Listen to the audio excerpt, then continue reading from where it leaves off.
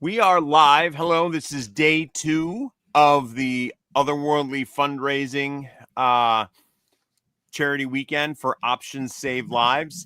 And today we have a great lineup of guests that we're going to be interviewing, and we're going to have a really good time.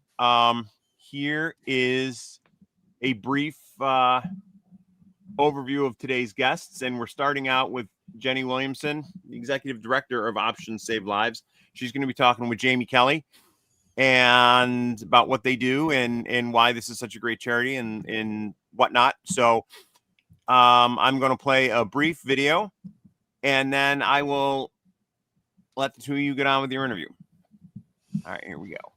Otherworldly Fundraising is a group of friends who decided to use our nerdy talents to help others. Our charity this year is Options Save Lives, which helps individuals fully recover from alcohol use disorder. Thank you for joining us this weekend and for donating to this worthy charity. All right. I am going to bow out of here and let you guys do your thing. Just donate, please, if you can. If you look down at the bottom of our screen, you'll see a ticker scrolling by.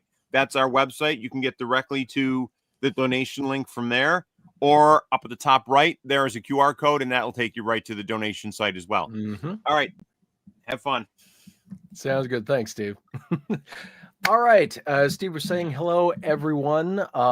This is Jamie Kelly with Otherworldly Fundraising, and we are really excited to be partnered this year with Options Save Lives.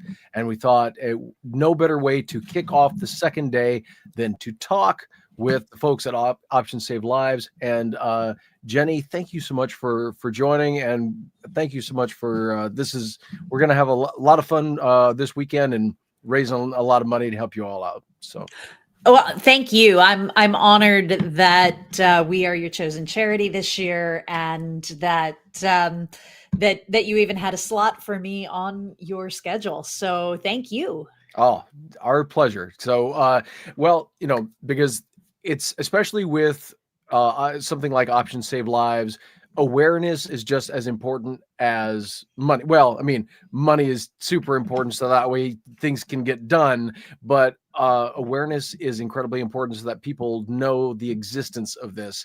And until we started looking into it, I actually hadn't heard of Options Save Lives. I went to the website, I watched the video. She was talking about like her own like journey and everything. So how did Options Save Lives get started? Well, our founder, Claudia Christian, who is pretty big in the sci-fi world, and she does a lot of video game voiceovers. She had her own struggle with alcohol, and back when it was still called alcoholism, now it's alcohol use disorder. And yeah, she ran through all of the standard attempts to try and get better. And she tried AA, she tried hypnotherapy, she tried just not drinking and just dropping it. And she just nothing worked, nothing stuck. And then after going into a detox facility, she found a flyer for a medication on her way out. Mm-hmm. Tried to contact them to get it and didn't get a response back. So she started doing some research on the medication itself. Mm-hmm. And it led her to a book by Roy Escapa called The Cure for Alcoholism. So naturally she was super skeptical, but then opened the book. And it was about the science of the Sinclair method. And it really made sense to her.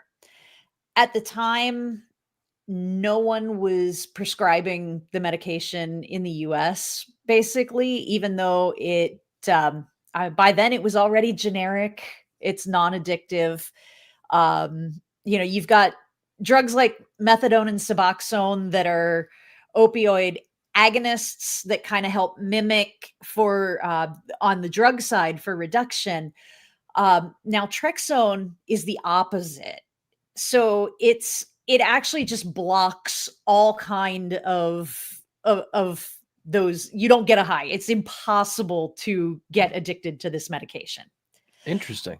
So so she had to go some roundabout means that we won't discuss. I'm sure everybody can figure it out, and manage to find a way to get the medication. Mm-hmm. And the Sinclair method is different from other medication assisted treatments in the sense that it works on extinction theory. So Yeah. think Pavlov's dog in reverse. Mm-hmm. So you take the medication, you wait an hour, 1 to 2 hours, so that your body metabolizes it. Yep.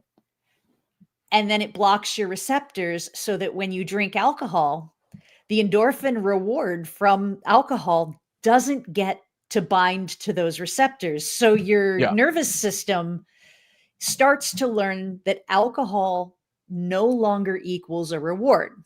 Right. That confuses people because they're like, but I can, does this mean I'm not going to get drunk? Does it? And it's like, no, you still have to, you have to do what other treatments call the work to partner with it. Yeah. But it doesn't stop you from getting drunk. It's not going to stop you from getting hungover if you drink too much. It's not going to do any of those things except that nervous system level training, one lesson at a time, to say, no, you know what? You're not getting that reward. Mm-hmm. So this is something that you don't want to chase. And that's all on a craving level.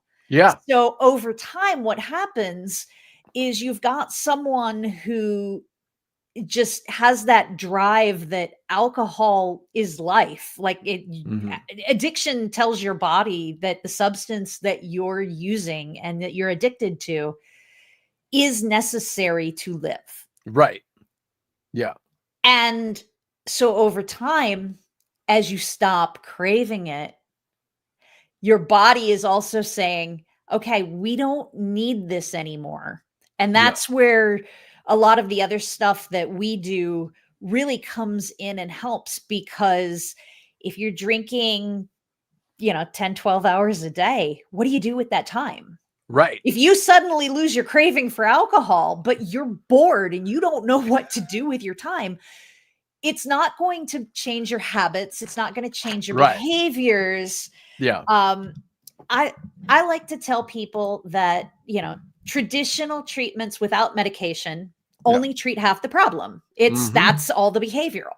Yep. And a lot of times it fails because it's at your body is what is addicted. It's not just your mind. Yeah. It's still telling you, your body's still telling you that connection exists. Right. So until that's why I was so fascinated by the video. It was like, that makes complete and total sense, because of course, like you said, Pavlov's dog in reverse is perfect wording. I love that, because the idea that you just reverse that process, because everybody gets used to, when you do something, there's a reward.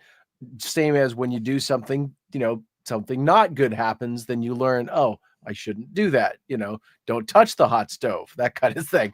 And so if your body stops getting that response, then that learned behavior and your mind severs the correlation between the two, or your body severs the correlation between the two. So that's wonderful.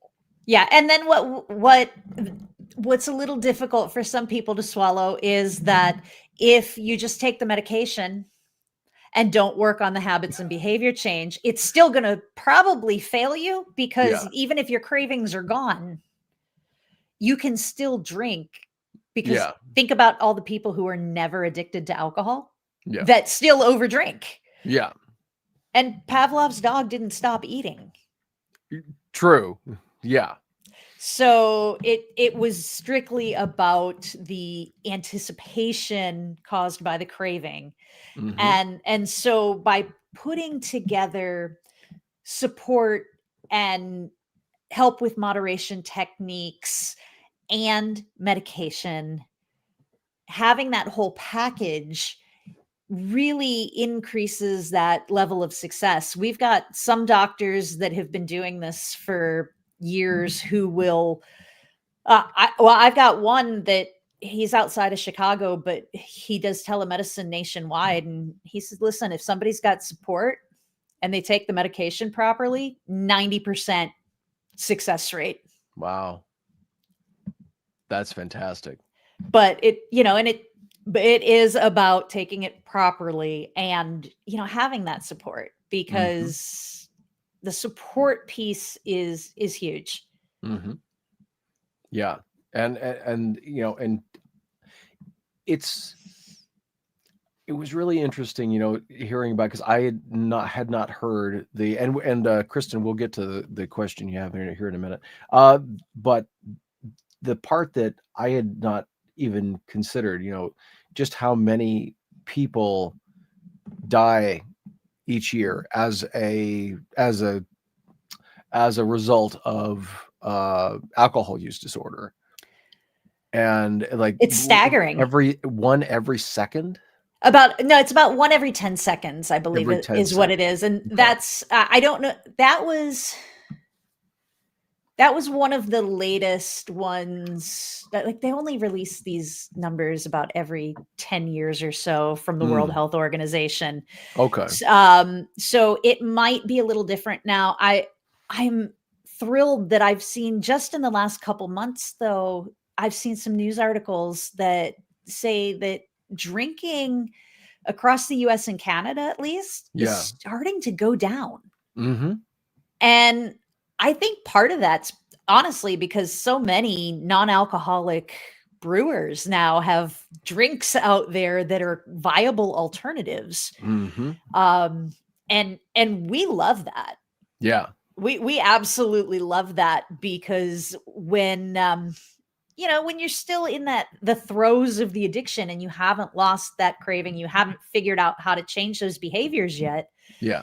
I think Gen Z calls it zebra striping. You alternate a real beer for a non-alcoholic beer. Interesting. And if you do that, you're literally cutting down how much you drink. Yeah. In half before you've even addressed the behavior. So True. First, let's get that clarity back in your mind so that you have the mental capacity to make the changes. Because let's face it, you got cravings 24/7.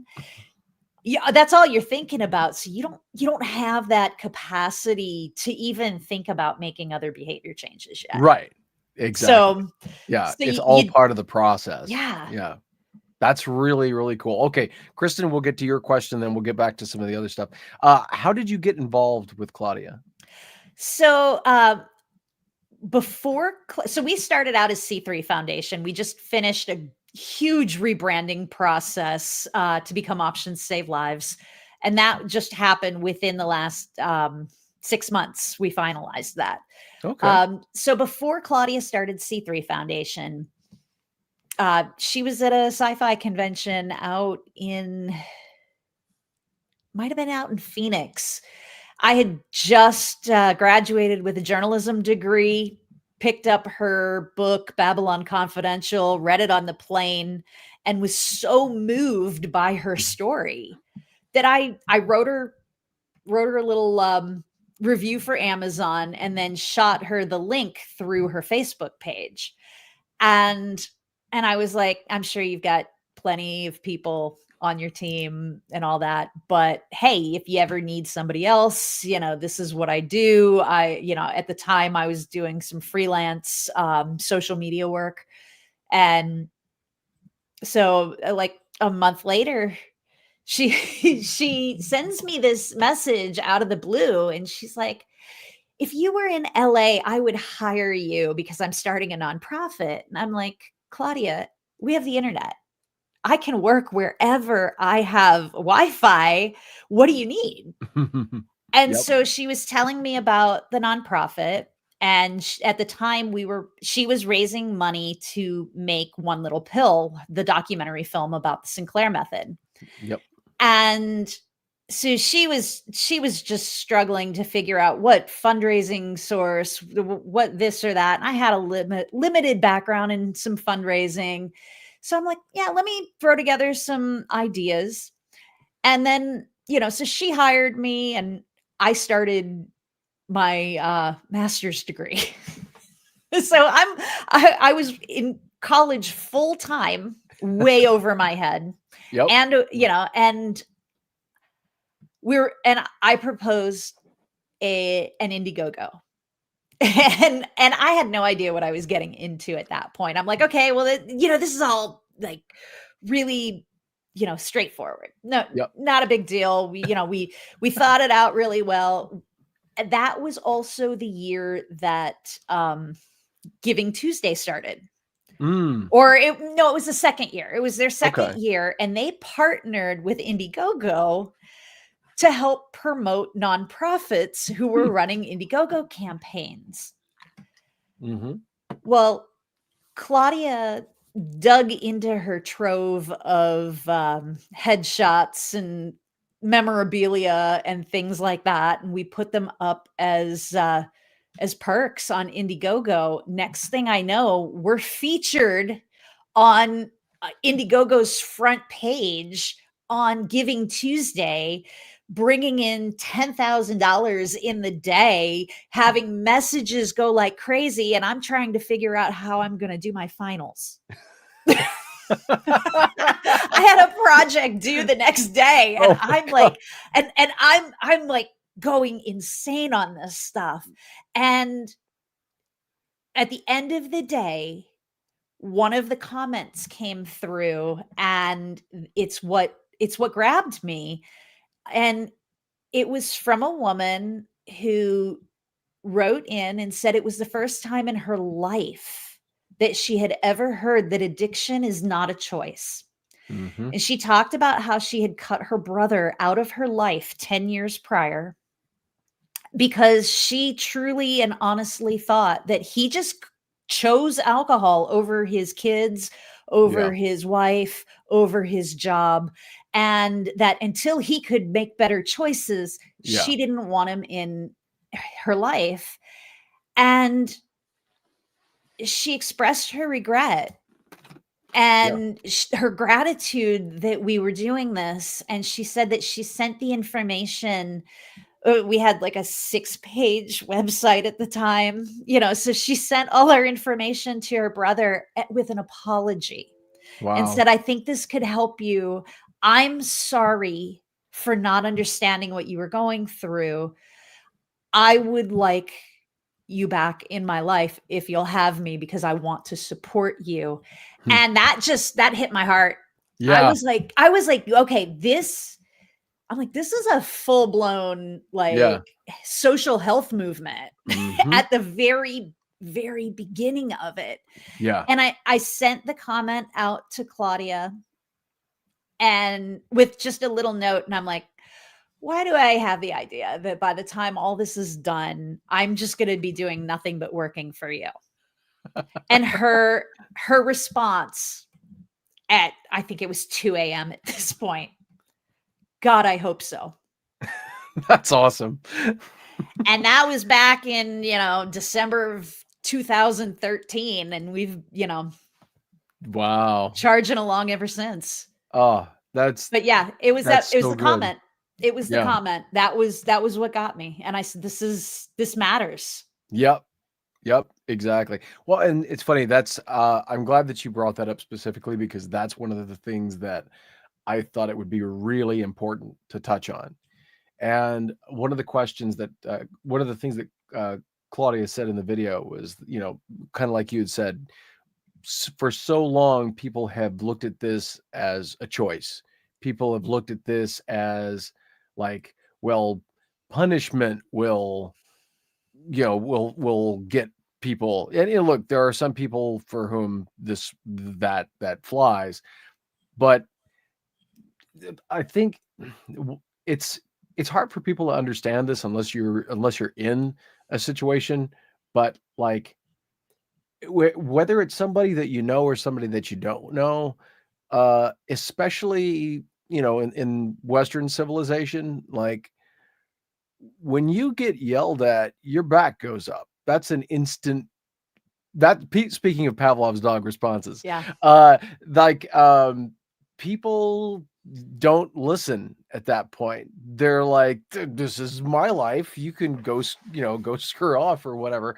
But not only that, I think it stems from, because for a long time, churches and things would be the whole fire and brimstone. It was a long road before that wasn't as much done. And it was kind of the same sort of thing. People don't respond in the way that we expect, because we think like, okay, carrot and stick and that kind of thing. And there are places where that works, but especially where, chemical connections are involved, chemical connections, mental connections and things, and they reinforce, and especially in a cycle where they're reinforcing each other, it's very difficult for people to kind of grasp that, because we also have this idea, this sense of like willpower, this like if we just will ourselves to do it, like I can stick a flag in the ground and just hike up to the top of the mountain, right? And again, there's a place for that. It's not here. It's not with alcohol use disorder or these types of like these addiction cycles. It's really difficult for people to kind of grasp that that's not the case, because then the few times when it does happen that way, that gets put up at, that gets put up on the wall with the gold star and said, oh, hey, look, this person did it. That must work for everybody. And that's, if we've learned anything as a society, which I don't think we learned well, but if we learn anything as a society, it's that everybody works differently, but certain responses and certain things that we've kind of taught ourselves as a society that work simply don't in the way. And that's why I when I was watching the video, like, now drinking is a spectator sport for me. Alcohol screws with my stomach. That's why this is Pepsi. I'm a Pepsi fiend, but other than that, but when I saw the video, it was like, wow, that's brilliant.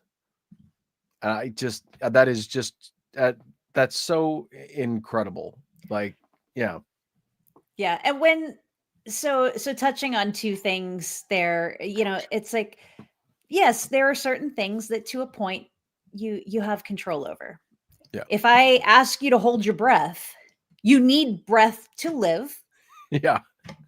You can hold your breath under certain conditions for up to a certain point. Yeah.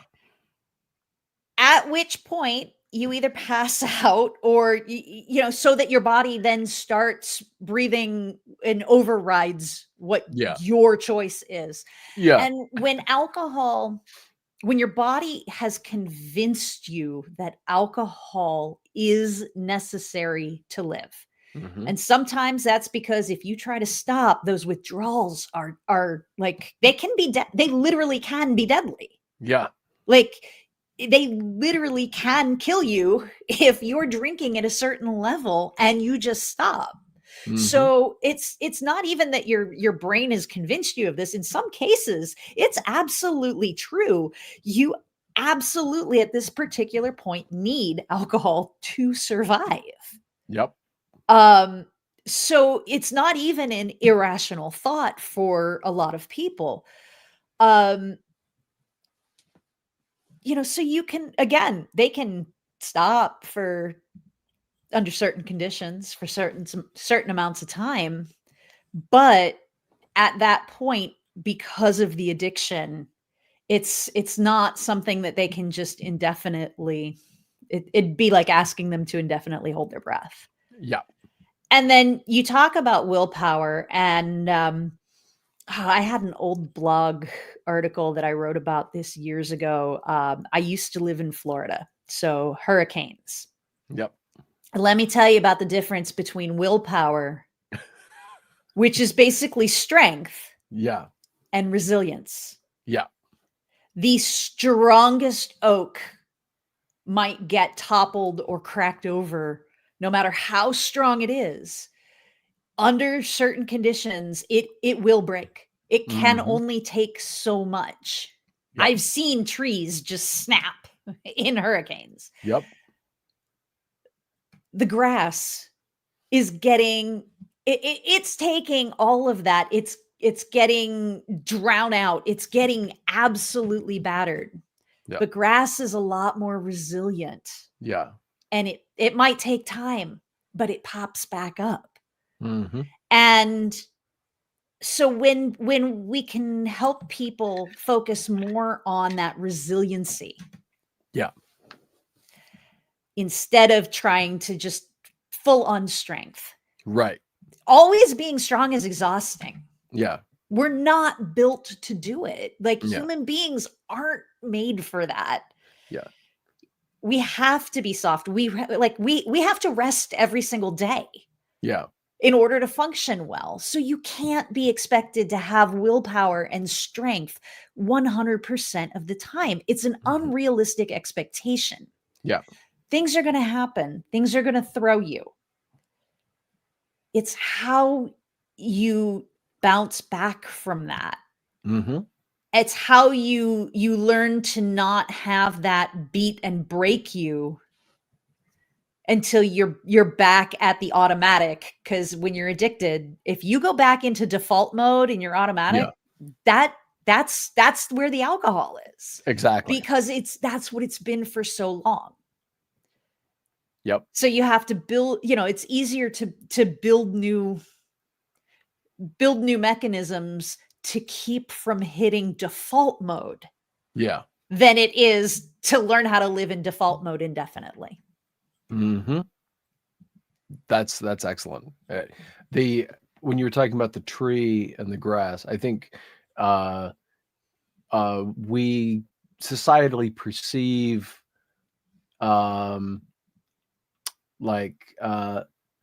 strength as rigidity, but rigidity is fragile. Is like it can, like you said, it can only take so much. There is a breaking point where it doesn't fly anymore. But but the grass. It's early for me. I'm used to waking up at 3 in the afternoon. It's fine. The grass is it's more resilient. It's more flexible. There's a more of an being able to bend and being able to kind of that.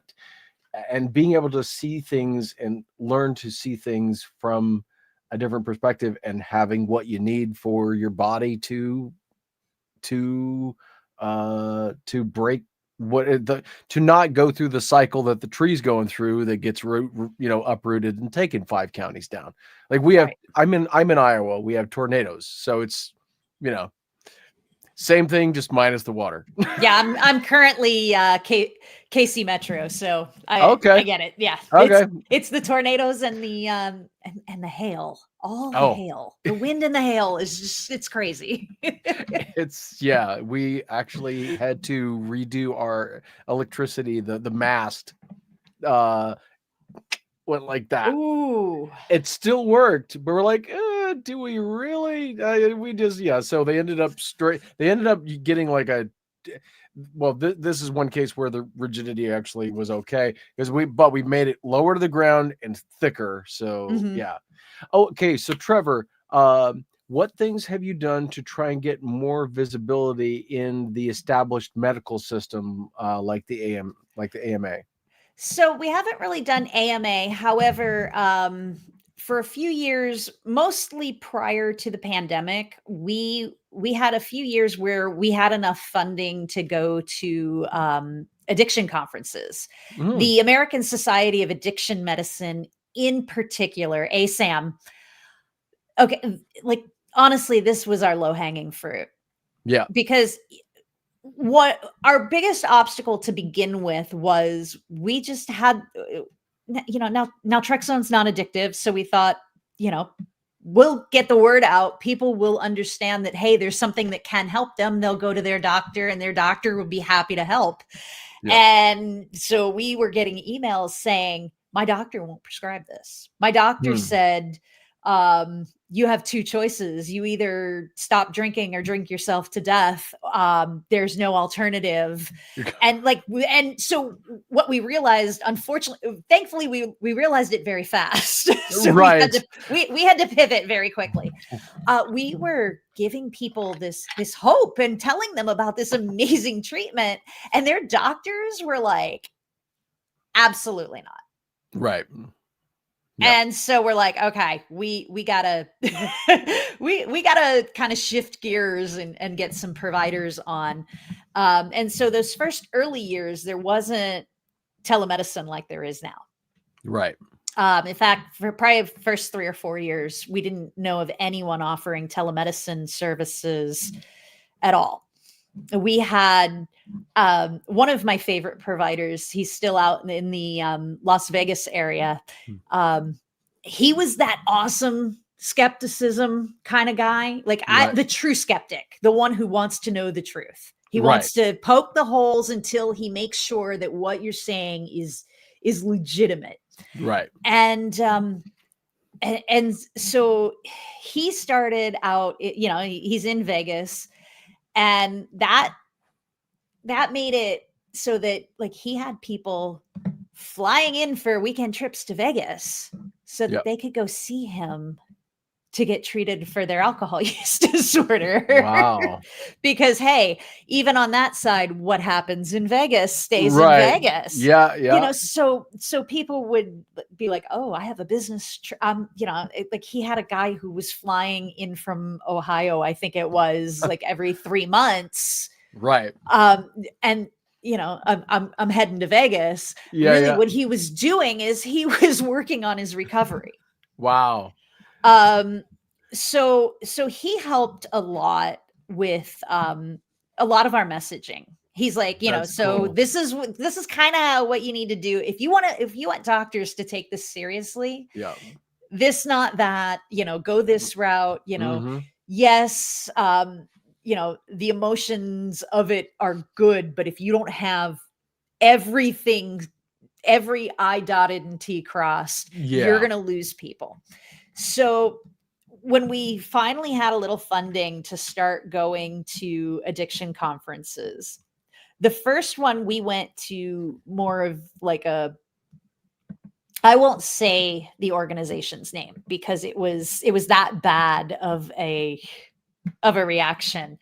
But it was mostly like therapists and counselor level in the addiction community. Yeah. And we had people who flat out said, well, if this actually worked, it would put us out of a job. So why would we want to support that? And it's like, well, first of all, you're dealing with both addiction and mental health issues here. So why would you want to deny somebody something that can help them so that they can work on that other piece with a clearer mind? Yep. Like what you would be doing would be establishing more trust with your patients because they know that you actually care. And so we had people who just flat out looked at us like we had 3 heads. Wow.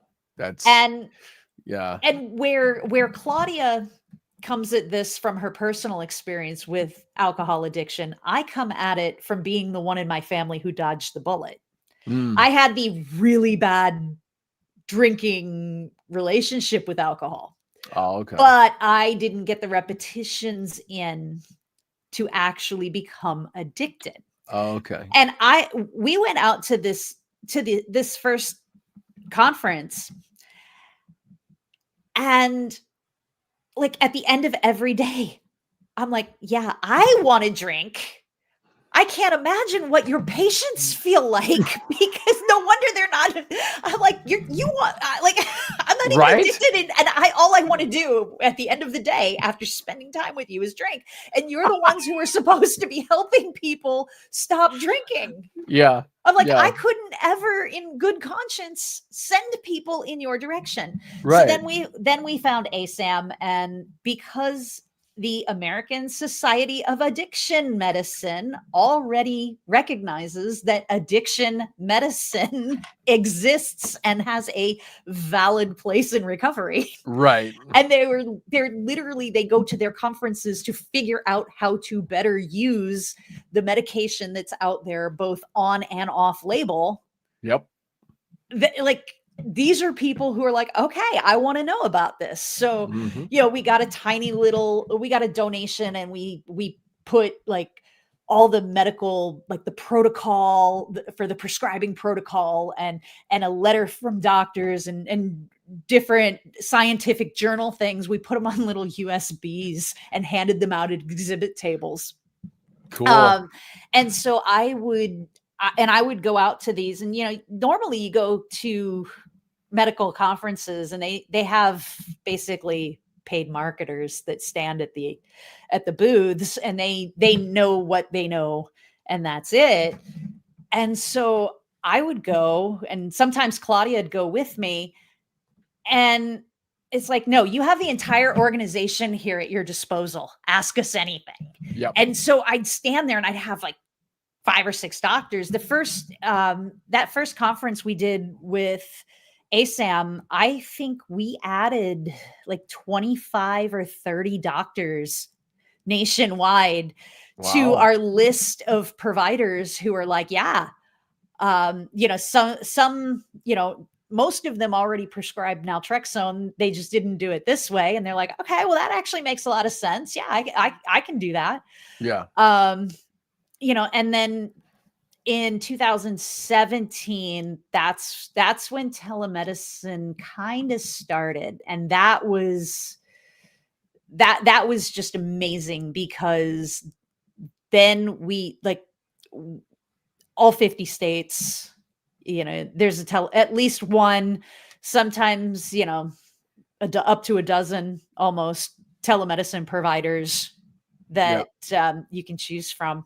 Some of them even take insurance these days. That's really cool. Yeah. Yeah.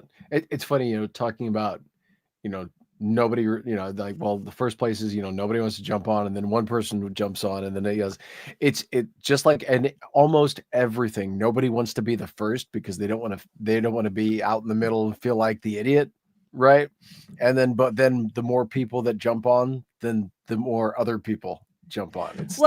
I usually, when I am talking to doctors at a conference, I'll say, listen, alcohol's dose dependent for risk factor, just same as weight.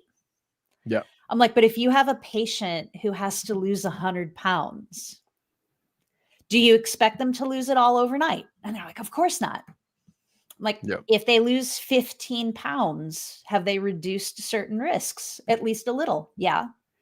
I'm like, if they lose 30 pounds and gain 10 back because it's the holidays, do you tell them that they have to start all over and lose 100 pounds again? Right. That they've lost all the progress that they've made so far? And they're like, no, I would not. And I'm like, so why do we do that with people addicted to alcohol? Oh, you were sober for 6 years and you had one drink. Yeah. And yeah. Oh, so you lost 6 years. The 6 years of sobriety doesn't count anymore. Right. Like, it's total BS. Yep. And when you treat people that way, that's what causes a lot of the relapse is being so spectacularly crazy, is because if you've just lost it all, you hit an F it moment, and you're like, well, I've already blown it, so I might as well go all the way. Exactly. And may as well make it a real trip if we're gonna go, if we're gonna do this anyway. Yeah. And that social component exists for so many things. like, digging out from debt, going like depression, like so many different, so many things are like that because we have this all or nothing mentality with it. And people go in and they're trying, one thing happens, and then everybody tells them, oh, well, you're back to, like the how many days without an accident, and and like in Minions, right? And it goes back to Yeah. 0, and people are like, well, what's it matter? So it's important for as a social component broadly, but also as an individual component, because the two are connected, letting people know that it's not, that risk does exist, but it's not the same thing. Yeah. Yeah. So, I mean, eventually, hopefully, we'll have some better funding in future years. We'll be able to get back to some addiction conferences because I love going out and talking to doctors about it. In the meantime, we've got resources that people can print and take to their own doctor. And I've lost track of how many people that I've told. I'm like, hey, give your doctor my email. Like, if they want more information, give them my email. I'll set up a call with them. I'm happy to talk to them. Yep. So a lot of it, the ideal, honestly, would be, you've got a doctor that you already trust, that you already work with, and you should be able to talk to your doctor. Right. And just that, I mean, let's face it, half the medical conditions out there are a little bit embarrassing anyway. So, why, right. If you can't talk to your doctor about it, it's, but there's so much stigma. Yeah. But in a perfect world, you should be able to just simply say, yeah, hey doc, I'm not comfortable with how much I drink and I'd like to cut back. Yep. And I'd like to try this. And we're seeing people who are having some success with that. And it's great because then, you're getting your doctor's appointment covered under your insurance if you have it. Same thing with your medication. They just send it to the pharmacy and you're all good and it's covered with whatever your copay is. And then your doctor also, has that full, complete history of everything that's going on with you. And so for risk factors and all of that, that's the ideal. I think we're still quite a ways away from that, unfortunately. Yeah. But, for now, we've got what we've got. Yeah. Every step is a step in the right direction. Absolutely. So, or every step in the right direction is getting toward the goal. So, what is I think you had said this earlier, like, what is the general, like, success rate that you've seen? So in Dr. Sinclair's initial research, which it was it was a small sample size. You're not looking at thousands of people. I don't even think you're looking at more than I think it was less than 200 people, but it was 78%. I mean, mostly he was a rat scientist. Okay. So he studied rats that were specially bred for an affinity to alcohol. Wow. Okay. Yes. Ironically, they were called AA rats because they were over in Finland. Alcohol affinity rats. Okay. That's all right. Yeah, it's so the rats didn't have names. They were not. Sorry, go ahead. Yeah. Okay. Yeah, exactly. My nerd brain is thinking of stupid jokes, and I should not be making jokes, but I am. But interesting. But I regularly check in with various doctors that, I talk to back and forth, especially, I've got one that he's not quite nationwide, but he was one of our first telemedicine doctors, and he's out of Washington State, the Seattle area. And so he's treated, like, he has personally treated more than like 5,000, and that was as of a couple years ago. Wow. And he said he's easily seeing the 75 to 80%, again, as long as people take the medication properly. That's incredible. And the reason taking the medication properly is so critical to success is, again, this is a learning process. Mm-hmm. So when I'm coaching people, I like to tell them that, think of your addicted brain as a petulant teenager. Yep. And it's poking at you. It wants something and it wants something. And when you're consistent at telling them no, they might still be like, hey, but they're not going to continue to ramp it up. Right. Now, if you don't take the medication and you drink the alcohol, you're getting the reward. So what do you, if your brain is a teenager, what happens if you cave once? Yeah. It's going to be relentless. Yeah, exactly. Well, you did it, but this was before, but yeah. Right. And so that's kind of what the addiction ends up doing. And that craving, it's like, because our brain, our bodies, we're wired for reward seeking. Yeah. Like, it's just part of the human condition. Yep. It's just how we're wired. Mm-hmm. And so when you can get that reward, sometimes it's that learning process. Yeah. No means no is a lot harder to enforce. Yeah. Yeah. So when you consistently need for that dopamine and whatever that body signal. It's an endorphin response. Yeah. Thank you. I the word was like there, but wasn't there. So, Well, there are so many hormones. True. Knowing the names of all of them and how they function, I think we would both be doing something entirely different if we had all of that information at our disposal randomly on a Saturday. Right. Yeah. On some level, we're all just overgrown teenagers on a certain degree. It's like we never quite, and that's not just because I cosplay as a 17-year-old vampire at my age. But sorry. But yeah, thank you so much for talking about this, because I really wanted to kind of dive into the social aspects and everything. So what is, for anybody out there that is suffering from alcohol use disorder, and just so everybody understands, so there's probably going to be folks out there, because there always are, there's probably going to be some folks out there that are like, well, why the fancy term? Why not just call it alcoholism or something like that?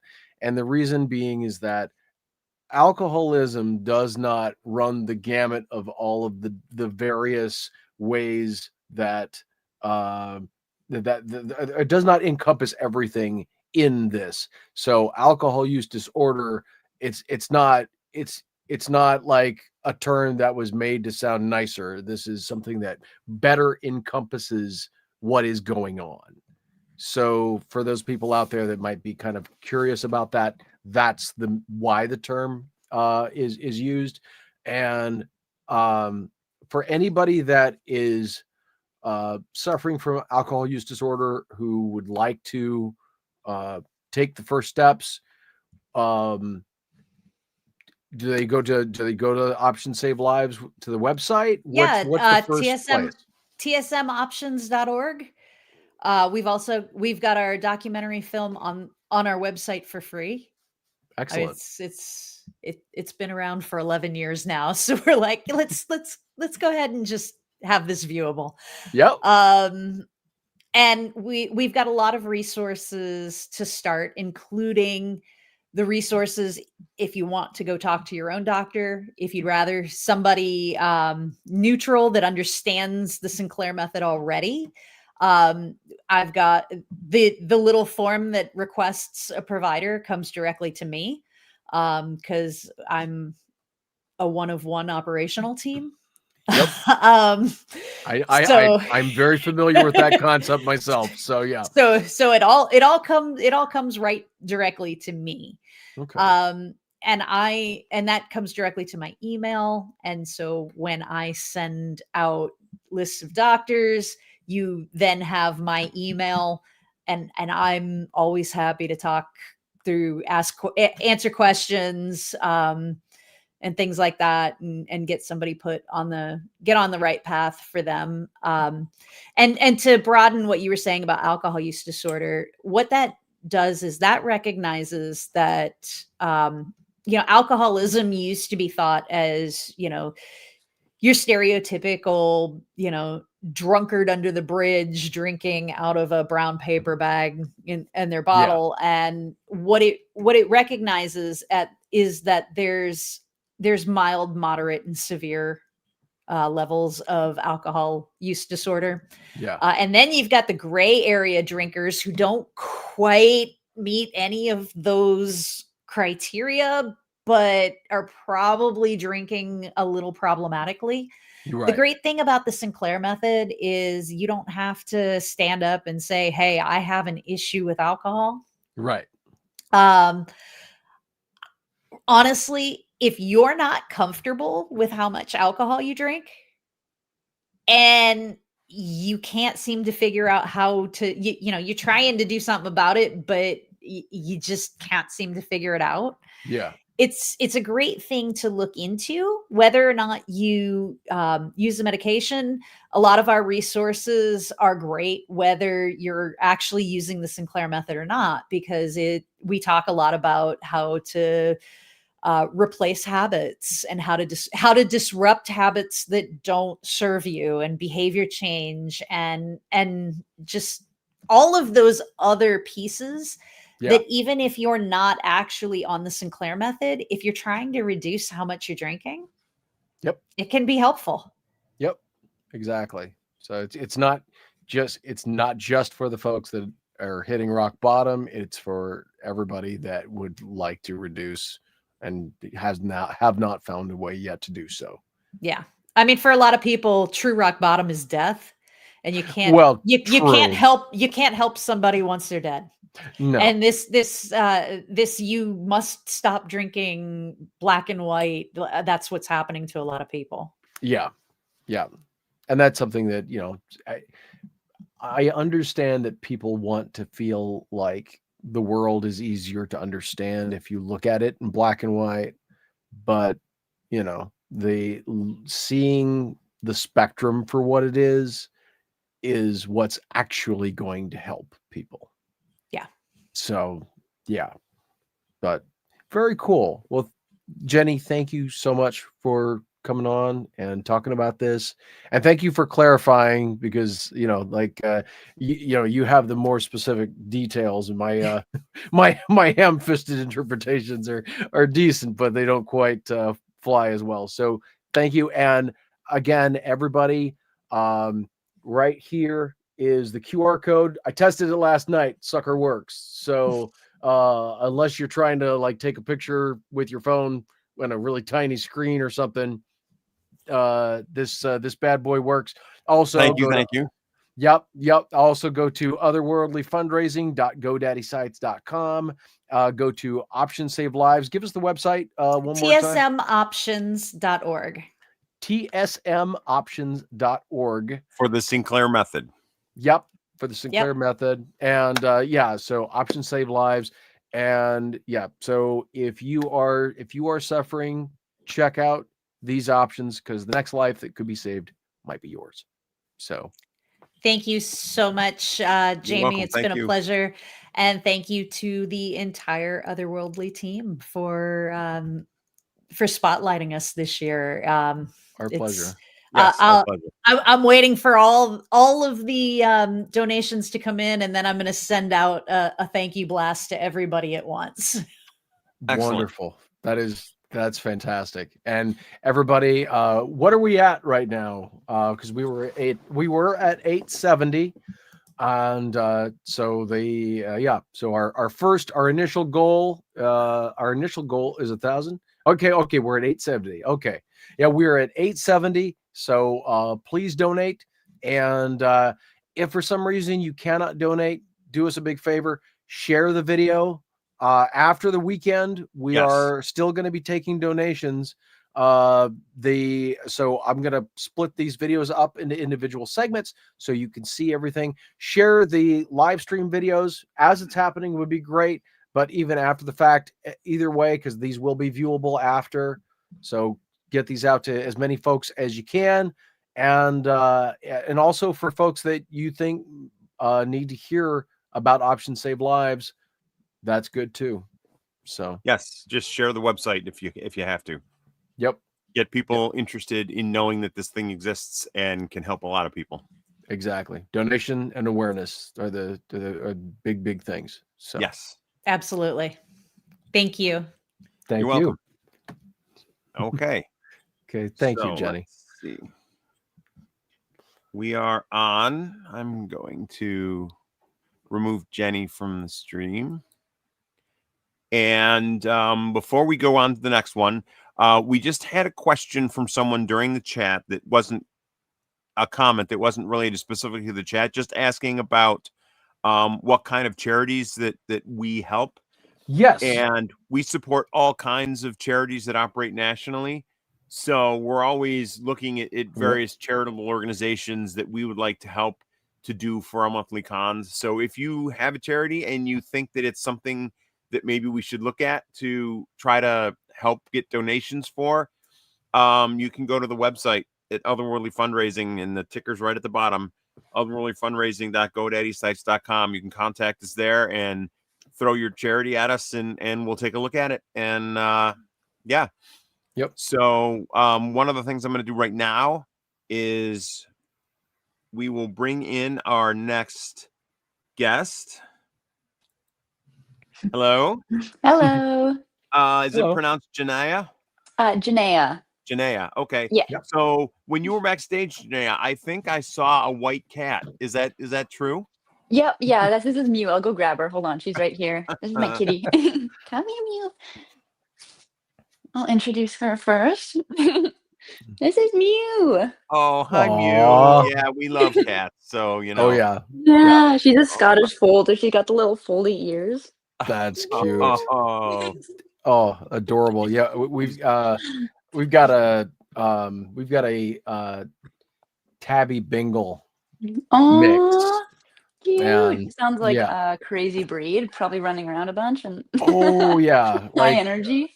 let's see, where's the picture is yeah, on the door.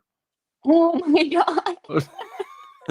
Just- I feel it's like like, I'm oh. pretty lucky with her. Like she just sleeps all day pretty much. Like she's not that Oh. active. Is that a thing? Wow. I wish. Yeah, she's just kind of a little chubby guy, just kind of hangs out. She could use some running around, I think. Yeah, it's funny. He's crazy active, and then when he does sleep, he is out. Like Yeah. it's just yeah. All right. So before we get on to the interview, I'm just going to re-announce ourselves. We are Otherworldly Fundraising, and we throw a virtual con. We're a bunch of nerds that have gotten together to use our talents to try to help better other people's lives through raising money for various charities. And this year, the charity we have chosen is Options Save Lives. And I'm going to play a short video clip now. Cool. Otherworldly Fundraising is a group of friends who decided to use our nerdy talents to help others. Our charity this year is Options Save Lives, which helps individuals fully recover from alcohol use disorder. Thank you for joining us this weekend and for donating to this worthy charity. All right. I am going to bow out of the screen and let Jamie take over. Cool. Okay. Well, ladies and gentlemen, I would like to give you a quick intro. This is Miss Janaya Ross, and so you might have seen her, although you might not recognize from Debris, the Midnight Club, It Lives Inside, Nancy Drew on WB, Percy Jackson and the Olympians, The Table Read, Siren, which is part of Horoscopes Volume 3, and Yellow Jackets. And the reason why you might not recognize her is very much involved in the special effects and creatures. And I have to say, incredible work. That's Thank just, you. it's just so like I brought this little guy. I have limited experience. Awesome. I have limited experience because you can only see through the holes under the eyes and slightly inside the mouth. But Oh yeah. anyway, so that's something I know you've got some, have to have some Yeah, experience with. vision's not a priority at that point. It's like, okay, I'll give you a little hole to see out of. There you go. Yeah, exactly. Yeah, like 1/10 the peripheral vision. Yeah. So before we get into that stuff, how did you get started? Did you get started in that sector of things? Did you get started in like acting in general? Like how did you get what was the inspiration moment? Yeah. So I never meant to start acting at all. I was actually a dog walker. Still kind of am, but I was Okay. walking dogs for this lady. Her name's Zandara Kennedy, and she's a drift racer, stunt woman, stunt car driver. She's super cool. And I was helping her out with her dogs and her life because she's very busy. And she was on set for Nancy Drew as a stunt coordinator. So one day she was like, Oh, "Hey, like I was at the studio in and out, dropping off the dogs, picking up the dogs. She's like, "Hey, like we need someone for this role, and I think you'd be perfect for it. Like we need someone who's like very tall and skinny, and I'm like 5'10" and like sometimes hit 100 pounds, so like I'm wow. very long. She's like, "I think you've got a good body type for this." And I was like, "Okay, that sounds fun. Like I've never done any acting or anything. I've no training, experience, movement, nothing." So I was like, "Okay, yeah, sounds good. Like I've helped you out with all this stuff." And she's like, "You're very reliable." I was like, "Okay, well, I'll give it a shot." She's like, "Okay, well, you're gonna be a mermaid." And I was like, "Oh, I love mermaids." And then it turned out being the Aglaika from Nancy Drew, which is, I don't know if you're familiar, it's like a demon skull mermaid. It's a very scary version of a Right. mermaid, but that was my Yeah. very first role. So she's like, "Hey, let's just try it. You know, Yep. if you're not claustrophobic and you can wear prosthetics, like I think you'd be really good at this." So yeah, they just kind of, was like, "Hey, let's try it out." So they did, and then I met all the wonderful people at Masters FX. So they're kind of like the main company I work with that does all my makeup, all my Okay. prosthetics, creature suits, all that stuff. So I got really close with those guys, and they're like, "You're really good at this. Like you should keep doing it." So yeah, I never meant to start acting. It was a complete accident, and then from then on, these guys just kept recommending me to more people because like productions will come to them and be like, "We want to make this monster and we want to make this creature."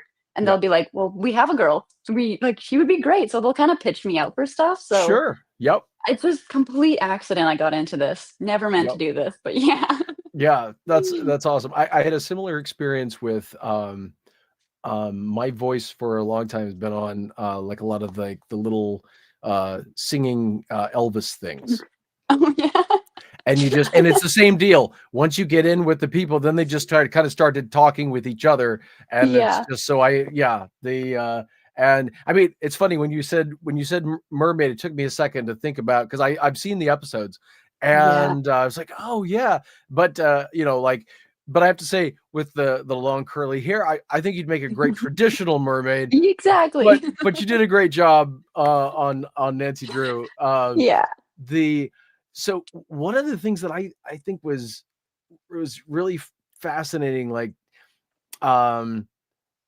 did it take very long? Because I've noticed it's I mean it's one thing to, I mean, you can probably feel out some of these things, but like, and I noticed that when you kind of extended your arm out, you kind of naturally have, yeah, exactly, yeah, you kind of naturally did that.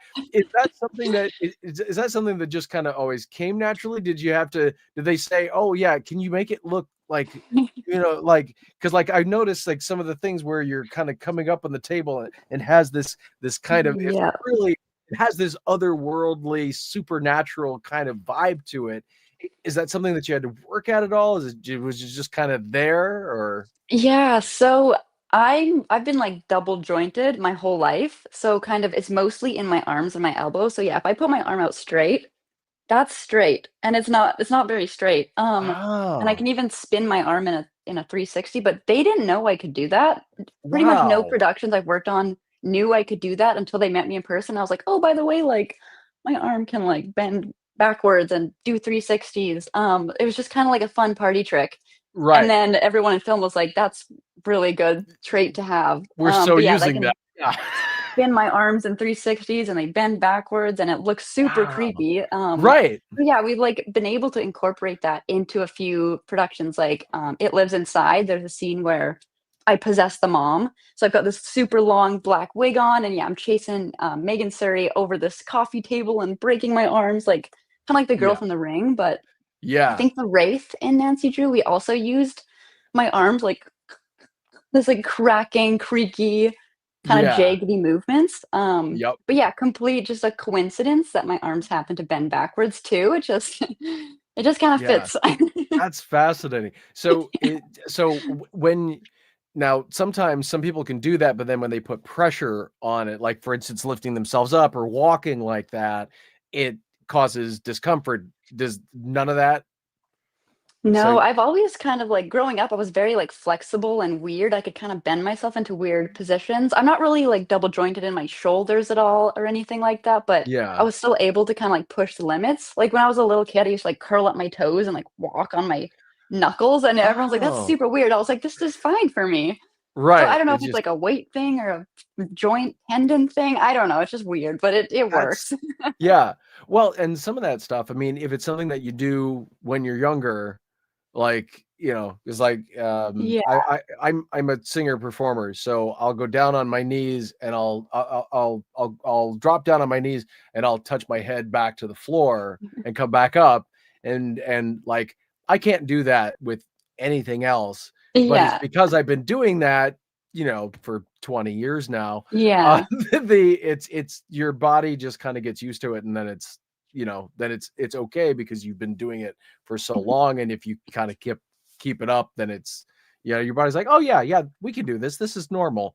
And everyone else is like, no, it's not, so Yeah, a lot of that's people refer to me as like a contortionist, but I don't feel that way. I'm like, it's really kind of only in my arms. I can do other stuff, but I feel like yeah. a contortionist would be like my friend Twisty Troy. He did another creature on Nancy Drew, and he's what I think is a contortionist. He can like move his shoulders out and like go on a back bend and like run at people and jump at people. He's insane.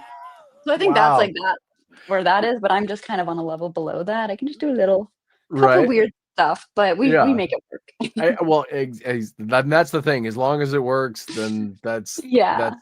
perfect. So so what was your first one? Was it Nancy?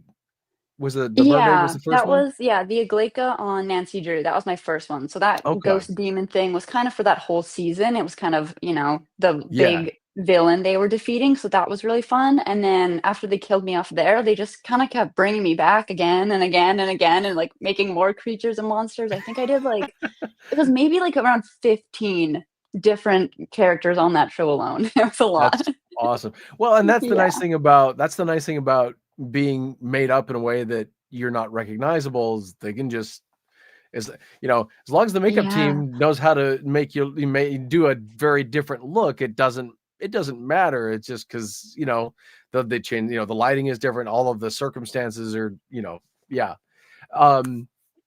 What do you think is the most challenging out of everything that you've done up to this point? I feel like the ones that end up being the most challenging are kind of just like the most uncomfortable makeups. And Yeah. that's like the heavy, like silicone pieces. Like Aglaika was pretty hard because it was a silicone face piece glued here, which had like teeth above and on my jaw. So when Yeah. I opened, it would be like a super large mouth. Right. And that one was just a lot of makeup. I think the process took about 6 hours just to apply it in the morning. Yeah. And then it was like a cowl, so I had all my hair up in a bald cap, stuff glued to my face in there, just like in that painted body entirely. Yeah. But since it was my first one, I was like, woohoo, I'm on a film set. This is fun. So I didn't even care. And every time I'm on set, I forget about the uncomfortableness. It's usually only when I'm alone in my trailer just waiting. Yes. Is when I'm sitting there and feeling it all and being like, ew, Yep. get me out of this. Yep. But when I'm on set, I forget about it all. So that one was kind of hard. Another one we did was like an old age makeup.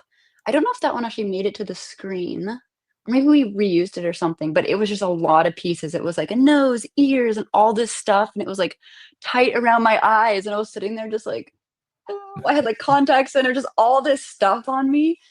So yeah, that was kind of difficult. And it's on for long days too. Like sometimes we go like 12 or 14-hour days and then there's removal. So it's just like a lot of endurance. That's the most difficult part about it, pretty much. It's just like pushing through. But as soon as I'm on set and it's like action, I don't feel it at all. Yeah, exactly. Yeah. It's because things are happening, right? Yeah. So things are happening and you're thinking of what it looks like and the effect and all of this kind of stuff. And then afterward, Yeah. it's only afterward. It's kind of I mean, again, this is nowhere near the same level, but like Captain Jack, I've got like the beard and the mustache and all this kind of, and it's fine. It's when I'm in the middle of it, it's fine. After I'm done, I'm just like, I want this off now. Like it cannot come off fast enough. So what is the most what would be the most like extensive makeup? Like what took the longest? I think it was the Igleika that took the longest because that was about 5 or 6 hours, and that's because they painted my entire body too. So my upper half was totally covered in makeup. I had like mermaid gloves with like some sort of, I don't know, it was all silicone stuff, and then face cowl. What else? I think the old age makeup was a lot. Wraith wasn't as bad, I feel like. It was like foam latex, the different materials that are kind of easier and lighter. There was this one called Copperhead. It was like this old ancient Civil War guy rotted zombie ghost thing. So that was just like, since I'm so small and skinny, they can build on and I can become anything. I can become a dude because they just give me like a fat suit and add on a face and everything. So that one was a lot. Anything glued to my face kind of feels like much. Like I feel like the easiest one was actually the movie It Lives Inside because it was just a creature suit. So that I just kind of put on like a suit. I get my arms in there, my legs, and the head was removable. So like the first time that I could like take off the head, I could eat lunch normally. It was amazing. I was like, is this how all actors live? Like they can just eat food? That's crazy. It's going to be like, can we do all of them like this? That'd be great. I keep telling Master Effects, I'm like, let's do more creature suits with removable heads. Nothing glued. Let's just be able to take it off. Wouldn't that be nice? Yes. Yeah. So okay. So just for everybody to kind of grasp. So if it takes 6 hours to get into the makeup in a case, and you're talking about like a 12-hour day, I'm assuming a 12-hour day after the 6 hours in makeup.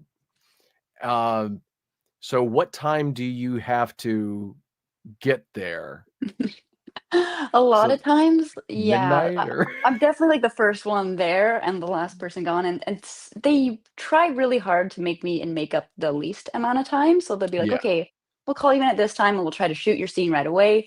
But sometimes they can't do that. Sometimes I do have to be in the first scene of the day and the last scene of the day. So a lot of times it's like, okay, 3 a.m., you got to be there. And then 6 hours of makeup, and then it's morning time and the crew arrives. And then it's like, okay, time to start shooting. And I've already been there for like a 6-hour day. So definitely had some early mornings. And I remember it's when I was shooting the movie and Nancy Drew at the same time. So since it was 2 different productions, they technically didn't have to give me like an 8-hour break to sleep.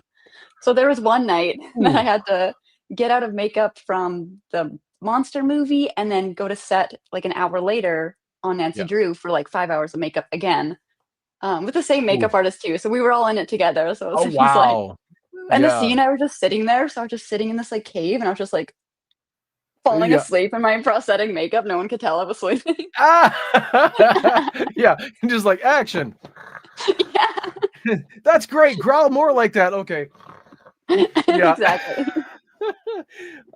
So how often do you fall? Now, are you able to fall asleep while they're applying the makeup?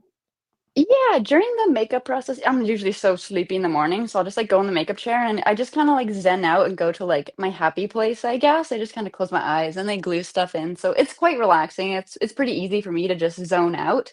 And I Yeah. think it's hard for people to like even just sit in a chair for 5 hours straight. Like a lot of people can't do that.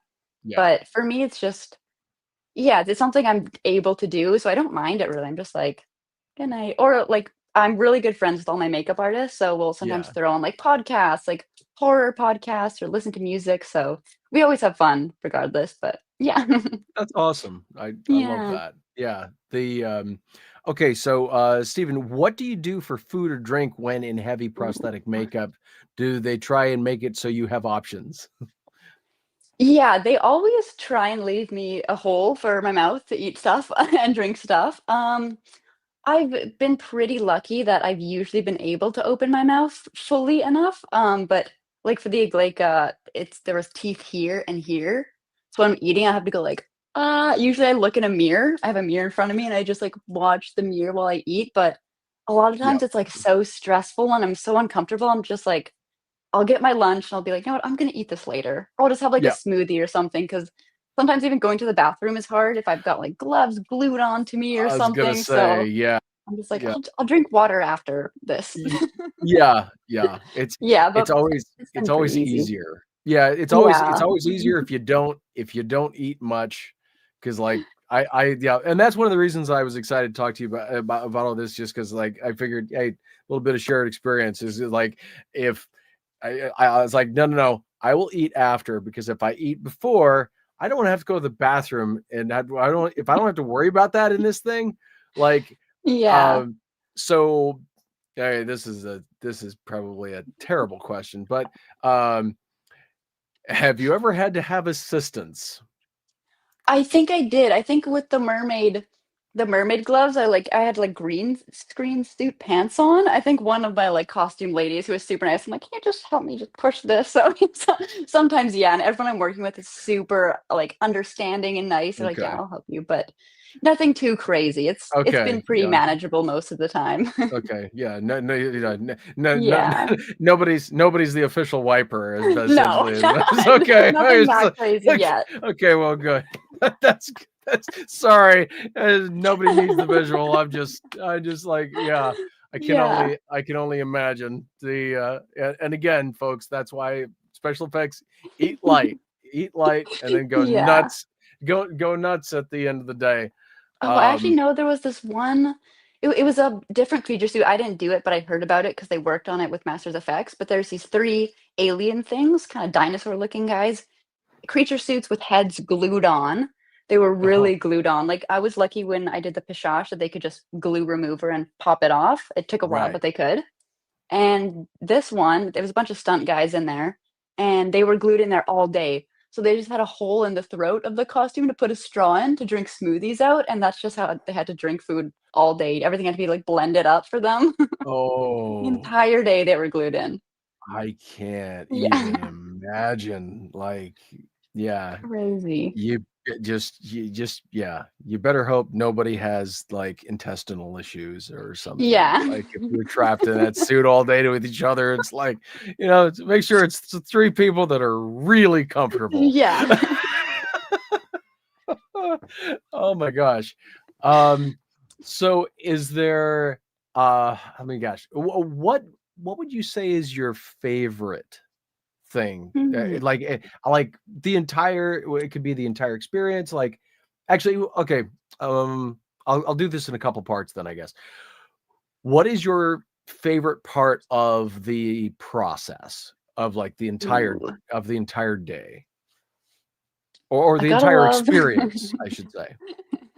I don't wanna say makeup removal, but sometimes Yes. the funnest part is getting home and showering at the end of the day because I have the craziest shower of my life, Yeah. getting all the glue and stuff off, but yeah, no, the whole process, I just think the best part about it is as soon as I'm on set and they call action, because then you just forget about everything, and all you are is like a demon trying Yeah. to, like, kill someone else. You just go into a different world, and when you're actually on set, like, with the lighting and the how it's set up, you walk into the room and you're like, "This looks like a movie." And you're like, "Oh, because it is."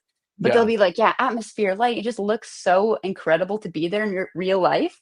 And then it's like action, and then you're just actually there playing this monster demon or something and trying to like kill someone. It's so much fun. And then after it's like cut, we're all like laughing and like giggling together, because Right. even when I'm playing these like demons and monsters and like terrifying creatures, I'm still me inside.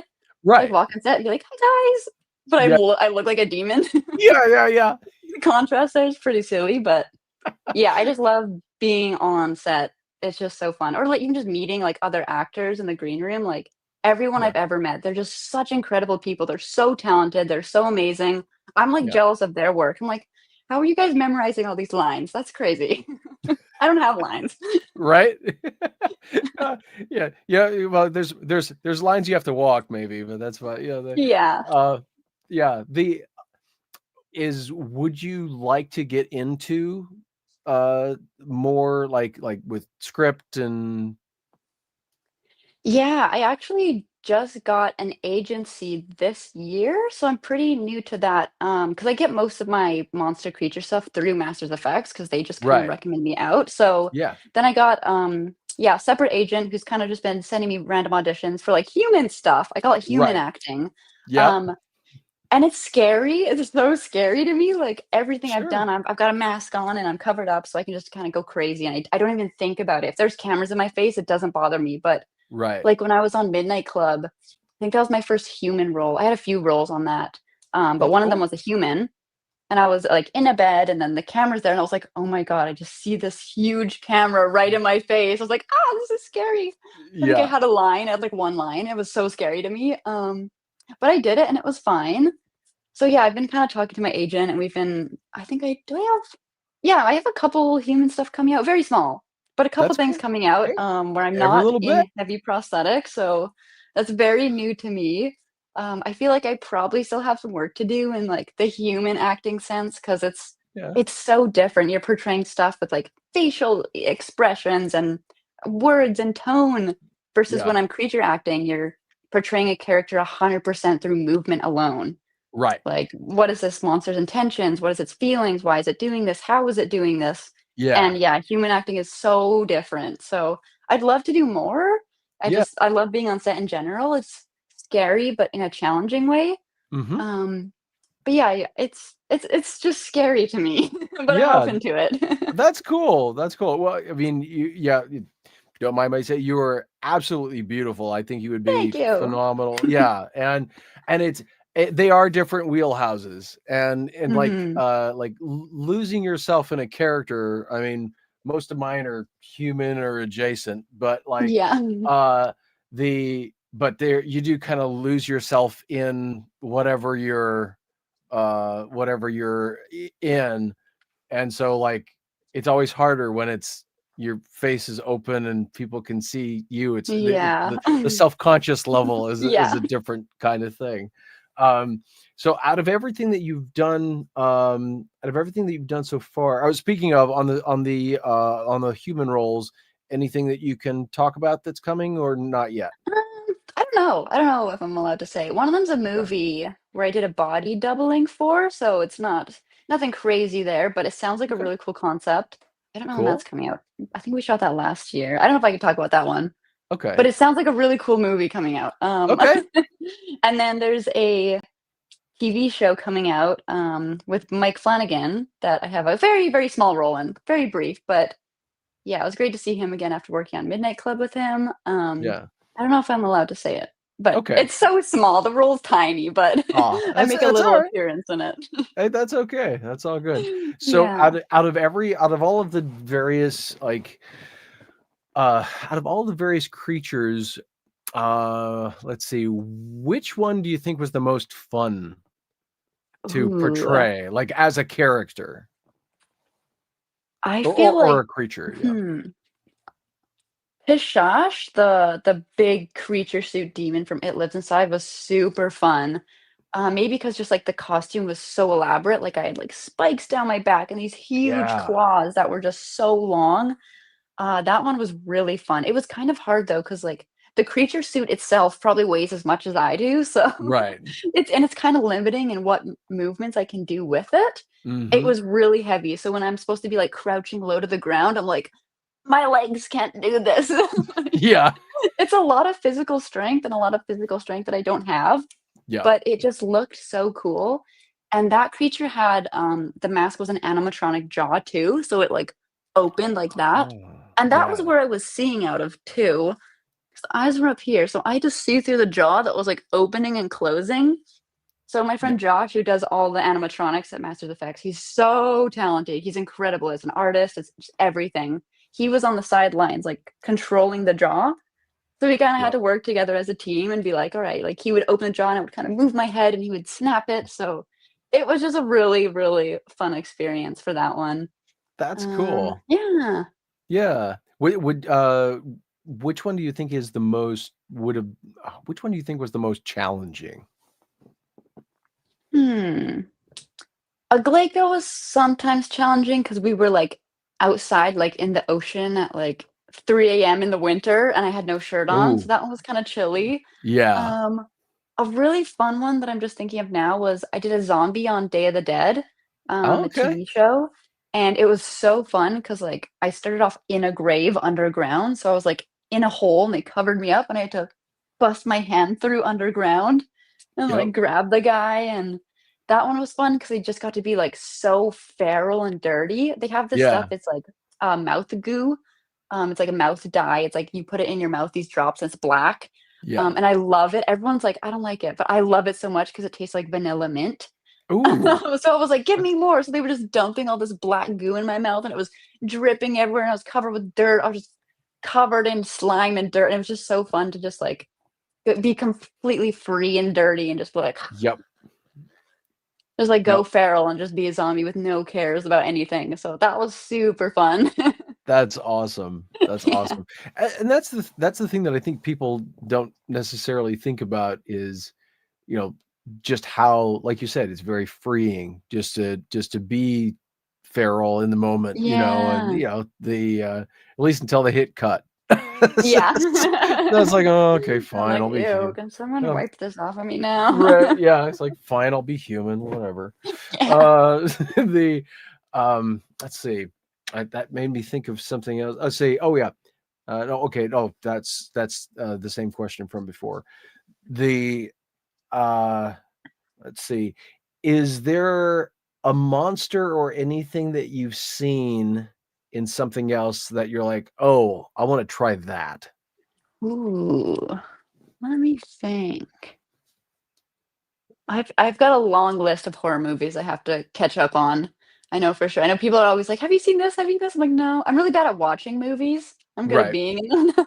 Um, I'm just thinking of horror movies that like stuck out to me. I know It Follows is one of my favorite horrors ever. I know it's like this creature that kind of changes shape, and each time it was a new thing. It was just so creepy in its movements. Yeah. But yeah, I can't really think of anything off the top of my head that's like creepy. Anything I watch, I'm like, I could pull some inspiration from that. So I'm kind of always got that like open mind. Yeah. But yeah, That's I'll have to awesome. think about that one to have more Yeah. specific ones. Yeah, no, that's okay. Because yeah, the um let's see. Gosh. Shoot. Now, since you work with a special effects team, are there are you involved much with the process of how they create something? So like are you in like do they bring you in for like test things as well? Yeah, a lot of times they do that. So I'm super good friends with everyone there. So a lot of times I'll just drop by and be like, "Hey guys," or just like bring them cookies or something and see what they're working on. So Oh, that's a lot of cool. times they'll show me like early ideas in the process, like, "Hey, we have this movie. We're trying to get you in on it, and here's like concept art." So from there, they'll kind of like work with me, and it's all like the art and design is like totally up to them. But Yeah, they'll kind of show me like the ideas they have and be like, what do you think about this? Would you like this?" I'm like, "Yeah, that sounds super cool." that's And cool. then usually once they get something and they start building it, they'll bring me in and we'll like try it on and stuff like that. Like for the creature suit, we kind of had me in for like super early stage, building of that when it was just like foam, no colors, no creepy design to see how it fits and how I can Yeah. move in it and if it's comfortable, if there's any adjustments to be made. So Yeah, we do work pretty closely in that process as well, but they Yeah. kind of have all my life cast stuff there. So if it's prosthetics, they can just kind of mold it onto my face cast and just be like, yep, that'll fit you. So Yeah. Okay. yeah. Yeah. The oh yeah, Trevor, do you go all out for your Halloween costumes now? Super funny. I actually don't go that crazy on my Halloween costumes, mostly because I'm doing it all the time. But Right. people always ask me, like, I was on set as some demon one day, and they're like, "What are you gonna be for Halloween?" And I was like, "A unicorn." And I was a unicorn that year, so Oh my I'm gosh. kind of like the opposite in real Yeah. life than all my spookiness. But a lot of times I want to hit up my makeup friends and be like, "Guys, can you do this crazy makeup for me for Halloween?" But I don't want to bother them or make them work on like the best Right. holiday of the year. But some of my friends want to do like personal projects, like sculpt stuff and make Yeah. pieces just for fun. And we're kind of trying to align it with Halloween to That's be like, cool. maybe we can just do it up and I can just wear something crazy out. But Totally. it's a Yeah. lot. It's a lot of work. But yeah. Yeah. Yeah. I was gonna say you break out the unicorn costume. I'll grab my Deadpool. It'll be great. Yeah. I'll just, it'll be a lot of fun just absolutely screwing with people on the street. So like, speaking of that, have they ever let you go out in one of these costumes, just walking down the street?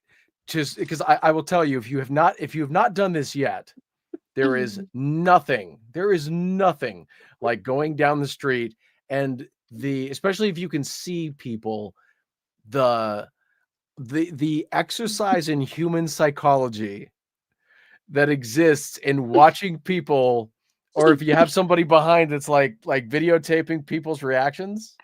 Have you Yeah. ever had a chance? Have you ever been given a chance to do that in one of these costumes? Let's see. A lot of times, like the locations we're shooting on are just in the middle of nowhere. So it's like Yeah. there's no one around. But I remember a couple times I was in the shuttle bus, like going to Nancy Drew's set from like the studio or something. And I remember just like waving at people like out the window as like the full like a demon. They were like, "Mom, look."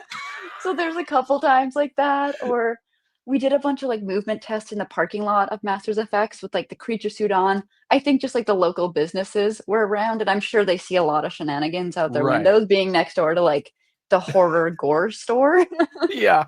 But yeah, I haven't really got a good opportunity to like go into McDonald's or anything yet, but I'm gonna try. Whenever the Oh, opportunity arises, I'm gonna try. you have to. It is like I'll well, as we get a little closer, I'll share a couple things. I don't want to make this too much about myself. Do you ever get claustrophobic in the monster suits? Ooh, I don't, but I've always been like the opposite of claustrophobic. Like when I was a little kid, I would just go into small boxes and just sit there. Like I would just put myself into tiny spaces and just hang out there all the time. So I've always just loved that. Okay. But a lot of people they could never do this job because even like the Yeah. life cast process where that process is pretty intense. So to make a life cast of a person, they cover you like head to toe in goo and more goo, and then these like plaster bandages go all around your head and it hardens. So Yeah. you're just encased in this thing. You can't hear anything. You can't Yeah. see anything. It's pitch black, no sound. They'll leave like a hole to breathe, of course. Okay. I didn't know if they And were that's doing all like they have. straws up the nose sometimes and that They kind of. don't do that anymore just because in case it gets bumped and it like stabs up your nose Oh, and it starts that's bleeding or a something, they don't do straws anymore. They just make sure the hole is there. I can kind of ah, go like and like make sound like that in case it's like good, bad, or okay. like have like a handout. Right. Um, but Okay. it's like a process that I don't think a lot of people would be comfortable in just because you're encased in this thing for like an hour or two while it dries, just like Yeah. not moving. Yeah. Super heavy and it heats up too. So it's hot, heavy, Yes. and you're encased in it.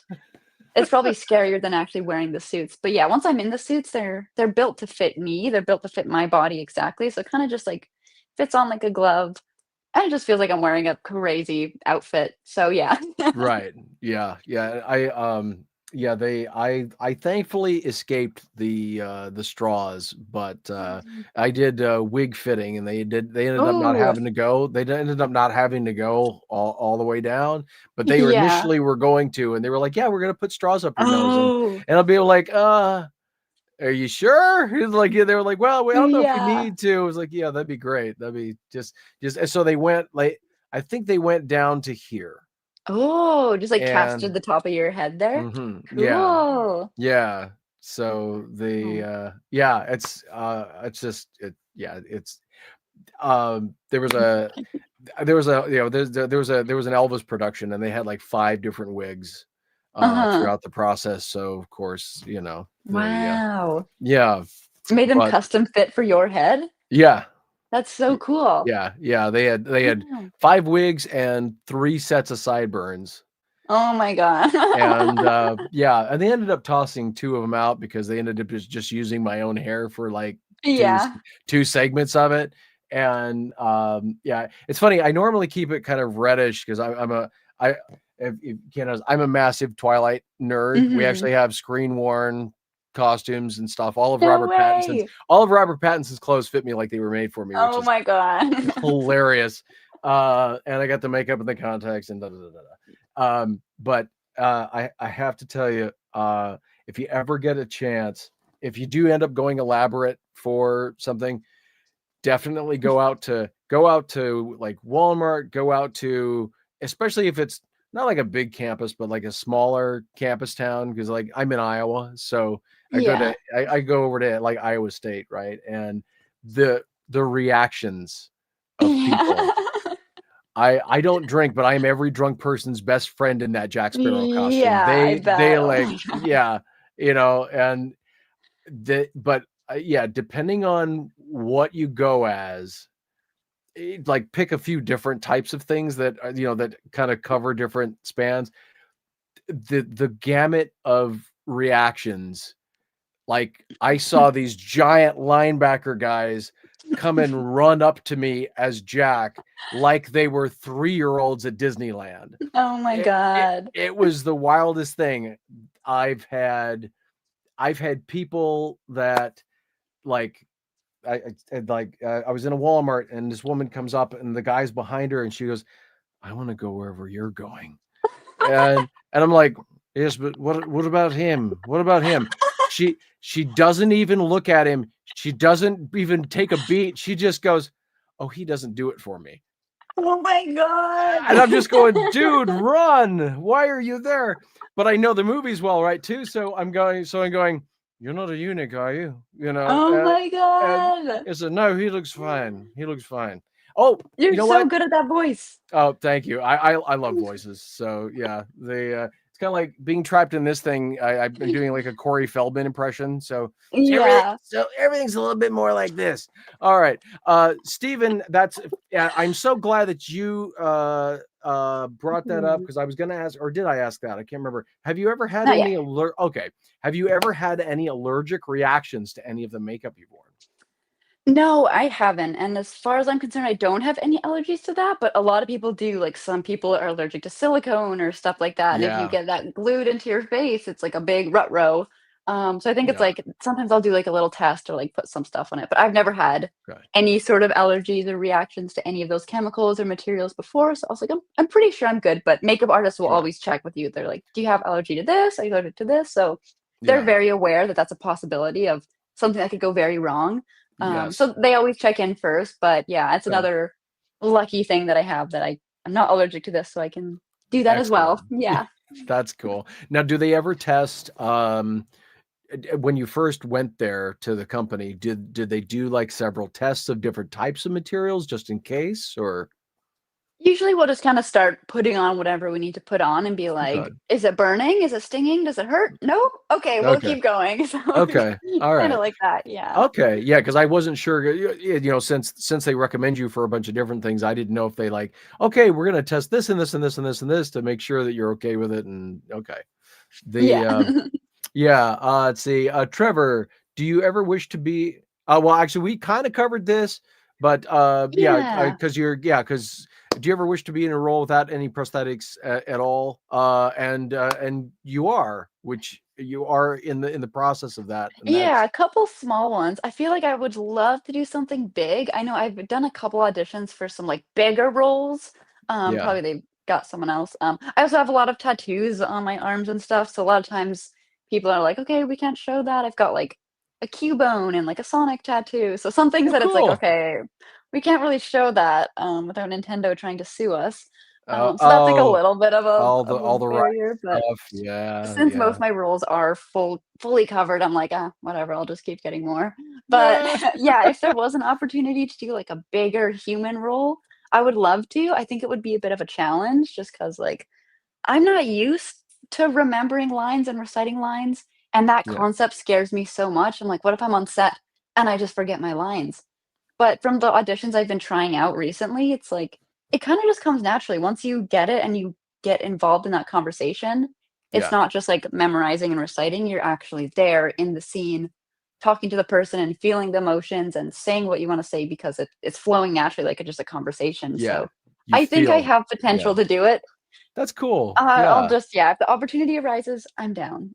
That's awesome. Well, and Yeah. half of acting is reacting too. So it's like you said, when you're in the moment, that just kind of, oh yeah. So Kristen, how long have Yeah. you been a Sonic fan? Oh my god, my favorite video game of all time is Sonic Adventure 2. So I don't know if I can show it, yeah. It's an Yeah. Angel Chow from that game, Oh, and that cool. was my favorite game when I was, like, 5, so I'd go to kindergarten every day, and I'd come home, and I'd play that, so Yeah. since I was a tiny little baby, my brother would play it on Sega, and I would be Tails, like, flying around, so Yeah. since, Yeah. like, Yeah. day 1. That's cool. That's awesome. Yeah. Yeah, yeah, I'm a Mario dude Yeah. from way back from the Nintendo. So yeah, Oh, yeah. yeah. Well, if we ever get to the point of so I've got an Elvis YouTube channel. EAP Society is all about Elvis Ooh, history. One of the cool. things that we want to do as giant nerds is we want to make an Elvis parody movie. So it's kind of like if Mel Brooks made an Elvis film, musical film. Oh So my gosh. if we ever get that off the ground, and if we can afford it, we'd love to bring you. That'd be fun. Yeah, So that would be def- so awesome. yeah. So speaking of, actually, that reminds me of another question. Do you have any other special? Do you sing? Do you play instruments? I played ukulele for a bit, and I have a guitar. I just got a guitar recently, but I've been moving, so I haven't really got a chance to rip on it. But I don't really have much like specific talents. Like I never did dance class. I never like did singing or anything. Yeah. I've just like totally accidentally found myself in this industry, and I'm Yeah. sure I could pull any of it off if I really needed to. Just never really tried or focused on Yeah. it that much. I do love making music in my free time, just like for funsies, but That's cool. yeah, I'd love to do more. Yeah, yeah, because that's what I was gonna say. Would you like to do like a singing role or something like that? Yeah, I've just never tried. I think I could. I That's could pull it cool. off, I bet. I don't know if I'd be good at it. Ah, hey, well, only one I way would to give it a find shot. only Yeah, one way to find out, and if nothing else, that's what auto tune is. I'm just kidding around. No, uh, exactly. though. Say, do you have a dream creature role, a vampire or Ooh. a werewolf or something like that? Hmm. Let's see. I feel like my dream creature role is something like totally new, like something that no one's seen before, like nothing classic. I think like similar to what we did with the Pishosh, where it was this creature monster that you've never seen before, Right. something big and like huge. Something I really want to do that's kind of common in the creature scene is being on stilts. So like Yeah. sometimes they have those like kangaroo legs or just like huge stilts, and they can build suits that go over those. So you can Yeah. put them on and be like 8 feet tall. So that's a concept I would love to do, just like a really tall, massive creature on stilts. I have a couple pairs of stilts I've been kind of like walking around with. It's Yeah. gonna take a little bit of work, but it would be a challenge for sure. And that's why I think I would like to do something like that.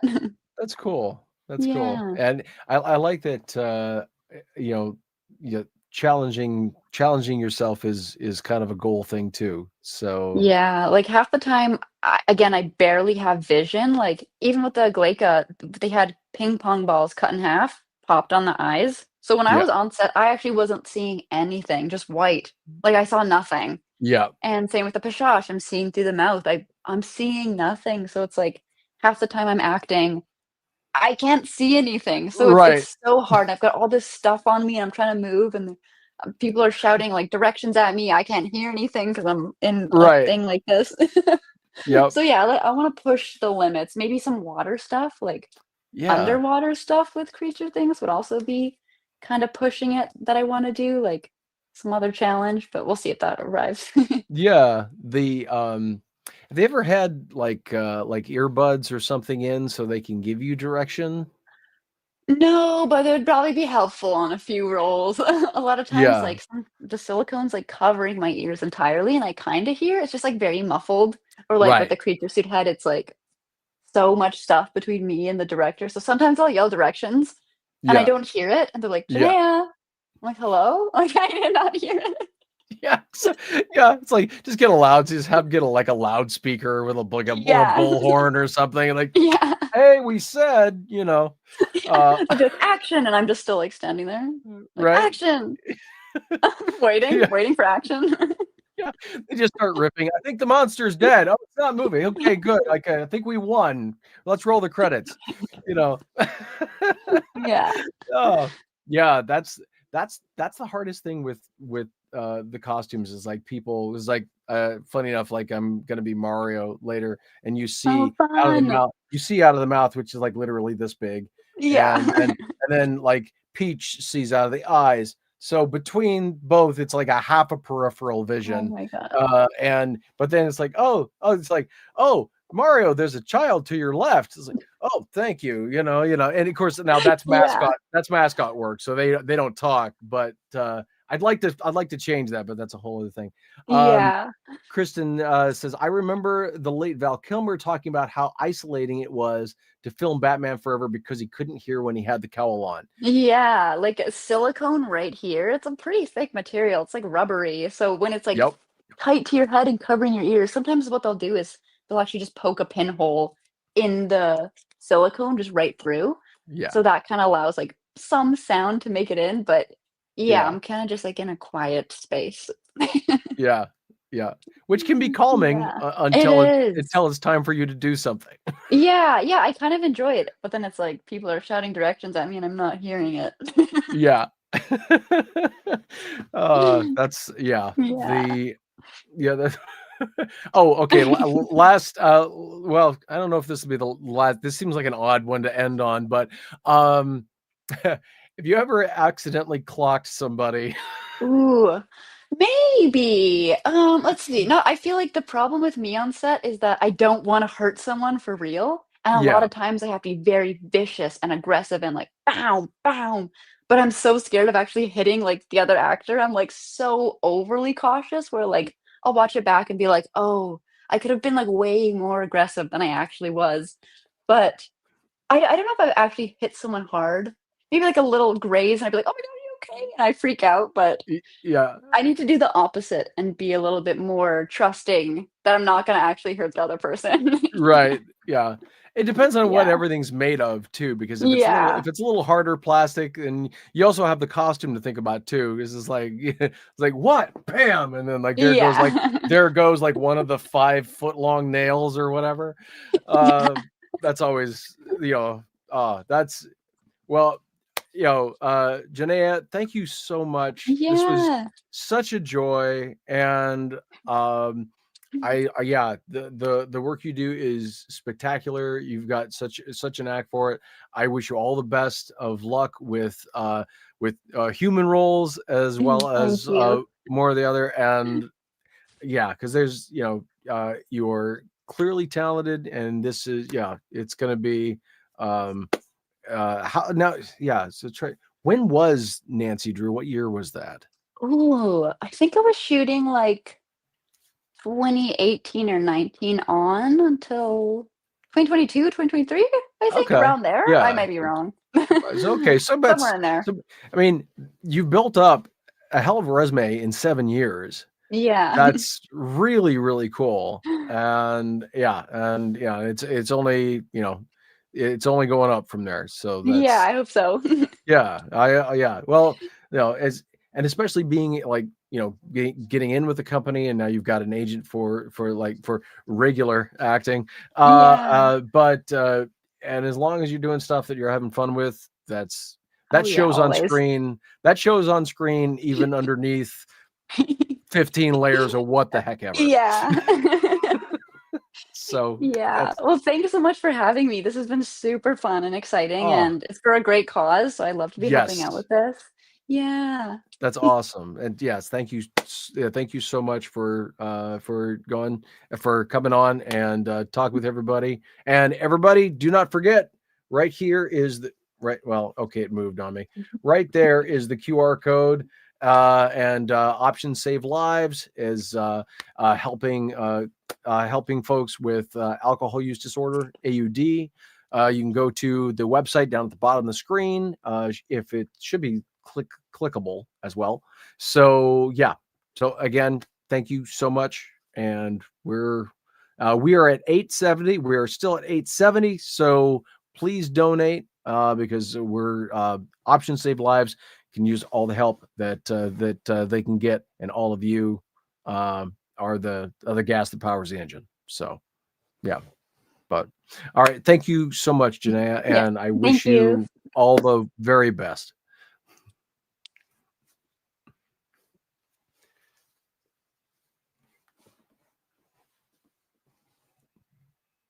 Oh, you're muted, Steve. Yes, I was muted. Okay, welcome. For those of you just joining us, I am Steve Fisher. This is Jamie Kelly. We are with Otherworldly Fundraising, a group of nerds who've gotten together to try to help out various charitable organizations. And we have a virtual con every year in September. And this year it's Options Save Lives weekend. Yep. And we've been doing a lot of, interviews and stuff throughout the weekend. And we have a lot more and some great lineups coming up. And I will show you, we're going to go and look at the lineup for today. So there is, let's go and remove this comment from Kristen. Here we go. All right. So this is a wonderful lineup of guests today that we're going to have a lot of great interviews. So, stay tuned, watch what we've got, and donate because it's very important to help people. Mm-hmm. And what I'm going to do is, let's see, we'll get rid of this image, and I am going to I will play a video first of what this weekend is about, and then I will bring in our guests.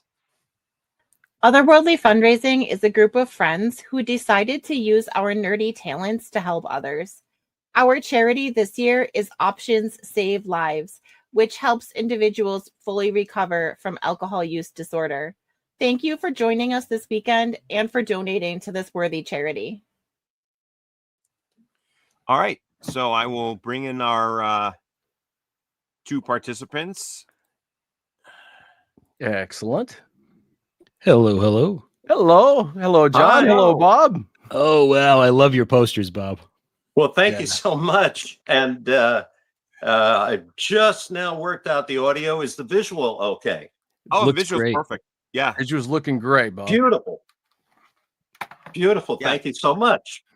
Yeah. Yeah. So again, just people, donate this weekend. We're trying to get as much money as we can for Options Save Lives. And I am going to pull myself off of the stage now, and And before you pull me out, because I'm gonna head here in a bit. I will lurk from the back in case anything is needed. But I just want to say really quickly, Steve, I just sent you the link, so you've got 100%. what was that? Oh, okay. Must be headphones. I think it must be headphones. But anyway, I just wanted to say a big thank you to Bob Furmanek for being here. And just in case, make sure everybody knows, Bob's going to be working with us at EAP Society, and we're really excited. And so John and I have a YouTube channel called the Elvis Archival Preservation Society. And we're doing a whole lot of great work. And John's got a really awesome channel called Atomic Wax that is really close to monetization. So Very get on close. over there. So get on over there and subscribe over to that. And also subscribe if you have not yet to Otherworldly Fundraising on Yes. YouTube, so we can get that over. And on Facebook and on Yeah, Instagram. Yeah. Oh, okay. Instagram. That's right. Yeah. Instagram too. And don't forget, right here is the QR code. You can scan that. And Option Save Lives is helping folks fight alcohol use disorder. And it really does save lives. It's pretty incredible stuff. And the next life that could be saved might be yours. If you are suffering from AUD, be sure to get in there and contact the folks at Option Save Lives. So, all right, Bob, John, you all have fun, and we'll. I'm looking forward to hearing all about it. So, Heck yeah, man. Thank you, Jamie. I appreciate that, Jamie. And like Jamie said, my name is John. I'm his co-host on EAP Society, and I do my own show, Atomic Wax. And with us today is a guy I have really enjoyed getting to talk to a couple of times, and I think you're going to really enjoy this too. This is Mr. Bob Furmanek from the 3D Film Archive. So how you doing today, Bob? I'm doing great, John, and that feeling's mutual. Getting to know you and Jamie the last few weeks has been an absolute joy, and you guys are doing such incredible work in the Elvis Presley world, which my connection with Elvis goes back to the 1960s. And I worked on some projects in the 80s and 90s. And I've really been knocked out with what you guys are doing. So kudos, and keep doing the amazing work you're doing. Well, thank you so much. I appreciate that. And right back at you. So let's start this out today. I would like for you to tell everybody a little bit about, before we get into the specifics of 3D film, tell us a little bit about you and how you got into the movies and how you discovered the world of 3D film. Because I was reading a little bit about this on your blog, and I think it's a really interesting story. Well, it goes back to 1966, believe it or not. And I'll make it very brief because I know we have a limited amount of time here. But in a nutshell, 1966, like many other 5-year-old kids, I was Batman crazy because the TV show had premiered in January of that year. And like a lot of other people, we only had black and white television. So that's how I saw Batman. And for my 5th birthday, my parents bought me what was called TrueView, which was similar to ViewMaster. It was a little bit of a different format, but essentially it had strips of film with color, 3-dimensional images from the Batman episode that introduced Catwoman. Oh, wow. And I remember just being absolutely, it was not just the color, but the 3D, and it put you on the set. And, you got to imagine a 5-year-old who's bat crazy, all of a sudden entering that world. It just, I would spend hours and hours looking at these images.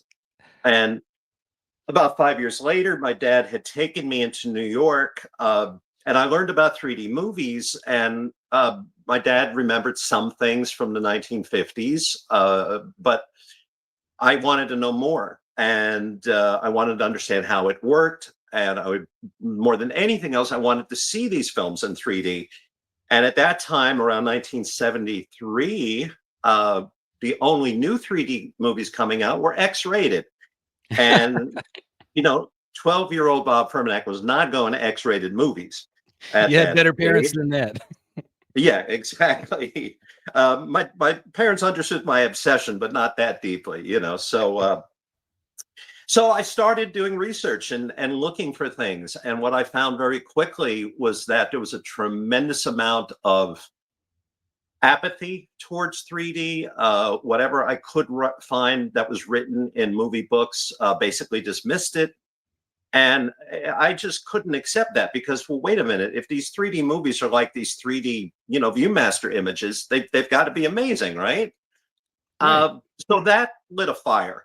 And, I was very aggressive about trying to learn more. And I eventually did start to see some vintage 3D. And when I saw how amazing they looked, it blew me away because it basically busted all the myths that these films were badly photographed and all this. And when I got a little bit older and started getting my feet wet with working in the industry, thanks to my brother Ron, who worked on This Is Elvis, I made it a point to try to do what I could to find and locate the 3D movies, mainly because I wanted to see them myself. But then I didn't want to be the only person who recognized this. So then the ideas for 3D Film Archive got kind of planted in my head, because I realized that if more people could see what I was seeing, these movies would get a whole new appreciation and respect.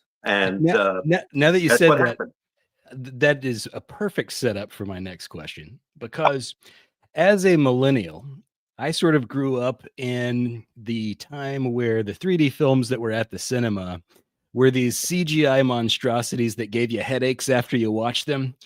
And I was, quite surprised. Like, I knew that 3D films had been a thing before, but I didn't realize just how big of a thing it had been. For a few years, really almost for a decade, from about 52 to 62, you had people, I guess, making 3D films.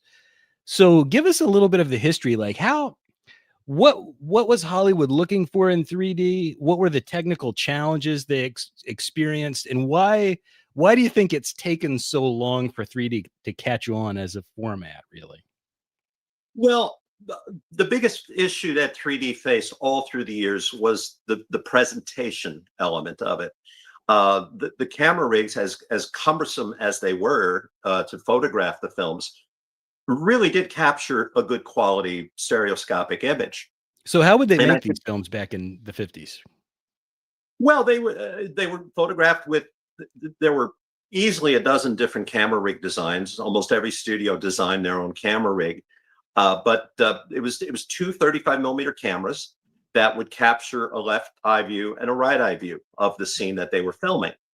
And the lenses were about 2.5 inches apart. So roughly the distance between adult eyes. Sure. And they were shown in theaters on 35 millimeter projectors. And each projector had a filter in front to polarize the light, so that the glasses given to you in the theater would have the same polarization as the filters in the booth, and your left eye would see the left projector image, and the same with your right eye. For many decades. For people who are newbies out here, this is not the red and blue 3D that where you have to wear the little paper glasses. I was just going to mention that's called anaglyphic 3D. And that dates back to the earliest exhibitions were 1915. And there were a number of features and shorts done in the 1920s in that process, because polarization of light didn't exist until Edwin Land of the Polaroid Corporation developed polarization properties and filtering in the mid-1930s. Wow. So starting in about 1939, the vast majority, and I would say easily probably like 98% of 3D that was seen from 1939 until the 1970s was all polarized, which not only allowed full color stereo images, but was a very high quality. Where it gets confusing, in the 1970s, some of the older films were converted to the red and blue anaglyphic 3D, right, and reissued that way. That's where they were also shown on TV. That's where you get the famous photographs of everybody wearing the anaglyphic paper glasses in the theaters, right? Well, that's a good point, John, because that photo was taken in 1952 at the world premiere of Moana Devil, which was the first full color 3D motion picture. So that was a polarized screening then? They're all wearing Polaroid glasses. It was taken for Life magazine. And again, in the 1980s, maybe, somebody colorized that image and put red and cyan glasses, which was a total... Because it was what they understood at the time, yeah. Well, yeah. And we still have that today. And ironically now, because the 3D Blu-ray format, the display manufacturers dropped support of 3D televisions about 9 years ago now. Wow. In order to make our releases, more profitable and viable for people to see in 3D, we've actually had to start including an anaglyphic version, which goes against everything we ever fought to, fight and to try to clarify. But the advantage is you can see it on any display. You don't need a special screen. You don't need anything other than your monitor and the red and blue glasses. So and let's go back to when they first when they discovered the polarized light and they sort of perfected this process. So in the early 50s, Hollywood was sort of looking for different things to get people to come into the theaters because they were competing with television. And do you know what led to the decision to try 3D? Like, how did that come about? The movie going theaters around the country hit their peak years right after World War II, because you had all the soldiers coming back, lots of date nights, people going to movies. So 1946 to about 1949 or 50, the movie business was booming. Well, those same couples started having families, and television became enormously popular. And by 1951, there were millions of people with televisions in their home, raising families, watching, this entertainment for free. So Hollywood was desperate to bring people back to the movies, and they offered things that you couldn't see at home. Right. CinemaScope, VistaVision, stereophonic sound, Cinerama, which was a roadshow presentation around the country using 3 projectors and a giant wraparound screen. So it was natural that 3D was tried. And actually, the boom it was pretty short-lived. It really hit its peak in the spring of 1953 when House of Wax premiered from Warner Brothers. And Great movie. just about, yeah, fantastic. And lightning out of the bottle, because it was a fantastic movie and great use of 3D. But by the end of 1953, 3D movies really were falling out of favor, because in order to project them properly, you had to have both left-right projectors perfectly in synchronization. So you couldn't even be a frame out of sync. If you were, you had eye strain. If you were 2 or 3 frames out, then audiences got headaches. And the Polaroid Corporation, which had a huge interest in 3D succeeding, they did field surveys in the fall of 1953 and found that nearly half of 3D presentations around the country were shown poorly. So you think about it, if you pay your 49 cents and go to a 3D movie and walk home with a headache, you're not going to go back. Exactly. So by early 1954, 3D was pretty well dead. And so the boom was very short. It lasted really less than a year. But now, with the work that we're doing restoring these films and Money from Home, which you might have noticed I've got on display behind me, it was a $2 million 3D Technicolor production. Wow. And beautifully photographed, one of the best of the 3D movies.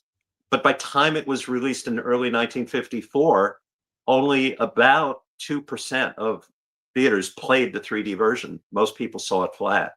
Wow. So the syncing problem was such an issue that it was just like too much for the theater owners to really want to deal with, I guess. Yeah, if you do a show and you have presentation issues and you get people demanding refunds or complaining and you're losing your audience, you're not going to run a 3D movie. And the studios, up until late in the year, required exhibitors to play the film in 3D. But they quickly dropped that because they realized that there was a lot of opposition. So ironically, now we have better technology for displaying these 3D movies, but because the studios sort of do 3D and post rather than shoot for 3D, there's a whole other set of technical issues that are keeping audiences away from it. Because like that's one of the things I noticed from watching these 3D movies that you've restored on Blu-ray on my home theater is that, if it's shot properly, you don't get headaches. You just get the depth effect and it works as it is supposed to. And it's a little frustrating that we can't get sort of the medium and the technology on the same page and the audience too. But for the sake of everybody who's watching, tell them a little bit about all of the really interesting and surprising things you can see in the 3D movies of the 50s, because it was like, even though it was only around for a year, you had some major film artists and major film stars make films in 3D, including Dean and Jerry. Well, yeah, it pretty much every studio launched some kind of film in 3D early in the year. And you've got directors like Alfred Hitchcock and Raoul Walsh and William Cameron Menzies, tremendously skilled people putting these films in front of the camera. Talent-wise, everyone from John Wayne to Robert Mitchum, Linda Darnell, Jack Palance, Vincent Price, Victor Mature, Piper Laurie, Randolph Scott. I mean, it's a who's who of top box office stars from that period. And cinematographers, you had some Oscar-winning people behind the camera shooting the movies. So there was, it was part of the studio factory system. Right. And incredibly skilled artisans that were creating the work. And what's really thrilling for all of us now is by working with the studios to restore them, people are really getting a chance to see them in high quality 3D, and in many cases for the first time. Yeah, and I would imagine that is the case. It's an amazing thing to see. Like, especially if you're a horror movie fan or you like vintage sci-fi stuff like Robot Monster or It Came from Outer Space. Seeing these movies in 3D is an entirely different experience than seeing them flat. I can testify to that. No, that's a good point. And the people that are still very dismissive of it, I put this idea out there. Would you want to watch a movie that was photographed and designed for color? Would you want to watch it in black and white? And these movies were planned for stereo cinematography. Yeah. The compositions were set for that.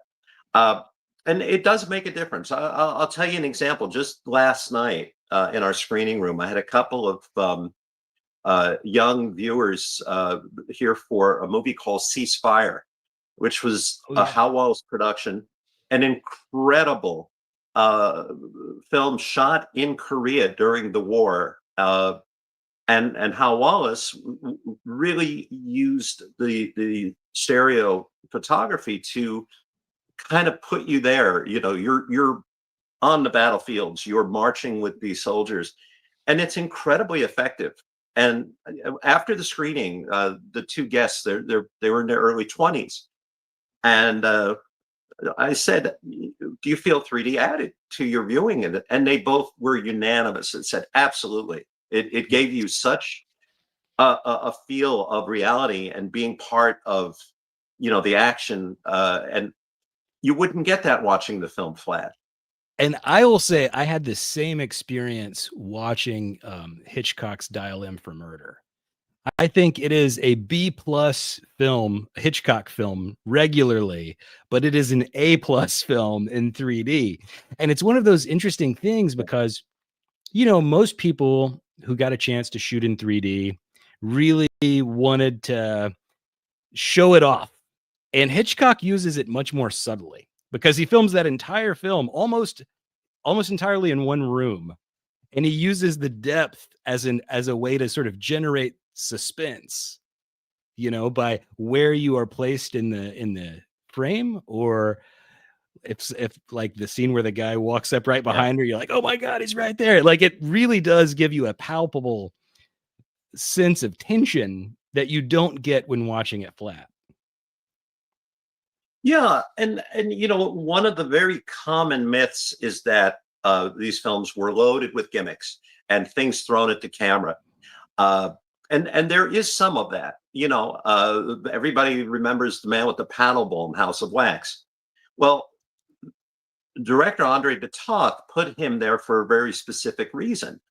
All 3D movies, because of the limitations of the size reels that were in theaters at that time, had to have an intermission at about the halfway point through the movie. So the man with the paddle ball was used at the start of Act 2 to kind of bring you back into the movie, right? And get he's barking you into the theater, literally. Exactly. Yeah. Exactly. And the intermission points were very important to these movies because they were part of the creative process. The screenwriters, the directors all knew they were going to have one. And we always restore those because that break there is for a reason. And, you know, it could be a cliffhanger in the plot, something suspenseful. And it's important to honor the vision of the people that created the work and put it out there as they wanted you to see it. Absolutely. We got a question here from the chat that is a great question and lets me set up asking you a little bit about money from home. T. Hawkins asked, do you feel 3D is more suitable to a certain genre? And the reason that I think this is related to money from home is it's unusual to see a comedy in 3D. So what do you think? Is 3D more suitable to certain genres? It depends what you're looking for. It was used, a lot of people think it was mostly used for science fiction or horror. And I think that's because the films that were shot that way in 3D were so memorable, like Creature from the Black Lagoon, and it came from outer space. But the most common genre in the 50s were Westerns. Right. And that sort of makes sense because these are done in some amazing locations.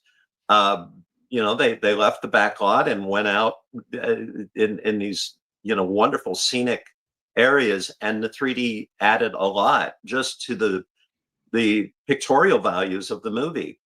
But I think good stereo cinematography can work in any type of movie.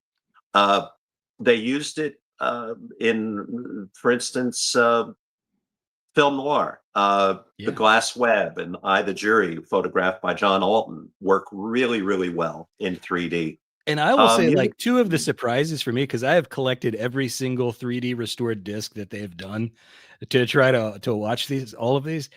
I was really surprised with how effective, like, those Redheads from Seattle, the musical is. And also Miss Sadie Thompson with Rita Hayworth, a drama, really beautifully photographed in 3D. Yeah, on location in Hawaii, in fact. And Kiss Me Kate, a classic MGM musical, is wonderfully photographed in 3D. So it was across the board, all different types of movies. They even did a travelogue called Louisiana Territory, which was filmed in New Orleans at the Mardi Gras. Wow. And it's an incredible color 3D document of the 1953 Mardi Gras. We'd love to restore it. It's in the vaults at Warner Brothers, but we have not been able to work on that one yet.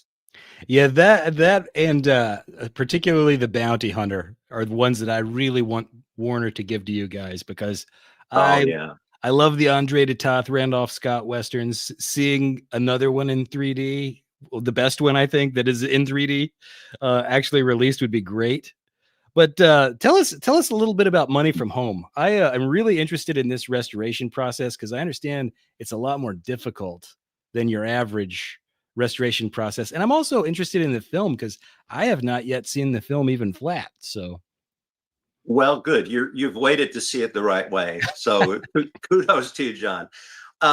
It was the first. Martin and Lewis in 1953 were the top box office stars. They were enormously huge and popular. nightclubs, theater tours, television, even radio. And Hal Wallace was their producer who had them under contract. And he was a strong advocate for 3D. So he gave this film a $2 million budget, which was huge for 1953. And it's based on a story written by Damon Runyon, who you might know from, Guys and Dolls. So it's got all the wild racetrack characters that Runyon would put in his movies. And it was a very complicated film because it was photographed with a Technicolor camera system called Dynoptic 3D. And what that involved were 2 Technicolor cameras that were interlocked. So you had 3 strips of film for the left eye and 3 for the right eye. You had red, green, blue records for each eye. So that was 6 strips of film going through the camera for every take. Wow. And it was one of the things I knew Jerry Lewis for many, many years. And his principal memory of the film was how hot the set was, because they were lighting not only for Technicolor, which required an enormous amount of light, but 3D as well. And everyone that I ever talked with who had something to do with the film remembered it was a very hot set. That was their principal recollection. It also took a long time. Normally, the average Martin and Lewis production prior to that time was about 30 days before the camera. And Money from Home was almost 60. So it was quite a long shoot. And it looks amazing. And we've been hoping for years to restore it. And we had to wait for the Blu-ray license to be available. And Kino Lorber, who is our principal distributor, they secured the license. And then the Paramount Pictures Archive treated this as a very serious preservation effort. And they agreed to scan all 72 reels of camera negative. So we have about 54,000 feet of film that was scanned in 4K resolution. You don't want to know the size of these files are immense. So normally on a restoration, we can get through a feature. On the average, it takes about 3 to 4 months, sometimes a little bit longer if there are problems with the elements. We've been working on this one for 2 years. Wow. So this has been a major undertaking. Enormous.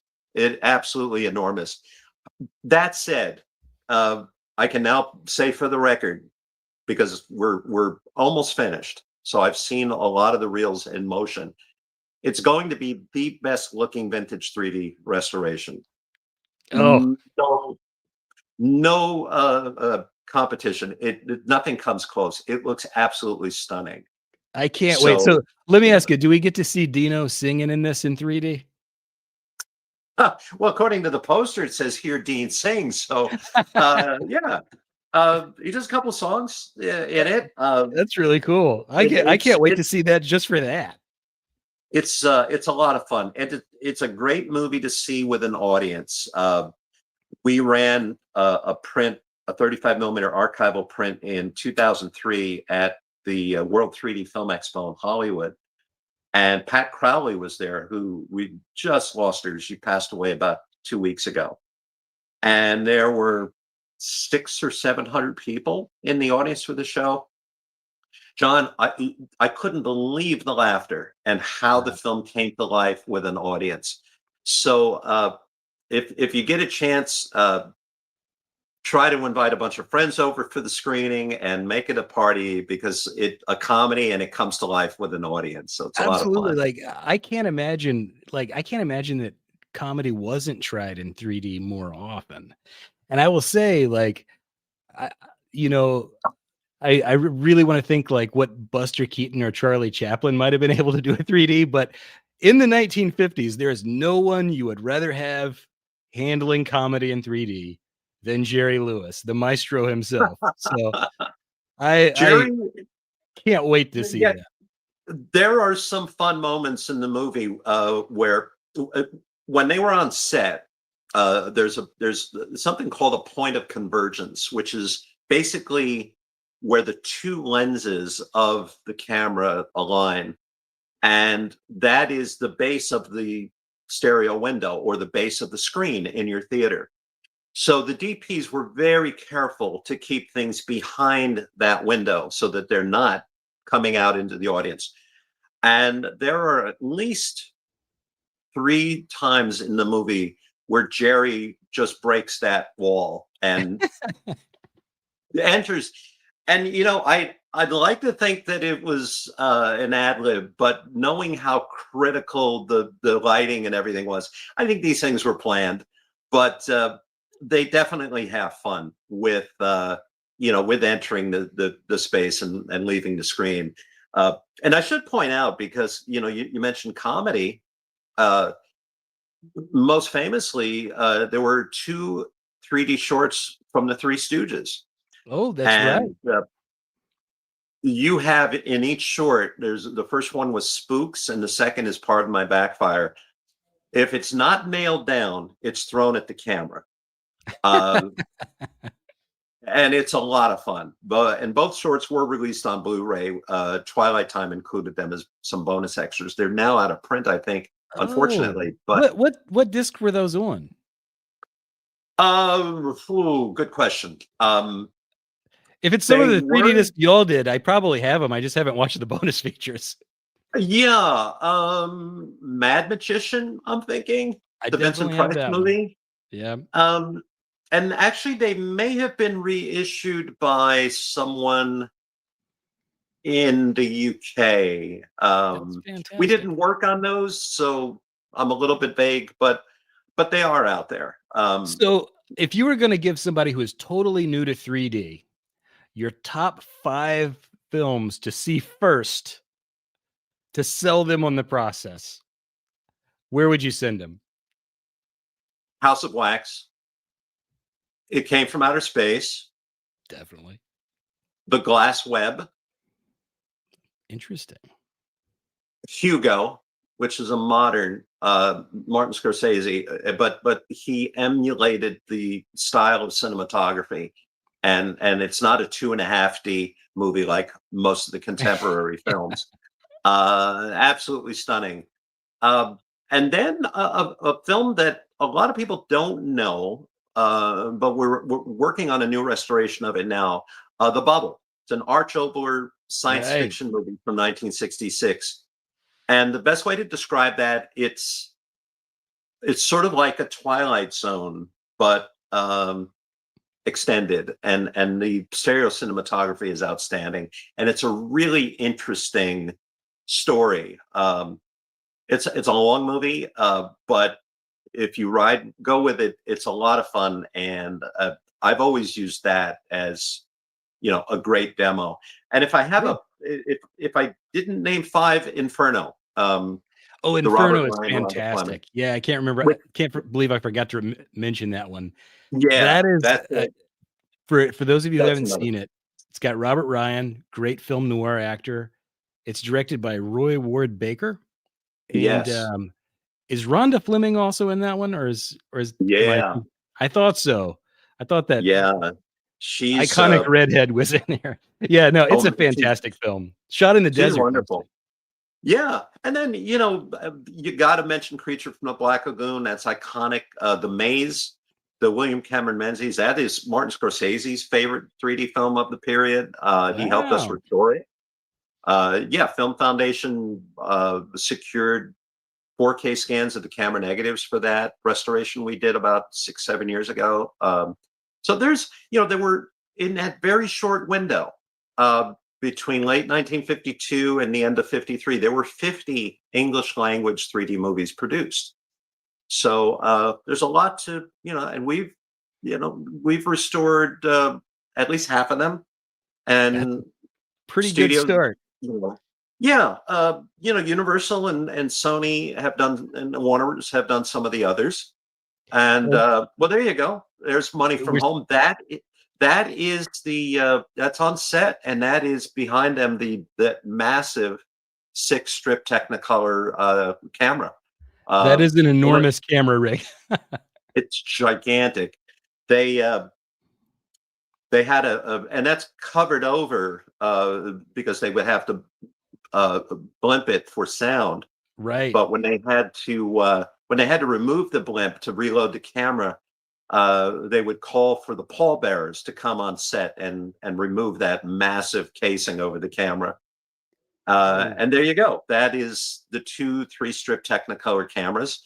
The right camera is shooting straight on, and the left camera is shooting the image through a mirror. And that is so they can get the lenses that much closer together. Because if you put those cameras side by side, there's no way you can get them 2.5 inches apart. It would not have been possible. You'd be feet apart, and it would look strange. Yes, exactly. That's really incredible. And I never even thought about the fact that they would have to use a mirroring system that was outside of the camera. That's quite an intricate little setup. They came up with some pretty ingenious systems, and whenever possible, we try to go back to camera negative on the restorations. Unfortunately, it's not always an option because of the cost. Right.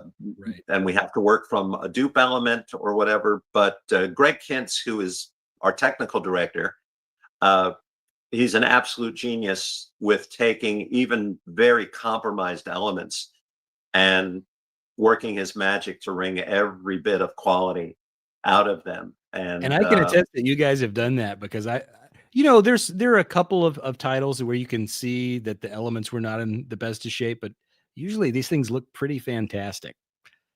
And yeah, it's we've had to tell people on some releases, including our most recent, which is a film called Frankenstein's Bloody Terror, a Paul Naschy film from shot in Spain in the late 60s. And we had to work from dupe elements, which were very, very compromised. And it was a case of working. Yeah, I mean, it was a case of working with what we had or not doing it at all. And, right. You just do the best you can and try to make a silk purse out of it. So what are we looking at here? We've got, it looks like the crew from Money from Home. Yeah, you've got the cinematographer standing on the left. That's Daniel L. Thapp. And the director is George Marshall sitting in the chair, and the crew. I wish I knew everyone's name, and this is the sad part, because Jerry Lewis his memory was so good, he would have looked at that photo and identified everybody. Wow. But he's gone, and we don't have names for everyone in that photo. But that's yeah, really that was cool. So this was the only 3D film that Jerry Lewis did, right? Just the one? Correct. Man, Yes. that's a tragedy. I would have loved to have seen Jerry get to direct a 3D film. What he might have done with it. He came along at a time when the technology was really developing, and their next film after Money from Home was Living It Up, which was not 3D, but it was shot flat widescreen. Right. And then from there on, they went into Three Ring Circus, which was VistaVision. And photographed in a horizontal format for a super high resolution image. So here's an example, one of the frames from the restoration. And I have to give a shout out to our colleague, Jack Theakston, because he took those red, green, blue scans and shot by shot painstakingly realigned them. And what was very complicated. Yeah, it was very complicated because the film is 72 years old, and there was shrinkage between the different color records, and sometimes the shrinkage varied from shot to shot. So Jack had to really do some very tedious work to realign these records, but you see the results, and it's it's absolutely stunning, and it looks like it was just photographed. And I should say too, for the film purists out there, we don't believe in removing grain That was part of the process. Motion picture, analog film has grain. So, there is a certain amount of that, but it's not distracting in any way. And it's very organic to the Technicolor process. So I you're going love to see. how thoroughly designed the sets and costumes were to show off the Technicolor too. Oh, very much so. Yeah. And it's interesting because sometimes they're shooting on what looked like a standing set, like there's a sequence in a train depot. And it's not a very colorful sequence because, well, train stations would not be painted in multicolors. But what George Marshall did was put a lot of people in colorful costumes on the set. So, including a harem. So you've got all the harem ladies wearing different colored robes, and it's a very striking. And there you go. There's Dean singing "Love Is the Same" to the ladies in the harem. Wow. Maybe we should have done Harem Scarum in 3D. Maybe that would have saved that film. I think Elvis missed 3D, although 3D did play Memphis in 1953, so I suspect he at least probably saw some of the first releases. I'm sure he did. I was doing some research about when Elvis recorded his first record at the library, and I found out that the day that I settled on, August 15th, 53, was also the day that Gentlemen Prefer Blondes opened in Memphis. Perfect. Okay. Well, he worked at, was it the Orpheum Theater? He worked at the Lowe's State Theater, which was on Main Street, right around the corner from Beale Street. And he worked there from 50 to 52, I think, off and on. Ah, okay. But also frequented that theater and the Suzor, which was a little bit closer to it, to Lauderdale Courts and Alabama Street. But gotcha. Those theaters, he really was a constant presence at, from what I understand. I imagine, yeah, for sure. No, Memphis was one of the big cities for 3D movies, so I'm sure at least a third or maybe half of them played Memphis in 3D before the bubble burst. Yeah, absolutely. Yeah, in Memphis still, like, there are buildings where you can see the old studio logos because those are where the distribution hubs were for the like Paramount and stuff like that. Yeah, those are cool. Every major city had those. They were called Film Row, and that's where theaters could go to pick up the posters, the such as these, and trailers and things like that. Yeah, they actually ran a place. There was a business in Memphis called the Theater Poster Exchange for a long time that had a lot of the old posters that had been in there. And they used to sell on eBay even. And I managed to get one poster completely by accident that was from Lowe's State. And it missed being while Elvis was working there by like 2 months. Oh, wow. So, yeah. It was a one sheet for The Tall Target, which is a pretty good movie. Yeah. Is that a Randolph Scott? It's this is Dick Powell. Oh, gotcha. Okay. So well, I have thoroughly enjoyed this, Bob. I tell you, we still got a little time here. I want to know more about Jerry Lewis. So you said you got to know Jerry Lewis very well. Tell us a little bit about Jerry and how you got to work for him. I met him, I was vacationing in Los Angeles in 1982, and my brother was working at Warner Brothers. And actually, it was David Walper Productions who did This Is Elvis.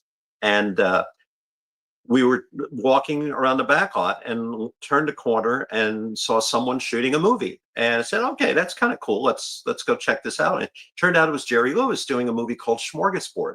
Wow. And I couldn't believe our good fortune because I was a major fan, and I got to know his manager, Joe Stabile, who had been with him for decades. And Joe introduced us to Jerry, and he eventually hired me to be his archivist. He had a warehouse in Los Angeles that he had kept through the decades that was absolutely packed with films and tapes and scrapbooks and kinescopes and all sorts of memorabilia. He had thousands and thousands of items in there. And I worked for him full time for a number of years, and we remained friends until his passing, so almost 35 years. He was a remarkable man. He treated me very well. He did a lot for me. He helped open a lot of doors. There really would be no 3D Film Archive if it weren't for his kindness, because when I moved to LA in 1984, his name opened a lot of doors for me. And I was going to these labs and storage facilities and warehouses looking for material for his archive. But I was also keeping another eye out for 3D material. And he was totally on board with that. He said, you know, have fun, knock yourself out, and I hope you find some good stuff. And I did. Yeah, I had a great experience. He was an amazing man, a very brilliant individual, and I have nothing but good things to say about him. You're very fortunate. He's always been one of my favorite filmmakers. I used to moderate a subreddit called True Film, which is dedicated to the serious study of cinema, and I was in charge of programming theme months, where we'd take a theme and you'd sort of pick, 4 or 5 films for people to watch and then discuss that month. And when the theme was surrealism, in addition to our Dali and Buñuel films, I had Jerry Lewis as the ladies' man programmed there, because I think he is one of the great surrealist filmmakers. Ladies' Man was incredible. Such a fun movie, and a real. I mean, they used 2 huge sound stages to build that set. It's incredible. Yeah, it's remarkable. And those rooms, all these rooms in the film were, mic'd for sound, and so they didn't have to be like trying to get boom mics into these tight spaces, and electric for the lighting and everything. It was a massively complex set. And that's a wonderful movie. Again, so much fun with an audience. I think the sequence with Buddy Lester in the hat has one of the 10 funniest things I've ever seen in a theater. It's one of those moments where the laughter starts and it just builds and builds and builds. And it's a great film, one of his best. There's so many great sequences in that. We got another comment from the chat. Stephen Fisher says, I still have my Vizio 3D TV, and I'm very happy that you are preserving these films. I could not agree more with that. Oh, that's great, Stephen. Vizio was a good set. Yeah, I'm glad you've got that. Take really, really good care of it. And I should say too that even though the display manufacturers dropped support, there's still projectors that are made that are 3D capable. Epson is very reasonable. That makes a good quality projector. And now VR headsets and the option to view these films in this immersive VR world, which is mind-blowing. You put these things on and you're in a theater space. You've got seats around you and walls, and the movie plays on the screen, and it's surreal. It's so remarkable. So there are options. At least there is a way to still see some of these movies if you want to. And that's a really good option for a lot of people who are into gaming. I've got a lot of friends who are into VR stuff, so I'll have to let them know they can actually use that to watch old 3D movies too. Absolutely. That's fantastic. So are there any closing thoughts? Anything you want to tell us about the work of preserving 3D, or how people can support this if they want to? Well, we occasionally do Kickstarter campaigns for projects. We don't have a campaign that's live now, but if you go to our website, which is 3dfilmarchive.com, we always include a link on the main page for campaigns. And we have 2 outstanding campaigns now that are nearly finished. Once those are done and out to the backers, we're going to launch a campaign for the 3rd volume of 3D Rarities, which will be put together for release next year in 2026. There's going to be some amazingly cool things on that third set that we found within the last few years of really incredible historic significance. So I'm keep an eye glad out. that you brought up that series, because I had forgotten to mention that. Tell everybody a little bit about the 3D Film Rarities series, because there are three. This is going to be the third volume. There are two that are Yeah. already out. It was one of the first things we did in 2015, and it was the concept behind it was to take the best of the material I had found over the decades and restore everything and present it. And we put about 2.5 hours of content on there, shorts dating back to the 1920s. And volume 2 came out a few years later, and the centerpiece for that was the first 3D movie photographed in Mexico, called Sword of Granada, or El Corazón y la Espada, with Katie Jurado and Cesar Romero. Oh, wow. So the centerpiece of Rarities 3 is going to be this really amazing historic footage that we found a few years ago that no one has ever seen before. And it's going to blow a lot of people's minds. So you look for that. Don't You have got me excited now about this. I can't wait to see it. So it's going to be a full release. I got one more question for you. You were mentioning the Batman 3D images that you were looking at from the 66 show. Are those preserved anywhere? Like, is there anywhere you can go see Batman in 66 in 3D, even in still frames? Because that really, I wasn't aware that such a thing existed. Well, the Viewmaster reel was enormously popular, and it sold. It was in print for like 30 years. So if you go on eBay and just search for Batman Viewmaster, you'll see probably dozens, if not hundreds, of copies. Okay. But what you want to look for are the earlier releases when they were using Kodachrome film, because those have not faded. Some of the later reissues were on standard Eastman color, and those would have turned red. But yeah, all you need, they're very common.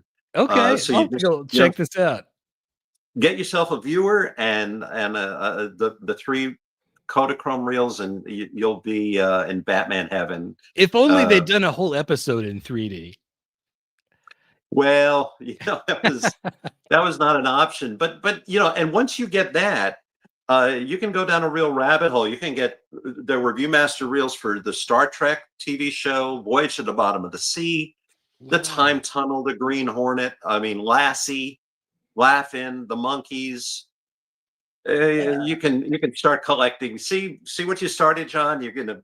And this is like a whole other rabbit hole that I, had not spent much time thinking about. But that's really cool. Well, there you go. Glimpses of lots of 1960s TV shows in 3D. It's wild, and it's a lot of fun. It's a real time capsule. Now, I will say, I don't know if you're aware of this, but something Elvis related came up at auction years ago. Someone had taken some stereoscopic images of Elvis in Las Vegas, I think, in 1971. And they went for an insane amount of money at auction. I think there were only 2 or 3 of them of him on stage. But I remember seeing that, and they're not terribly close to the stage, are they? They're kind of these are pretty good. Like these are probably front row shots. The one that I'm thinking of. Really? Okay. Yeah, I attempted to kind of put them together so that I could, try to imagine what it was like just by, doing the parallax thing, but no luck. Well, yeah. I mean, of course, there's so much that can be done now with conversion, and I'm blown away when I see the quality of conversions where people are taking flat images and making them 3D. Right. But to have the actual real thing with the slides, I could see that going for big bucks. So we've got a question here from Jamie. He says, how did they make those Batman Viewmaster slides in 3D? Were these? They had a photographer with a stereo camera went on set and photographed the images, and after they would do a take and lock the scene in, they would stay in position and let the Viewmaster cameraman come on and grab a photo. And it's cool because in at least one of them, you could see the boom mic sort of hanging down into the picture. A shot in Commissioner Gordon's office, but they're wild. Yeah, it will be. You'll thank me when you get those reels in Viewer, because it's a lot of fun. With Viewmaster, would the Viewmaster company just like contact TV shows that they wanted photos from, or okay, that's Because interesting. they were enormously popular, and I can remember when those reels were sold in camera shops, because there were the Viewmaster company began in 1939, and for the first decade or two, it was primarily scenic reels that they Right. were producing. But then in the 50s, they started doing television shows, and it just became a huge marketing thing because the reels would promote the show and vice versa. And the rights to all of those reels, we actually licensed a few of them from the early 50s, a character that they introduced called Sam Sawyer. And those are included on our first 3D Rarity set. But all of the material went to, I think it was Fisher Price acquired the Sawyer's catalog. And I don't know what the current status is of the elements, sadly. Wow. It would be great to see those restored and preserved, though. It would be. Bob, this has been so fascinating. I love talking 3D. I could talk to you just about movies all day. You're making me want to go over my attic now and see if I can find my Viewmaster. and then now I have another like eBay addiction to start looking for Viewmaster prints. Yeah, I'm gonna have to at least snag the Batman ones. So let me just say before we end, I do want to say I'm the one that has the Vizio TV, and I love it. The internal speakers have gone on it, so I have a sound bar. But I have 3D Blu-ray, and I have a PlayStation. So there are some games like a PlayStation 4 that has 3D capabilities, and there are some games they made that were in 3D.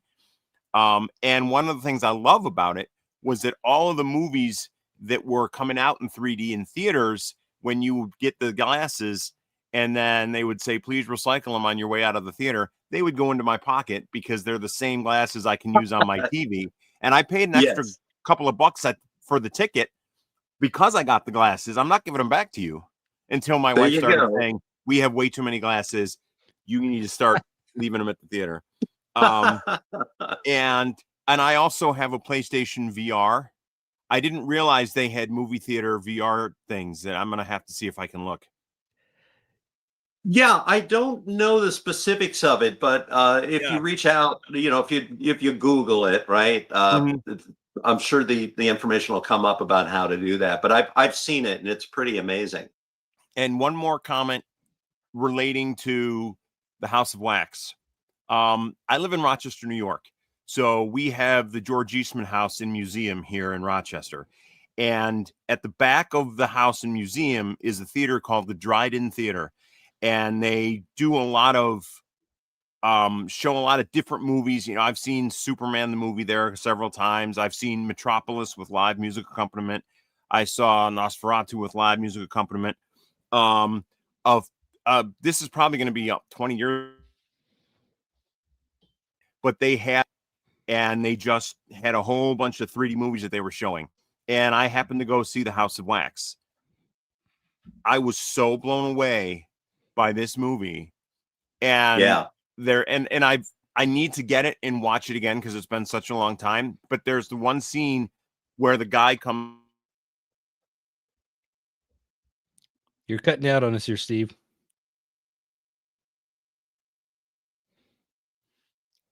I think we might have lost him. I think he was going to finish his story. Yes, there's a scene where the character played by Charles Bronson enters the film from the audience, and he was crouched under the camera and enters the shot. And when you see that in a theater, it looks like someone in the row in front of you has gotten up and walked up. It's one of the most effective shots. Was that right, Steve? Did I freeze? Yeah, we lost you right after. There's a scene where, yes. Oh, Yeah, no, yeah. So he came from the back, ran past the camera down to the front of the screen, and I jumped because I thought there was someone in the movie theater running down the aisle because I was sitting at the end of the aisle, and I was like, "Wait a minute, what?" And then I realized it was on screen, and I was just blown Yeah. away. Yeah, that's an incredibly effective scene, and a few other directors used a similar technique because that was so popular. But you talking about the Dryden Theater, if you saw Robot Monster at that festival, that was our print. We loaned them a few things for that. It was around I don't think I 2000. did, Okay, but but it I was about 20 definitely. years ago, I think. I'm gonna start looking into all of your Blu-rays and start getting some because I love 3D. You know, the TV, my 3D TV has been moved into the back bedroom. It's been retired because it's only 1080p.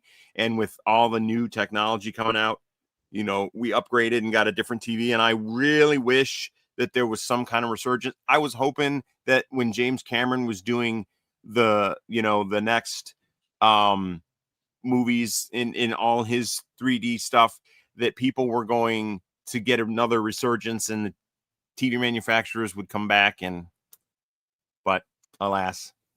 Yeah, the whole rollout was botched, really. The early models weren't that good, so a lot of people had bad experiences with them. Uh, and then all of a sudden 4K became the new buzzword, and Yeah. you could have had both, but no, they dropped 3D and went with 4K. But so yeah, no, if you go to our website, there's a page of available film restorations. We have links on there that you can Excellent. order them, and yeah, there's a lot of really fun titles. I think that you'll enjoy. All right. I can vouch for Well, that. I think that's it. Thank you both for your time today. It's been great. I've learned a lot, and I'm going to say this weekend, this is Otherworldly Fundraising, and we are looking for donations for Options Save Lives, which is the charity that works to help people recover from alcohol use disorder. Down at the bottom of the ticker, at the bottom of the screen, you'll see visit our website, otherworldlyfundraising.godaddysite.com. If you go there, there's a link directly to donate, or right up in the top right-hand corner of the screen, you'll see a QR code that takes you right to the donation page where you can donate.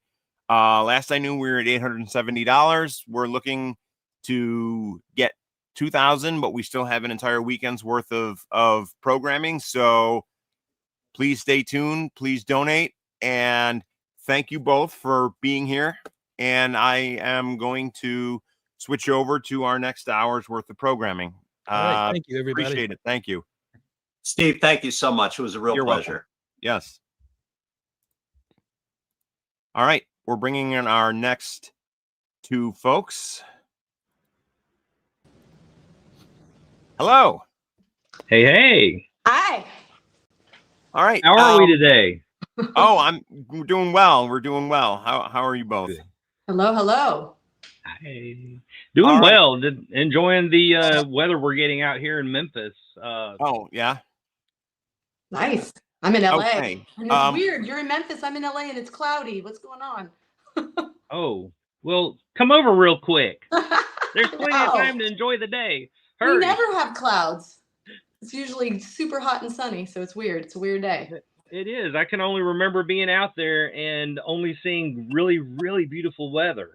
Yeah, it's pretty much year round. It's crazy. It's all the things that people say, but you get tired of it. You're like, I want. So it's actually nice to have some clouds and sprinkle and rain. You look forward to it when you live out here. Oh man,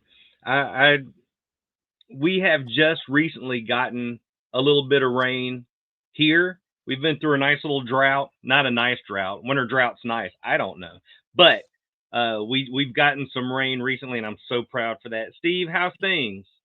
Good. They are very, very well, thank you. Good. And before we get started, I'm just going to let everyone know again, this is Options Save Lives weekend. We are Otherworldly Fundraising, and we are a bunch of nerdy friends that got together to try and help out and raise money for charity for a good cause to help other people. And I am right now trying to look for our video. Let's see. Okay. Let's You need see. us to make a video real quick? No. We've got a video. I'm just trying to find it.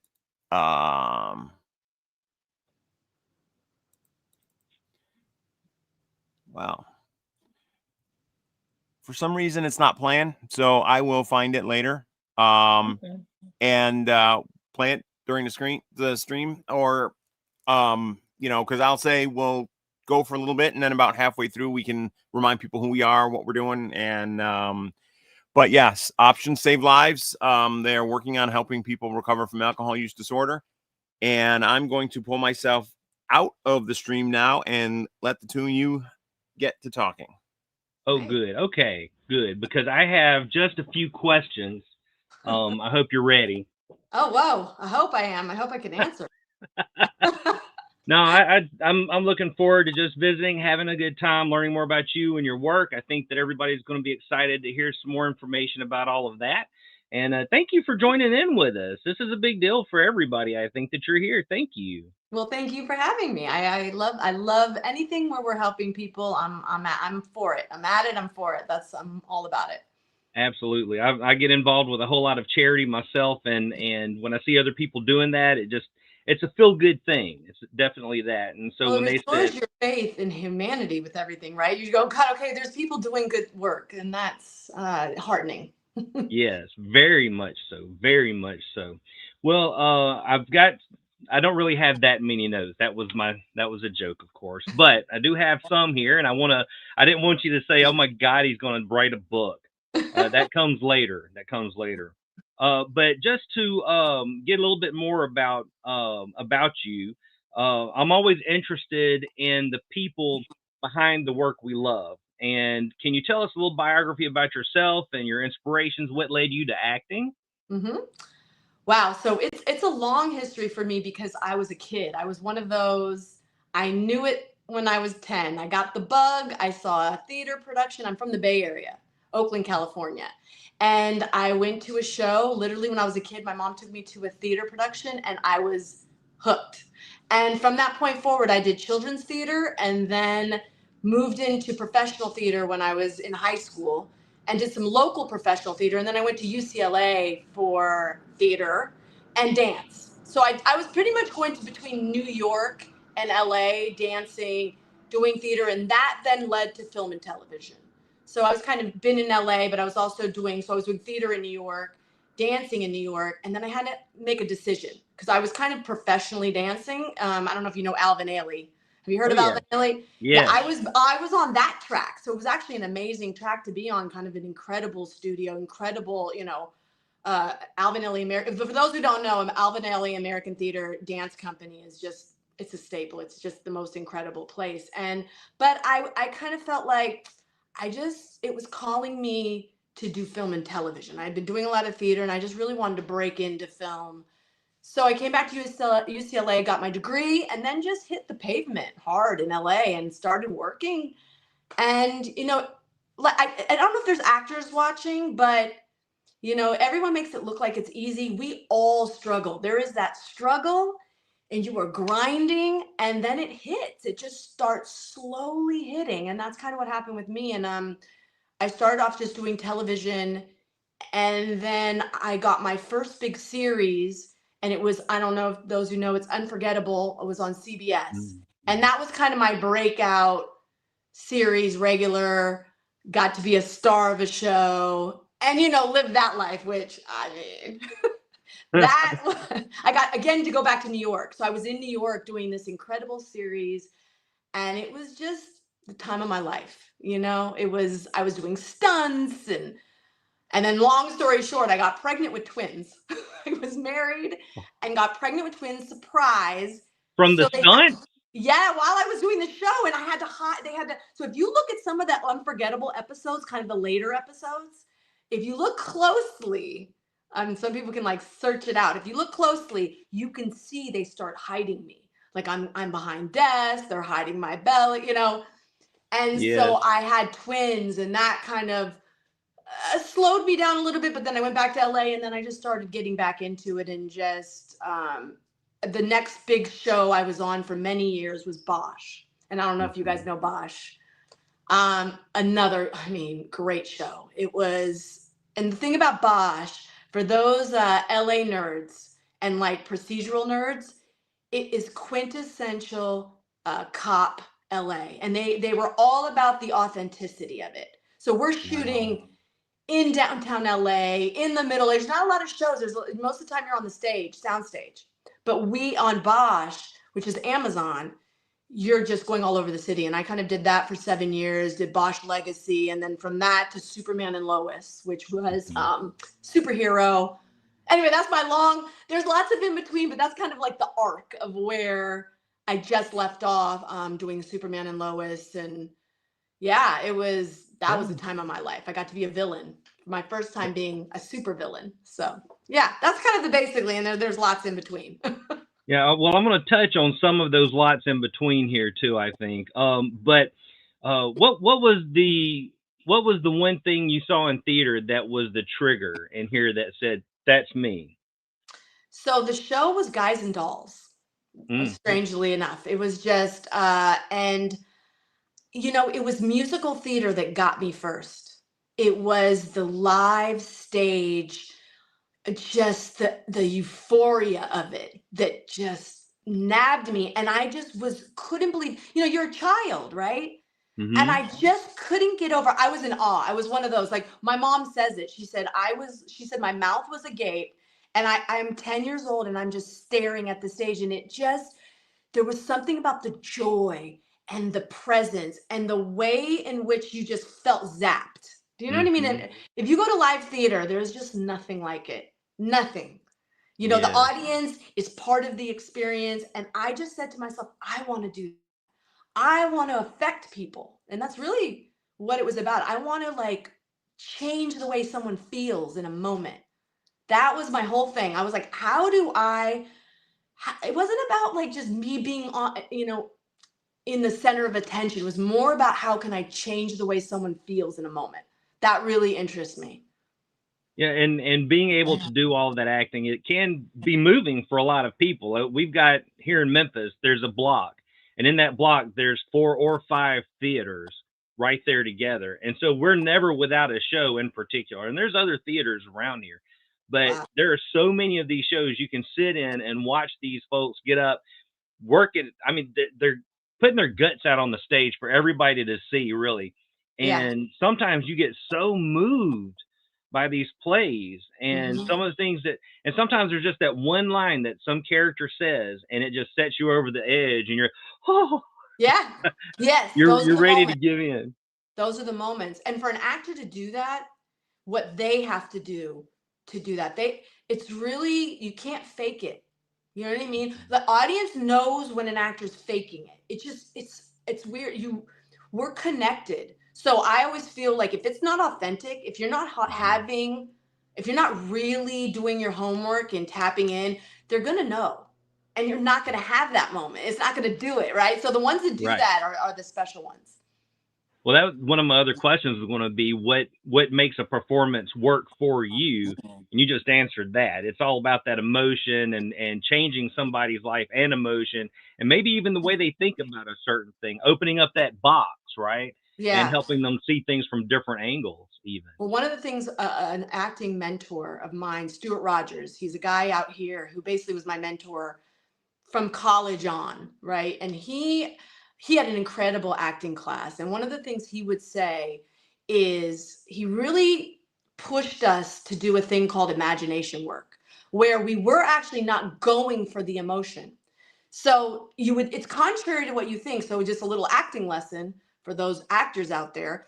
You're not actually going for an emotion, because humans by nature, we fight against emotions by nature, right? So normally what I always say when I teach kids or if you're really mad, you're actually trying not to be mad. Or if you're really upset, you're usually trying not to be upset. So what's interesting is that dichotomy, that most of the time, what moves humans is the holding it and fighting against the emotion. So And really that's about delving into the human psyche and going, wait, why do I not want to feel this? What am I trying to push down? And those layers of feeling something but pushing it is the part that where the interesting stuff happens. Does that make sense? Yes, it does. Yeah, I love to that. me, It's that's really what's great description. yeah, that's the interesting. That's the work I enjoy. I enjoy trying to figure out how a character ticks and why they're bothered, what they're trying to cover, and what they're also striving to be. Because we all are, right? Humans are trying to be, we're trying to solve pain within us. We're all trying to solve pain. How do we solve pain? What are you doing each day? And in the actor, in a moment or in a scene, what are you doing in that scene to either relieve yourself, relieve the other person, get better, feel better? You know, it's a fight. Yes. Yes, it is. And as far as talking about trying to hide emotions, when it comes to crying, I try to hide it. And it's not from a masculine thing. It's just I make really ugly faces when I cry. And so I try not to do it. Makes it, I hear you. And you would be a great character to play. That's what I'm saying. Like that little detail is literally, as an actor, you would have to like figure that out in a guy. Let's say I'm playing you, you know, whatever, somebody's playing you. It's like, oh, he's not crying because he's trying to be masculine. He's crying because he's self-conscious of his face. Like that's literally a detail that you put in. And then that makes your performance that much more interesting anyway. So yeah. I love that. One part of creating characters is creating that background, that biography of the character. Of course, I learned all that from watching the performers from Muppets for all of these years, where they say, you know, you can be this character, but you have to know what that character's driving force is. Where did they come from? What is their biography? You know, Miss Piggy growing up in a sty basically has the personality of a truck driver. All of these things that Frank Oz described is like, oh, okay. Oh yeah, and so, he's a genius. Genius. Brilliant. One of the questions that we have is, do you prefer a straight play or a musical? Have you a preference for that? It used to be musicals because that's what I kind of grew up on, like I said, and I did a lot of musicals in college.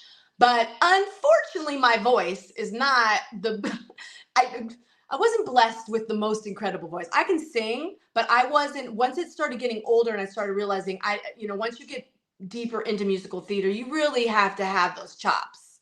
And my sister, crazy enough, is a singer. So I had a sister who was a singer. If you had merged us, man, but I could sing well enough, but I just started getting drawn more to straight plays and film and television for that reason. So I was kind of a double threat versus a triple threat. I could dance and act, but the voice just kept me, it was frustrating too, because I really wanted, I think in another life, I would have been a huge Broadway. That's where I was headed. But the voice, I just, I didn't have the voice like that. So it's in there somewhere. I know it's in there somewhere. It's somewhere. Maybe if I had studied it, I don't know. It eluded me. And then I got sucked into film and television. I really started to fall in love with that medium. And it moved me away from theater. I've been doing theater as much anymore. I do. And crazy enough, I love TV. I really love TV. And some people are like, I want to be on a film with the. No, I love TV. It's just my passion right now. So that's where I like to be. Well, we need more of you on there then, right? Yeah, I think especially because the shows became, TV got elevated. I don't know. What do you think? Like 10 years? It was elevated when streaming started and movie stars started doing TV and the writing just got better. And it really was Bosch. I think working with Bosch is what did it for me, because they're artists, and that's what it is, working with artists and going, oh, this is fun. I like the quick pace. I like the rehearsal process of theater, but now that I have a family, it's a little different when you have a family, because that rehearsal process takes you away. I like the medium of TV where it's like you have to make your decisions fast. You don't have time to indulge. You don't have time to get too heady. You just got to go. You got to trust and go. Oh, definitely. Definitely. So a little bit in there, you've answered this next question a little bit, but as a puppeteer and a cartoonist, for me, knowing creative people is probably one of the greatest things that I can think of, having an opportunity to keep these people in a certain, be in their circle rather. Mhm. And what's fun is every once in a while you start to realize that some of the people, they've got other talents outside of what they do, right? So one guy might be able to play piano, and you just find out about it because he's been drawing and painting his whole life, but never put that out there. Is there a talent that you've never been able to express yet that you would like to in some production sometime? I think my dancing is the biggest one, just because that's always there and in me, and I would really love at some point to do a project. There have been a couple things that came out that just didn't pan out where I would have been able to use my dancing. I choreograph too. So I'm a choreographer. I write. I am a writer. I do a lot of poetry. One of the things I did growing up is I did spoken word slam poetry. Oh, So there was a whole period of time where I was doing a lot of slam poetry, and I was kind of traveling and doing that. And I always thought to myself, that would be interesting to incorporate that. And I think that could still come up, and we'll see. But those were the sort of things I was doing. I'm a big beach, like boogie boarder. I'm actually like a sports, like boogie boarder, outdoorsy, that kind of person. So there's just I think more so with acting, or when you're pursuing this, you do have to have outside interests where you can just go and escape for a little while. So you don't go crazy from this. The business can be a little, you need that break. But yeah, I would say dancing. I still am working on a project that I want to kind of incorporate that. So we'll see. It's in the works. Oh, I'm looking forward to that. That'll be pretty cool. And you Mhm. kind of led into another question there. So your mom, an actress, you produce, you do all of these things. What if there is downtime? What are the kind of things you fill downtime with? Yeah, I don't have a lot of down, not a lot of downtime. My life is crazy. It's so busy because I'm a mom of three. So, and my kids are in the business. My kids are repped by my same team. So we're kind of and my husband's an actor and a Mhm. writer and a producer. It's really a family affair. So that's what's behind me. It's the movie we did together is called Blue. And my husband's a writer, so he writes stuff and that we produce together. The kids, my daughter is a 16-year-old, beautiful dancer, actress. So I'm kind of like momager, also actor. It's really one of those Yeah. full-time. I mean, like full-time. The only downtime I get is going to the beach on occasion. Like, honestly, we are always trying to create something with the kids. The boys are basketball players, so that would be the only other thing I do. I go to a lot of basketball. I do a lot of basketball games with them. And just, those kind of regular things that you Yeah. do in your life. But we're surrounded. We're the heart of LA. All of our friends are actors and writers, and our good friend Noah Wiley just won an Emmy. I mean, like, it's crazy what's happening around us. Like, that's our boy. Our other friend Dave, like, we are friends. Our group is really great because everyone is very down to earth and very talented. So we get to sit back sometimes if maybe one of our things didn't jump off. We get to literally sit back. I'm watching the Emmys and I'm seeing three of my friends win Emmys. Their show just went, and I'm just going, this is incredible, right? I mean, Yeah. I always say groups rise together. So when you're Mhm. surrounded by I don't know if this is like this for you, if you have a crew of puppeteer, like, dude, and you know how you can kind of like, play off of each other and you inspire Mhm. each other. Yeah, it's like that over here. So we do a lot of just creative mishmash of like ideas and things like that. And that's exactly what happens here. We pull each other in on different Mhm. projects. I'm a editor for one of my best friends' graphic novel series, but he's also one of the best friends for my lead puppet character. And so, Yep. being that we're also best friends, it all works in all of these other projects as well. And Yeah. you mentioned Noah Wiley. Kristen Marie said that she loves Noah Wiley and had a picture of him above her bed when she was 16. I'm not surprised. I am not surprised. He is a handsome man. Well, He's great. Yeah, definitely. And my only reason why I didn't is my printer didn't work that day. I tried to print a picture of him, right? And the Which nicest guy, by the way, like really down to earth. And it was great to sit back and kind of see how that whole show, The Pit, came about. You know, it was like you kind of watch it when you have friends doing these kind of big shows.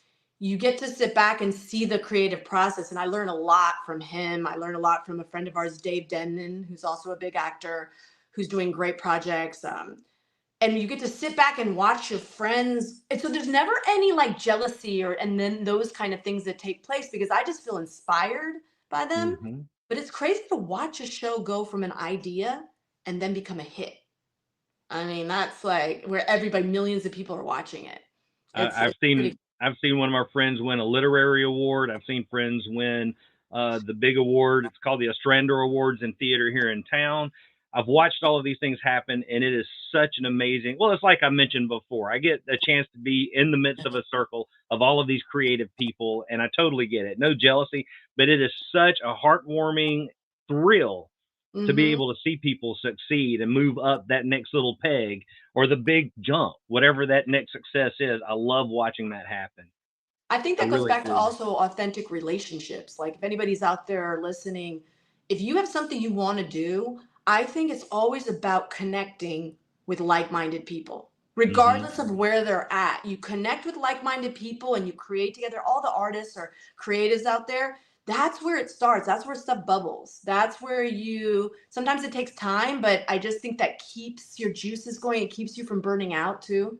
It It's does. how you do it. You do it together. It really is. Well, It's collaborative. it is, and it's soaking in all of that extra energy too, because we put Hmm. out energy to our friends and cohorts, and they give it right back, and so it does keep you really inspired. They come in with their stories, they come in with their ideas, they're sharing, you're sharing. Things just build Exactly. constantly. And so Exactly. we might get together and just have a foundation of an idea, and you leave out with a skyscraper of a project. And it's a beautiful thing. I love watching that happen. Kristen asks, is there a TV show currently airing that you wish you could be on? Oh man, a few. Um, okay, so I fell in love. I really wanted to find a way to be on Succession because again, that goes character driven. And character driven dramas are my thing. Um, I wanted there's that's a huge show I want to be on. Severance. Mm, Some of the mm. streaming Severance. So that's another. So Britt Lauer on Severance was my co-star on Unforgettable. So this is Oh. again, I watched her. So me and her are on Unforgettable on a cop procedural. But here's what's interesting. I am telling you, I can spot talent. I could also be Amanda. I can spot talent because when we were on that show together, she was fresh out of college, and we were just in a scene, right? And as I'm acting with her, I'm thinking to myself, wow, she's good. You know what I mean? Like it just hit me even in that moment. I was like, she's really good. Damn girl. And I always felt that better. And I loved working with her and playing with her. And that was like, that was one of her first credits. And lo and behold, down the line, I just watched her career. And the next thing you know, she's getting an Emmy. Just like, go ahead. That's what I mean. It's crazy. But you can see it, right? You can see it early. Mhm. Even if someone's not like super polished or whatever, you can see the talent. Even directors, like when you're working with a director, I can see it. You're working with certain when I'm on Bosch, there's this guy named Tom Bernardo. Look him up. He's producing, he's a producer writer of Bosch and on Bosch Legacy. And I'm telling you, I'm working with this guy and he's just brilliant. You can Mm. just, the stuff he's writing, the way he's talking. And I'm like, I want to work with that guy. So anything he touches, he's about to do another, there's about to be another spin-off. I don't know if I can say this, but hopefully Bosch, like a prequel thing he's working on. And I'm like, I want to be part of that. So that, any character driven dramas, I'm down. All right. I really, comedies too, but I really like those. Oh, that sounds good. Well, it sounds like that would be a lot of fun to be able to chase into, but also, don't you have these folks' telephone number? Just call them up and tell them that I said to let you on. Yes. I'm sure it'll work great. I'm gonna send this to them and I'm gonna be like, guys, hey, I mean, my Yeah. own husband is doing it. Literally this morning, my own husband is in the kitchen and we're having a conversation. He's working on a project, right? And he's doing a pilot and he's also doing a movie. So I literally said to him this morning, I was like, babe, so where's my role in the movie? Like, what happened with my role in the movie? He was like, well, I got to get a name for this part. And I'm like, hold on. You don't have a part for me in your movie? He's like, no, babe, I got a part for you in the pilot. I was like, if I can't get my own husband to give me a part in the, you know, like, but it's really about like, you do, when you're creating something, you do have to have the right, there is some nepotism and stuff like that happens, but really you do have to have the right person in the right role. But what happens, I think, is you create roles for people.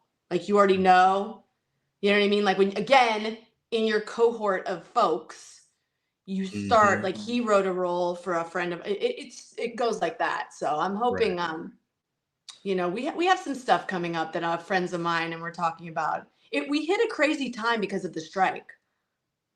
I don't know if you know about that or people know about the writers, actors. The writer's strike.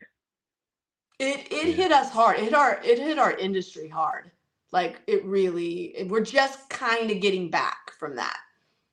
You know, a lot of people. The past like 5 years or so, everything is kind of jumbled up. Was the writer's strike during or right after COVID shut everything down? Yeah. So it was literally, we got double hit. So it was COVID, pandemic shut us down. Then we had a little bit of work. I came back to work. I was doing 3 shows literally at the same time. I was flying between Canada. I was doing Superman and Lois in Canada, flying to LA to do Bosch. And then I'm on a show called Black Hamptons, which is a fun, campy, soap opera-y kind of black show on BET. So I was literally going between 3 shows, and then we got the strike happened and they all shut down at once. All at once. The whole city shut down. I mean, it was ghost town out here. It was probably worse than the pandemic in terms of shutting stuff down. There was nothing for, I forget how long it lasted. I think it was 6. I'm not sure. Someone needs to correct me for how long it lasted, but it felt like forever. Right. And we're just now coming back and recovering from it. When I visited LA, it was bubbling with life everywhere we rode and everything we saw, every place we went. There was just life everywhere. I can't imagine everything just being kaput. Yeah. When were you here? When was that? It was long before the pandemic. Probably, it might actually have been, I'm thinking it could have been 15 or 20 years ago at this point. Yeah. That was the time heyday. flies by fast. That flies by that was the heyday. That's early 2000. Oh yeah, that's the heyday of TV. That's when we were flying. I'll tell you what's crazy is, so when I was on a show right before pandemic, I was doing Bosch right before pandemic, right? And we were at the studio. So there's a stage, the stages are all in Hollywood. So all the different stages, right? And you go to, there's the big Paramount stage. Then there's it's called the Red Studio, which we shot at, which is on like Cahuenga Boulevard. It's a smaller stage. But when you go to these stages, it's just like you're saying, it's bustling, right? You see actors, you know, you're having lunch on the set, you're having lunch on the lot. It's very what you would consider Hollywood shishi, blah, blah, blah, right? It's super fun. Right after the pandemic, I went back to do I did an NCIS LA episode. And we go to the lot, the big lot over there on Melrose. And it was the weirdest thing. It was like ghost town. Even after the pandemic, we all were going back to work, but all the protocols were in place, right? Everyone's walking around with the mask and the things, and nobody's outside, nobody's eating lunch. And it was just eerie. And I'm like, wow.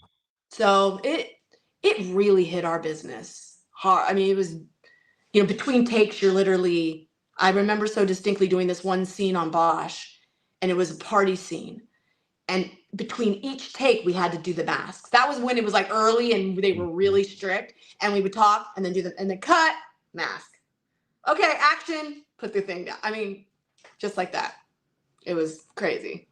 That does sound pretty wild. Kristen mentioned that there's still some people out there not getting much work right today. Her brother does a lot of assistant director work, and they have a friend who's, can't read that part, and they're both on the East Coast right now. Yeah. So it looks like that the industry is still pretty slammed by it, but just making its way out.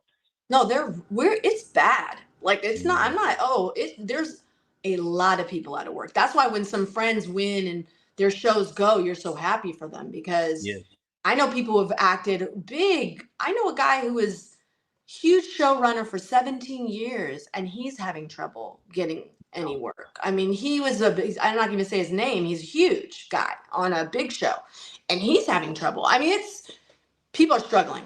I think everything in the world right now too trickles. We're kind of the canary in the coal mine. Us actors, the film business, we get hit as soon as the economy gets funky. It hits us because people stop investing. Right. So we get the shows start paring down, less shows, less stuff, more reality shows. I tell people who are watching, the best way to support is to literally like watch the shows and not watch as much reality and really try to support TV and film. Go watch the shows, write about, that stuff helps. In the old days, when I was a kid, 40 years ago now, you could write letters into the studios and say how much you love the show, this character, all this stuff. They would sometimes write back, or the stars themselves would write back. Do letters still help the shows if people write in and say, hey, we love this show, rather than just putting it on, the Instagram post for a particular show? Does that still help with support for our favorite TV? I think it does. I think it would still make an impact. I think what they really look at is the viewership. So you tuning in and commenting on the show probably has more weight right now. I mean, I think writing in a letter, especially a particular actor or speaking about a specific actor, really helps, because and it goes right to the studio. They'll notice that. But in terms of the numbers of watching the show and posting and kind of engagement. The big thing is engagement. They want to, if they can see viewership engagement on a show, that I think that's counted. I'm not sure how they quantify it, but it's counted as so many, like one person is counted as 10,000 people, like one comment. They hold that as to be equal to a 10,000 people's view. Does that make sense? So yeah, it holds a lot of weight. I think we have more power as viewers than we ever did, actually. We can set the tone for content more than we ever have. Like the viewers really set the tone. Like when they really pay attention to what you guys are writing on those websites, on the shows. You know what I mean? Like those comments, those hold weight. They hold weight, the good and the bad. Right.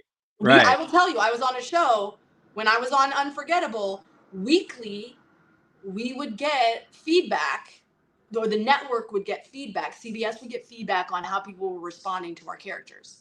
I mean, wow. So I would get direct feedback. Oh, they liked when you were a little more tough, or they liked when they were responding. So we're going to write you to be, you know what I mean? Like they're literally telling us. Or for example, we'd have an episode where I forget, we were doing something and people didn't respond well to it. They were offended by XYZ. So we had to kind of like adjust. Yeah, it's very much the network's very much. That's why we just got Jimmy Kimmel back on. I mean, right, exactly. Viewers have power. I mean, really, we do. We have to utilize that power, I believe. We need to work on some stuff for Colbert next. Yes, that's what I'm saying. Write in. Oh my God, like just getting rid of subscriptions, writing in, getting on there. The more you flood the zone with that stuff, works.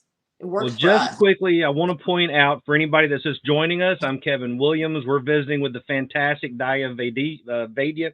Sorry. Yep. And we're here visiting for Otherworldly Fundraising. It's benefiting the group Options Save Lives, which empowers and supports individuals using the Sinclair method to achieve full recovery from alcohol use disorder. And you can support this opportunity for people to become the version of themselves that they're meant to be by clicking any of the links you may see posted, but also by clicking the lovely little QR code up there in that corner.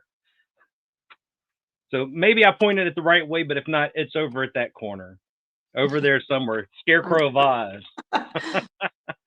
And so I'm going to, I want to segue just a little bit here and ask you, because there's a lot of what we call super friends that are watching right now. So we're going to get over there. But if you had a stupid superpower, what would it be? Because mine would be the ability to fold maps back up properly, especially in a time when nobody uses paper maps. I love it. That's good. That I would have never thought of that, and that's good. Oh man, the superpower one. There's so many I want. Could I But a do them? stupid one. Just one, huh? I know. I was gonna say when my children be quiet as soon as I say it. Can I have that superpower? That will never happen. So I will say, okay. I really do think. I don't know if you know this, that I played onomatopoeia in Superman and Lois. So that power that you can do anything with your voice and sound, so instead of flying or whatever, the voice, I can do anything with that. That would include all the powers, because what I could do with onomatopoeia, what I say happens.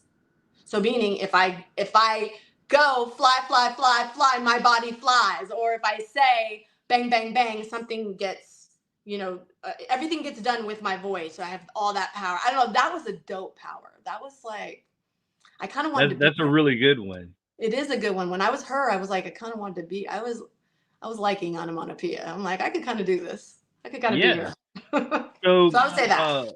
Obviously, we have to like Superman, right? We're here a little bit because of that right now.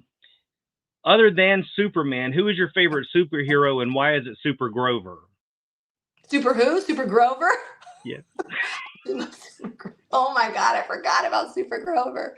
Oh, he's the best. I'm here to remind you about him. When I was a kid, I loved him. You're just reminding me. I loved the Muppets. See, I was a big Muppets fan and big Sesame Street fan when I was growing up. Still. I was. And I should get back into it because it's been a while. And honestly, like I haven't revisited that. It would probably touch me, take you back, sense memory. I think superhero, I like, this is kind of like not like, I don't know if this is cool or very, I like Catwoman. And I like the women. I like the badass women.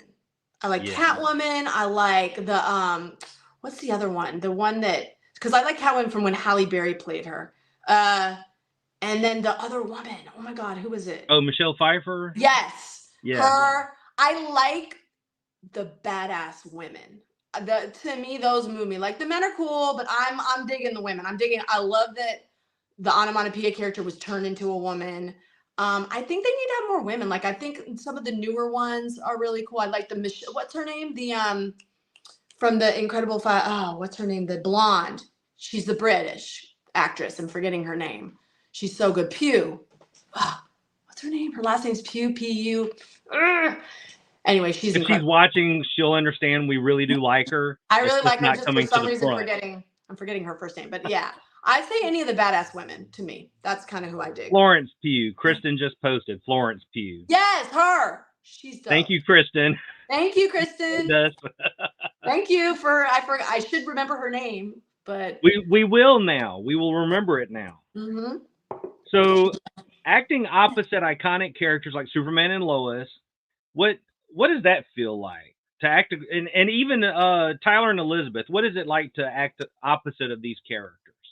They were okay. So Tyler, those of you who watch the show, he was so incredible. I'm not just saying this. Like that guy, I don't know. He was rare. He's one of these rare people. He's like too good. You're kind of like, there's got to be something. He's too good looking, first of all. He was too good looking. I was like, you're too good looking. You're too in shape. You're too nice. See, usually there's something awry. Something, but he wasn't. And then he was like really a nice guy. So he's this Superman. I guess he took on the persona. So you're on set whenever we would do scenes. He was very chivalrous. We would be doing a scene at night and it's freezing in Canada and I'm on the ground and he'd come over per Superman, of course. Daya, can I help you? Can I get you something? Can I rest your head? I'm like, okay, Superman. Yeah, I get it. You're Superman. Like he was that guy. And then Bitsy, who played Lois, was just incredible. She's serious badass actress. So she was great because she would make you be your best.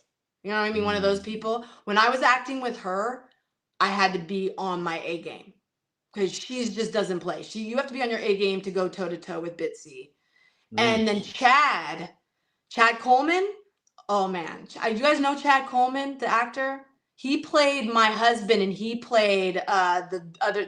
We're the villain couple. Incredible stage actor. He is like true thespian. So it felt like when you're acting with Chad, it was like being on stage. Took me right back to theater. Wow. And he had those chops. So that was just one of those lucky shows. Superman and Lois was lucky. I feel like, I didn't want that show to end at all. I really loved that show. It was hard for me when it ended. Well, maybe talk a little bit about that in a second. So Onomatopoeia, that's a Kevin Smith creation. Did you hear from him, talk to him before, after, once the character hit the screen? Like what was that conversation, if it happened?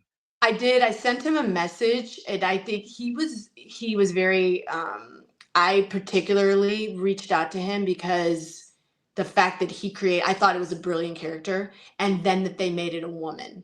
I think so one of the writers, had talked to him, I believe, and kind of got his blessing. And he was like, yeah, do it, transform it, go for it. And he really gave the blessing. And so he was very generous that way. I didn't get to talk to hang out with him, but I definitely expressed to him my gratitude, because I just thought he's one of these kind of people. He's a real he's that comic guy. I think the whole world was new to me. That was the one thing I hadn't come from the comic world, and that's a very niche, specific world. Yes. The fans. So when I did my press tour, I kind of did a whole press thing afterwards, and I really went into the whole Comic-Con, the whole the comic world, and what blew my mind is just how smart these fans are. And they know all the details too. They could tell me my origin story was already laid out. I mean, they knew it better than I had. I had to do a lot of homework to catch up, to be in that world with them, because they just are no joke.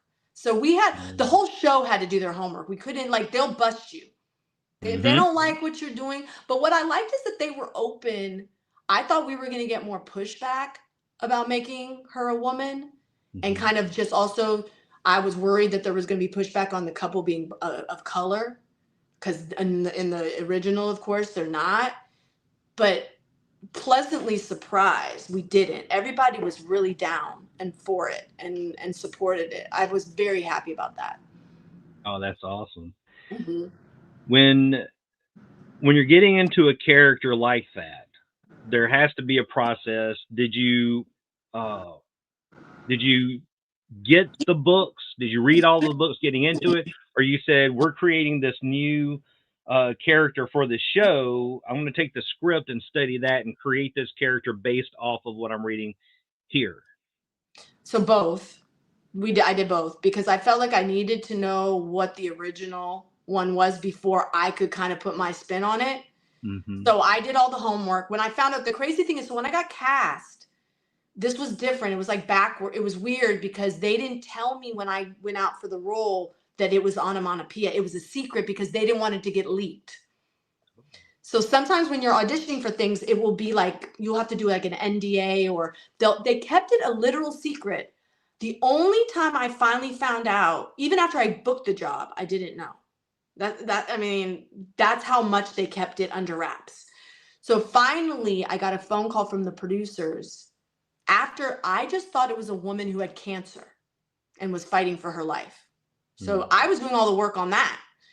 Then the exec producers and showrunners called me, and they said, so we have to reveal something to you. I'm literally having a Zoom with them like we are. And they go, so you're actually a supervillain, and your name is Onomatopoeia. And I was like, what? Huh? And when am I shooting? Wait a minute. It was like that. So when they told me that, I had to, oh man, okay. I think I had a week or a week and a half before I was flying out to start shooting. So I just went into hardcore, studying mode. Every day, I just got I got all the cartoons. I did all the research. I was looking her up. So, and then I started talking to them, and they then were like, but we want you to put your spin on it, etc.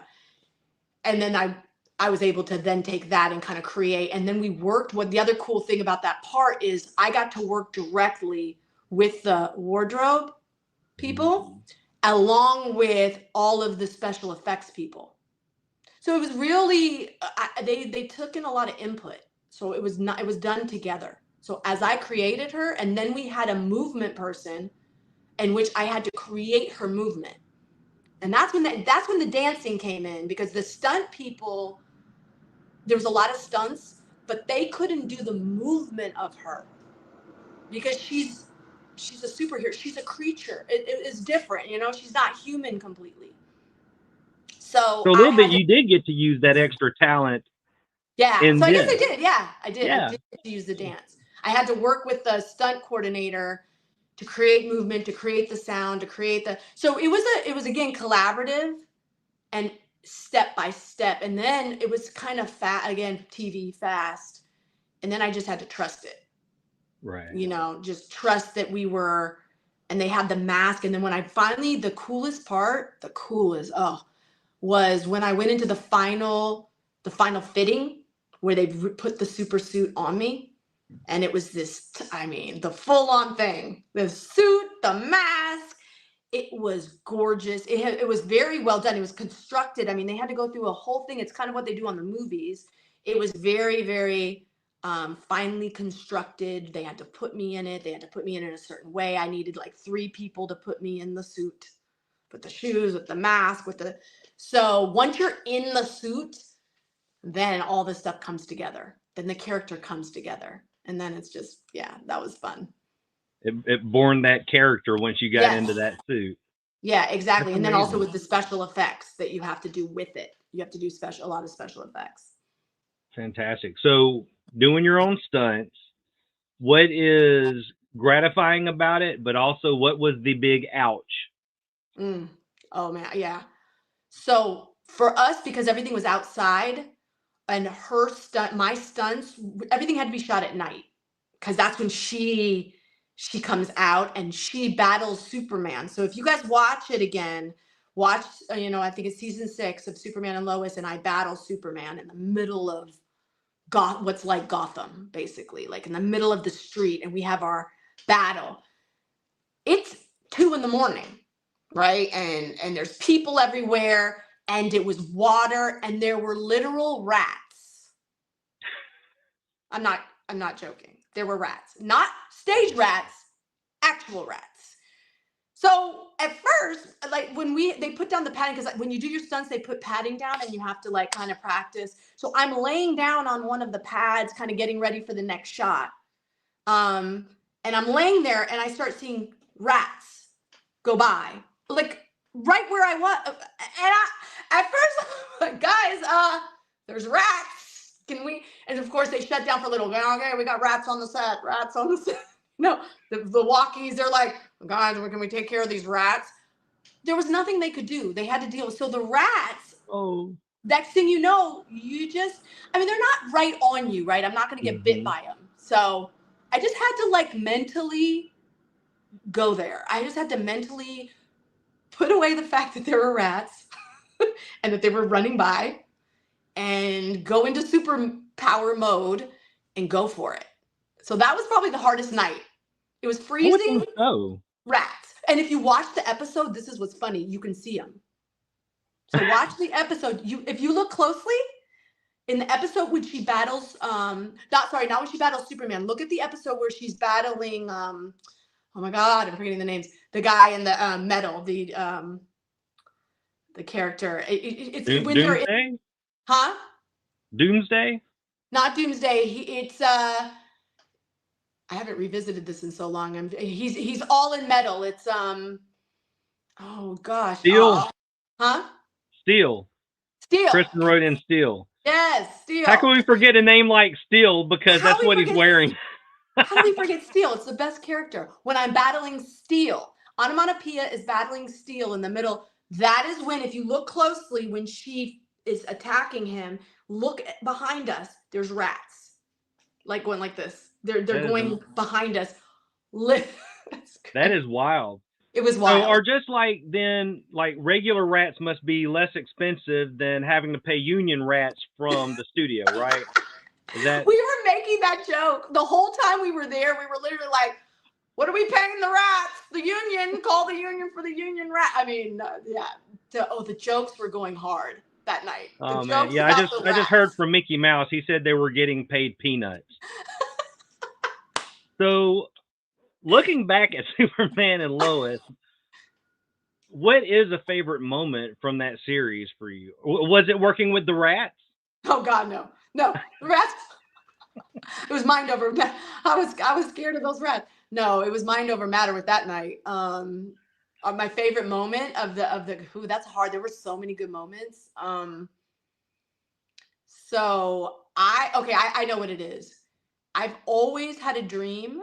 I always had a dream to play a superhero, or super villain, super whatever. But the other part of that dream was that I could fly. Mm. You know, the flying aspect of it. So we were doing it, and I didn't know if that would ever happen. And then I think I got the script of episode, I want to say it was episode 5 or somewhere around then, or maybe it was near the end. And I got the script, and in the script, you kind of get this script beforehand. And I was looking at it and it said, oh, Superman takes her up into the sky and flies her way high in the sky. And I was like, ooh, what does that mean? What's going to happen? I didn't know. And then the day of the shooting, I went up to the stunt guy and I said, so how are we doing this? Do I get to be on wires? Because that is always something I've wanted to do. And he was like, as a matter of fact, you do. I said, oh yeah. So we did. That was the day they harnessed me. I got flown by Superman in the sky. He's holding me. I get like, I'm literally up there, and you have to, you have to be acting and doing all this technical stuff while like on high wires in the sky. I don't know, stuff like that is so cool. Like, it was one of those like bucket list pinch me moments. That one, and then the other bucket list pinch me moment. So that one, when I was just in the sky looking at the camera and being like, I'm getting to do this with Superman. This is cool. And the other one was when we were in the middle of filming in the middle of downtown Canada, Vancouver. Mm-hmm. And everybody came out at this one moment. We had this big spotlight and we were all shooting our scene, and there were just nothing but fans everywhere. Everyone came outside and were surrounding the set, and they let them. They covered the set for a certain part, but they were all out, and it was like theater for a moment. It was like we were performing in the middle with all the fans around and all the people who loved the show watching, and it was just, you could feel the tension, and it was interactive, and they were really into it, and they were exploding things, and stuff was like, and then the crane was, it was like in the middle of like a big blockbuster kind of movie, and it's another one of those moments in life where you just go, man, I'm gonna always remember this moment. This is pretty cool. I get to do this, what I love. It's just one of those that you take in. Kind of in the round there. Yeah. Those nice little theaters. Yeah. Yeah, you gotta remember those moments, because there's a lot of hard moments. So you wanna kind of suck up the good ones. Oh, absolutely. Absolutely. And having the fans out there is Kristen popped up a question here. We're hoping to see a Superman celebration someday. That is second weekend in June every year at Metropolis, Illinois. And honestly, I've worked with the kids programming there, with the kids costume contest, puppet shows, different workshops and things in the Smallville tent, they call it, for the kids. But every year that I've ever gone, I've never failed to make one new friend at this place. Everybody that comes is just fantastic. Are you thinking about getting into, or are you in the con circuit yet? Are you getting into it? Like, what's your thoughts about that? I want to be. I was starting to do the talks to do it. And again, the strike, it was right around the same thing with the strike, kind of shut stuff down. So it's funny you bring that up, because I am still talking about doing some of those, because I would love to. I love that world. And I do agree with you. The people are so nice, and they just want to meet like cool superhero characters. I mean, and it's fun to just go into those worlds, because I feel like they're magical. So I didn't know about this one. What's it called? Superman Celebration. Oh, wow. Yeah, it's in Metropolis, Illinois. Okay. It is the southern tip of Illinois, right across from Paducah, Kentucky, on the river. They've got a 2-story tall Superman statue. I think they've been doing this event since 1972, maybe. That is awesome. Kristen, In the you whole gotta city. email me this, Kristen, if she's watching. Email me because I want to ask my peoples about that because that sounds really cool.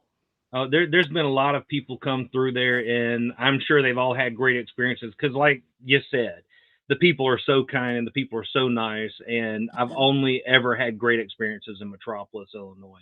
Everybody there is fantastic. As a matter of fact, some of the people that we're chatting with behind the scenes of this, I know them because I met them there. Oh, wow. And all of these 20 some odd years later, you're still friends. And you say it's in June? June is It's when in it June, is? second weekend of June. Mark it on your calendar, save it. I will. Metropolis, Illinois. Come up, visit with people, have a Pronto pup, corn dog.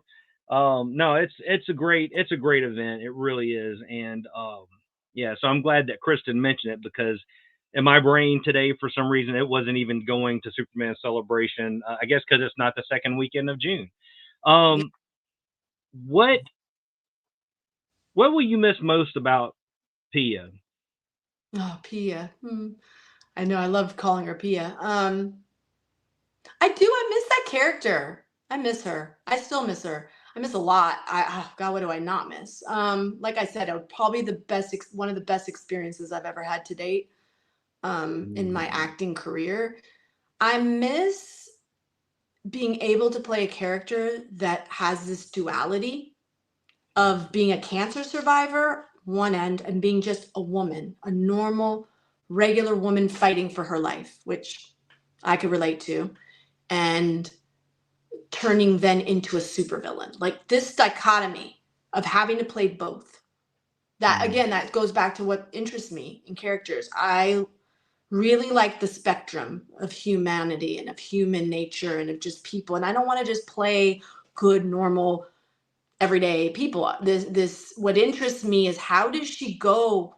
The part that was the most interesting that I'm going to miss is what is evil? Like, was she evil?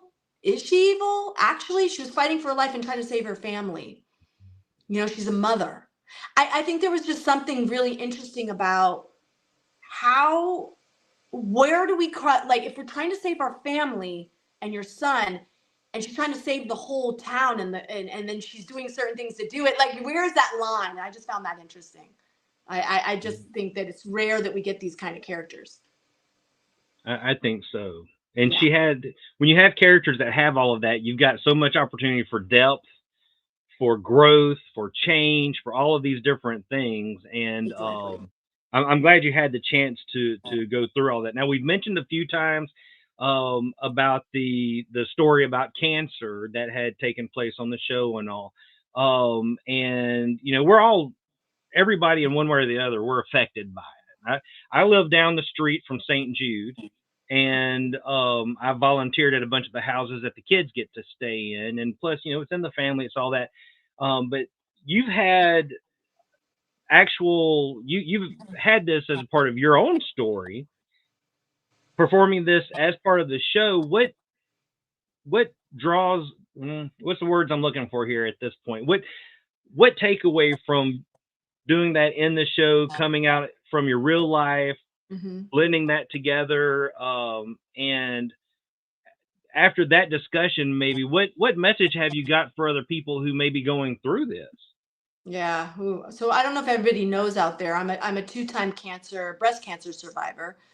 I got breast cancer really young, which was weird and didn't expect it. Isn't in my family. It was just really like in the middle of my career, in the middle of having little kids.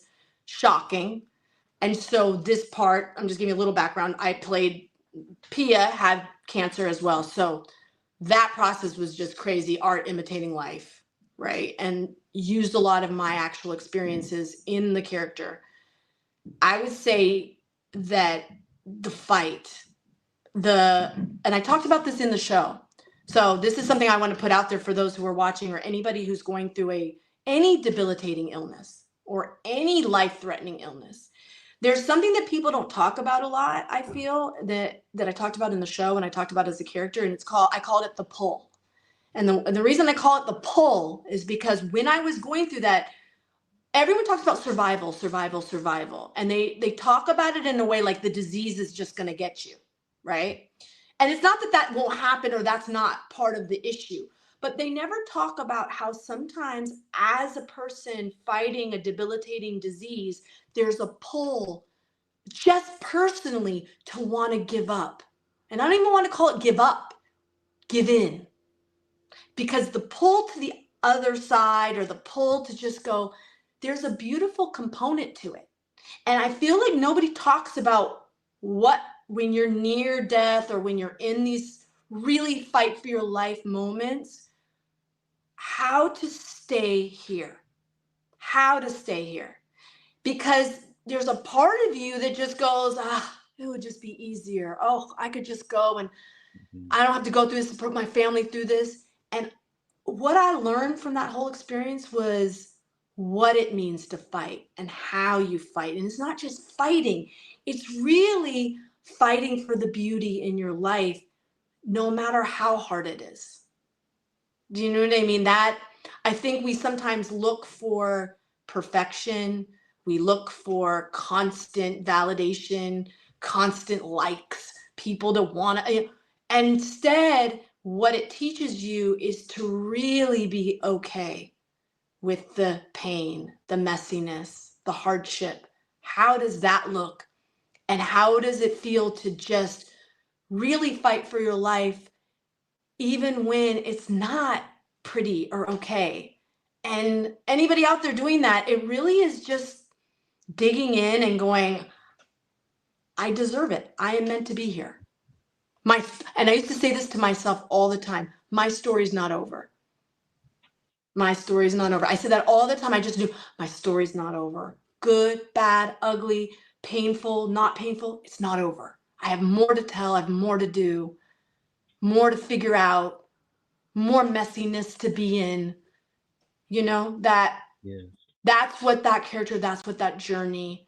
And if I could express that to anybody going through a hard time, just tell them your story's not over. You're not done. So keep going. Keep going. Keep going. Get up. Just get back up. It really, it's kind of, but it's simple. Like every day is a new, just like when I was going through radiation, I was like, or my treatments, I was like, each day was just get back up. Just get up and do it. Go for it. Do it. And then the next day would do it again. Get back up until you get through.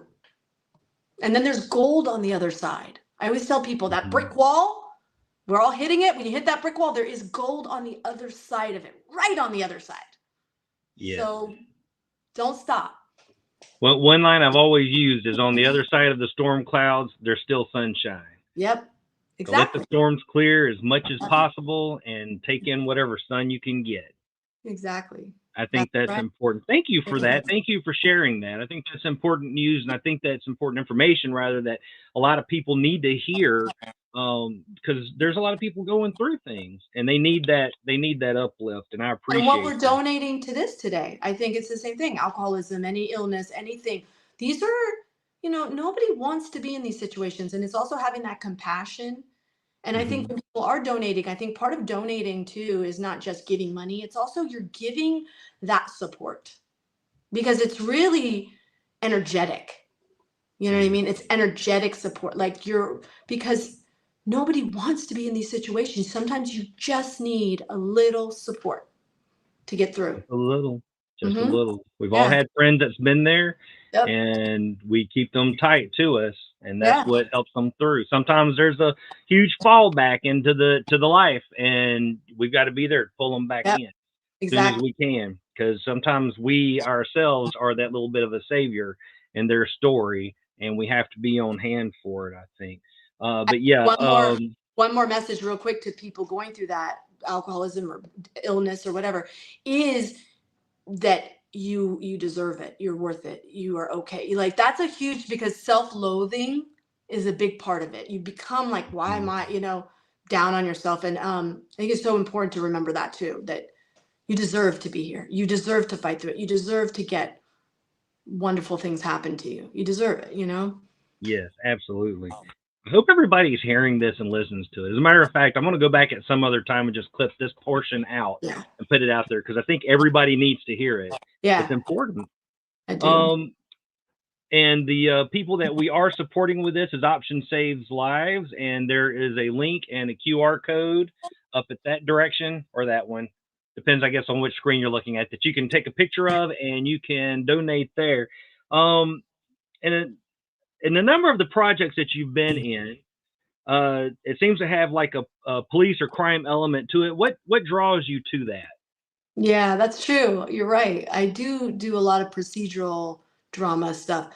I think it started with Unforgettable. It kind of got me in it, and then sometimes with, you know, when you're in one show, they sort of see you, and then you still go down that path. But I do like I like procedural dramas because I like the whodunit thing.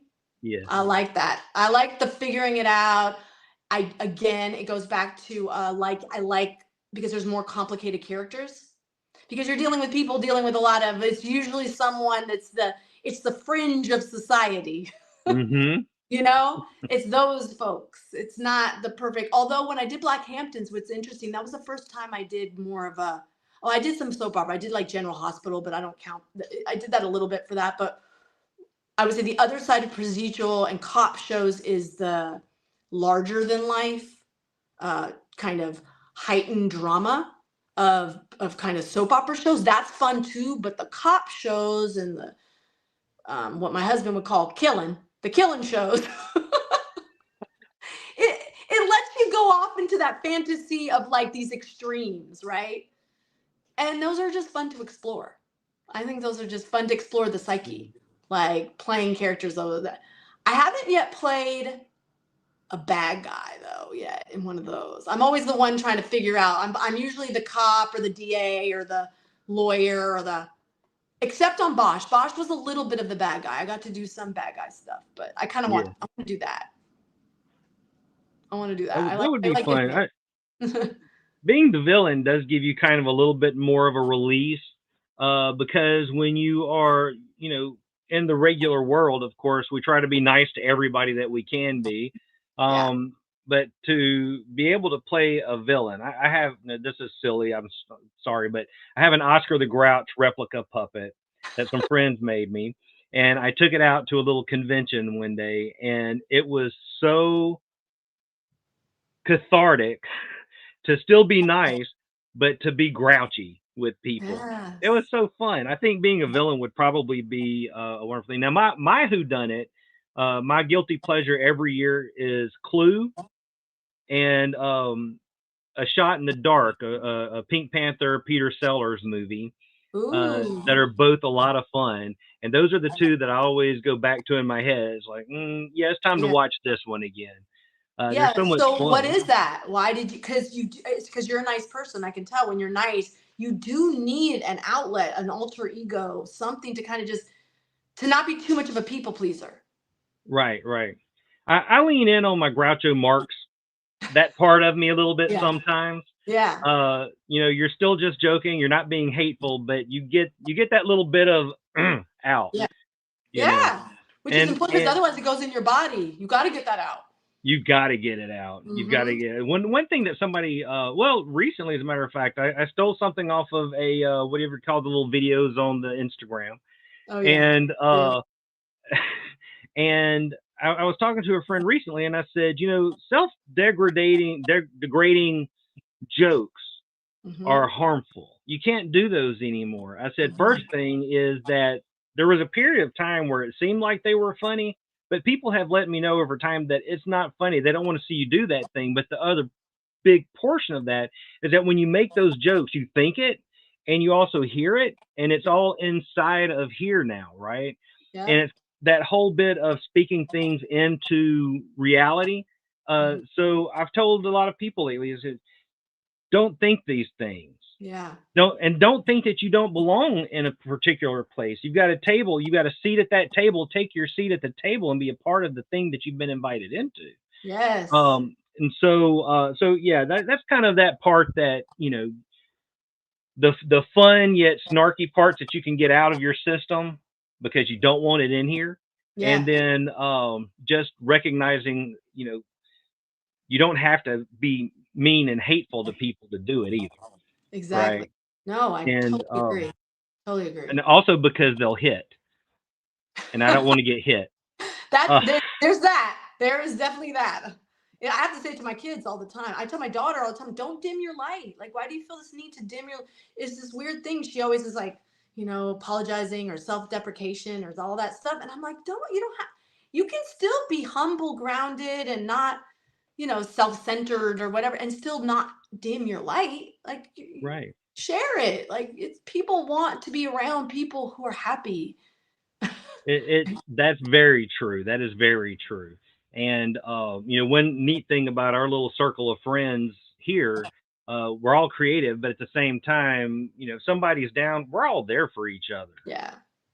As much as we can, as much as the one of us will let the others be, because sometimes we need that little bit of alone time to just be. Yeah. Right? No, that's So important.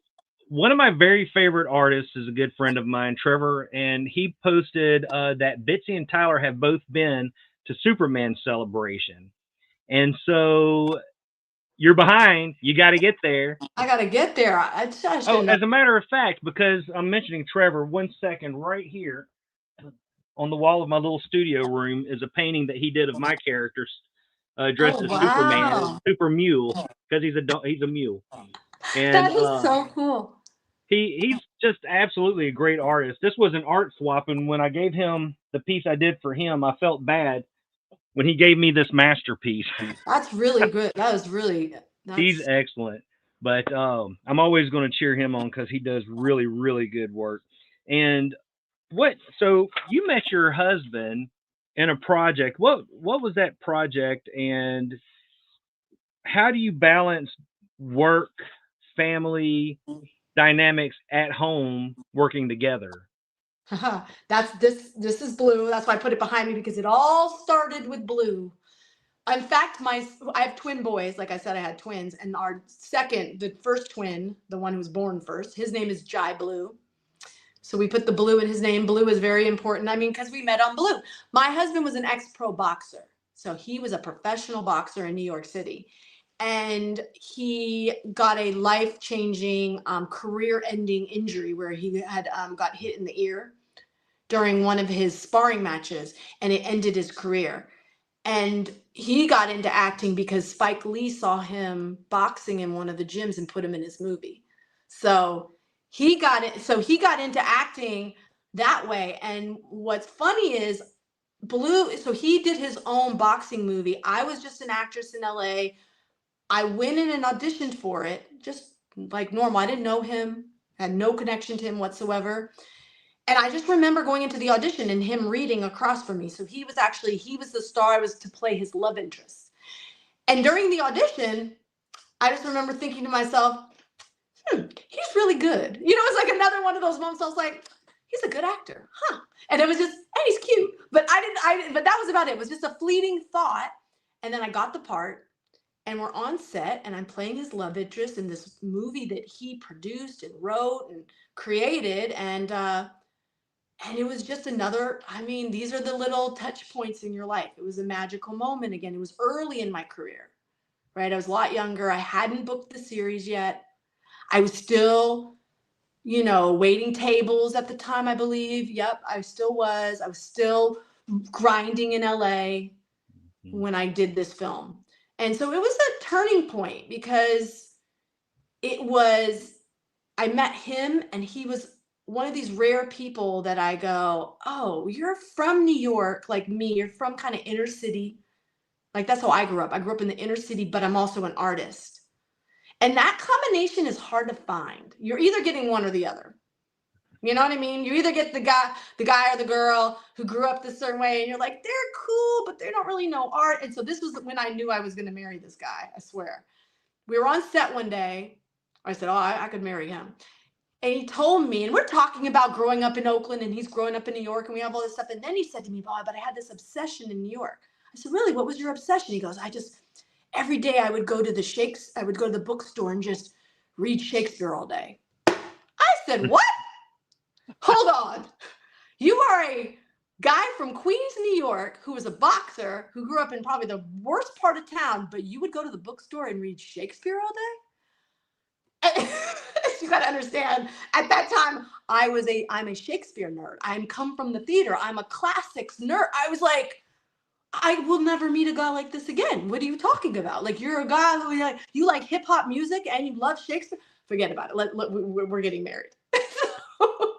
So that, and I'm joking, but like literally that our connection is art. He's a film buff. He loves films. He loves theater. And then he's also just a really tough, cool guy who could beat up anybody he came in to, anybody who mess with me. They're not going to mess with him. He's a boxer. So he did a boxing movie about a guy who has, again, this duality. I'm telling you, this is the through line. So long story to all that, now we collaborate in the sense we have the 3 children. So, we have to be parents, but he's a really he is writing all day, every day. He's really a hard worker. And we have a lot of projects, and that's kind of what so we produce together. He mostly does the writing, and then we produce projects. So we have like a few projects just basically in different points of production that we're just waiting to show the world. And I'm just excited about some more. I feel like we did Blue and it got sold to Showtime.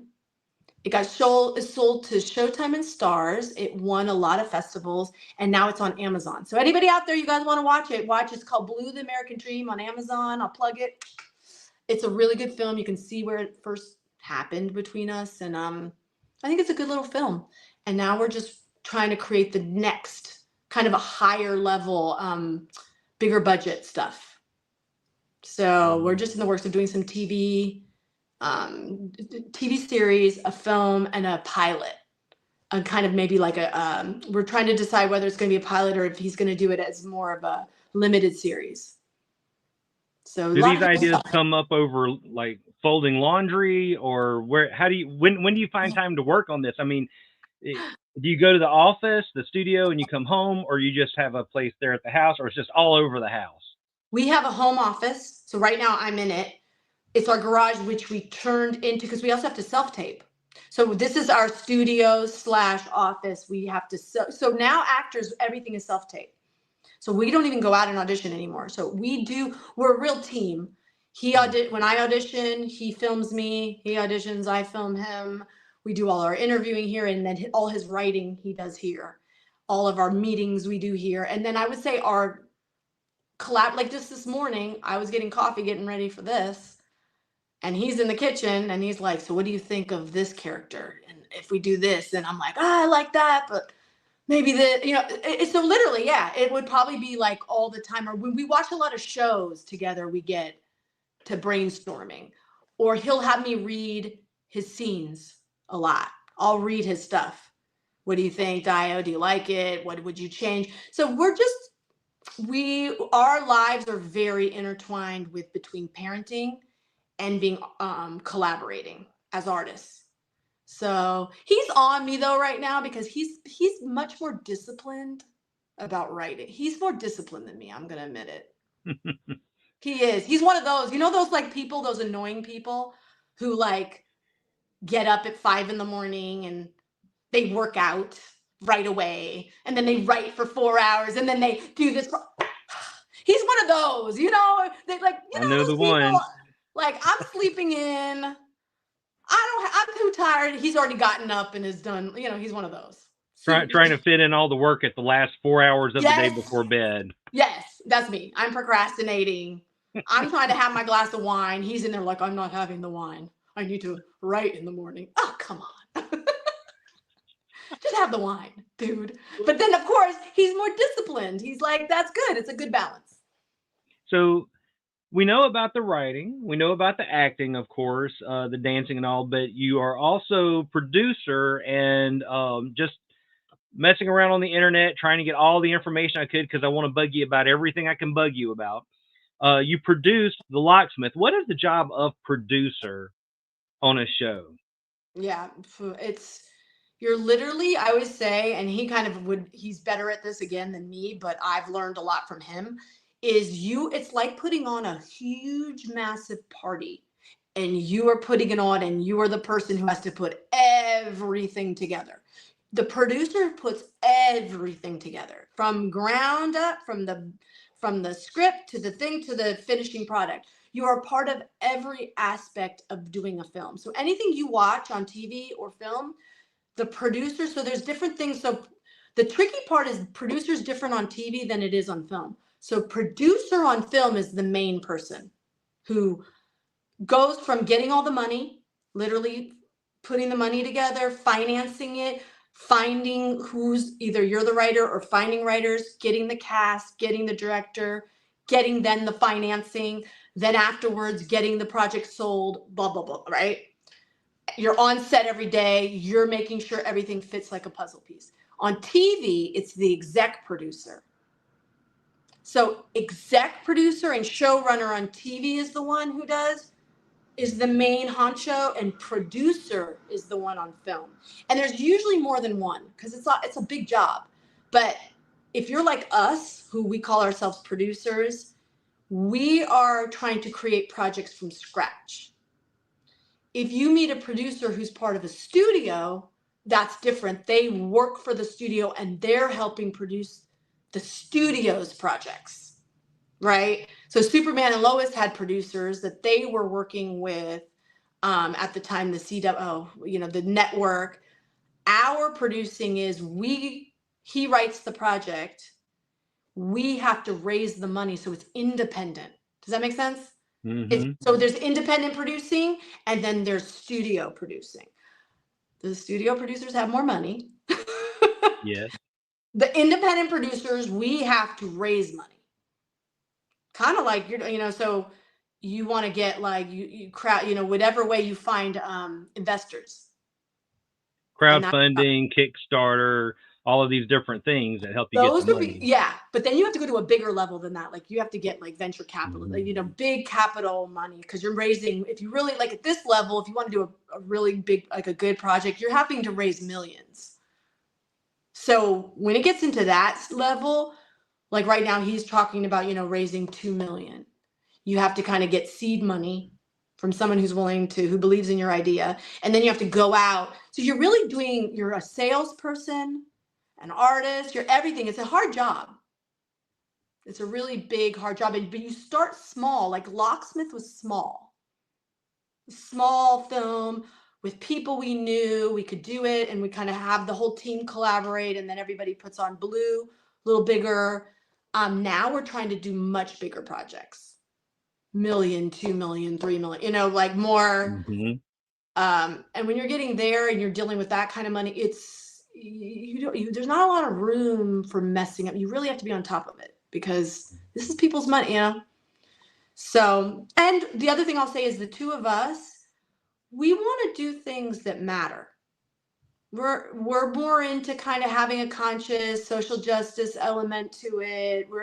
We care about our planet. I always want to have a little bit of that bent. He cares a lot about just our world and rights within civil rights, things like that, voting rights. We have a social justice bent to us. And that works great for somebody like me because I'm in Memphis, and of all the places in the world, Memphis is kind of a hub for all of that type of social justice to happen. I didn't know that. Oh yeah, well, a lot of the civil rights work happened out of Memphis, that's historically, true. and the marches and everything kind of started because of the sanitation worker strike here in Memphis, right? And so when you start going from there and expanding it out, a lot of that has happened from this city and as kind of a hub for all of that. And of course, it's happened in more places than here. It's just being here, I'm a little bit more seated into the history of it, and so I'm going to be biased and say, our city. That's your hometown. You grew up there. Well, I grew up in a little place in Mississippi called Holly Springs until I was 16, and I've been in Memphis the rest of that time. And so Memphis is, when somebody says, where are you from? I'll tell them Memphis, Tennessee, because this is home. This has been home forever. And it has its spot in the national media, the news, and all of that, and they don't look at it in the brightest way. But we're one of the greenest cities. We've still got tons of old trees here. A lot of the nicest people, regardless what the news says. Tons of charity here. I was just about to mention, food justice, for example, where a lot of people are getting fed that are food insecure, right? And there's movements on trying to get safer, healthier, better food in regions of the city that it's not available. So we have all of this charitable stuff going on.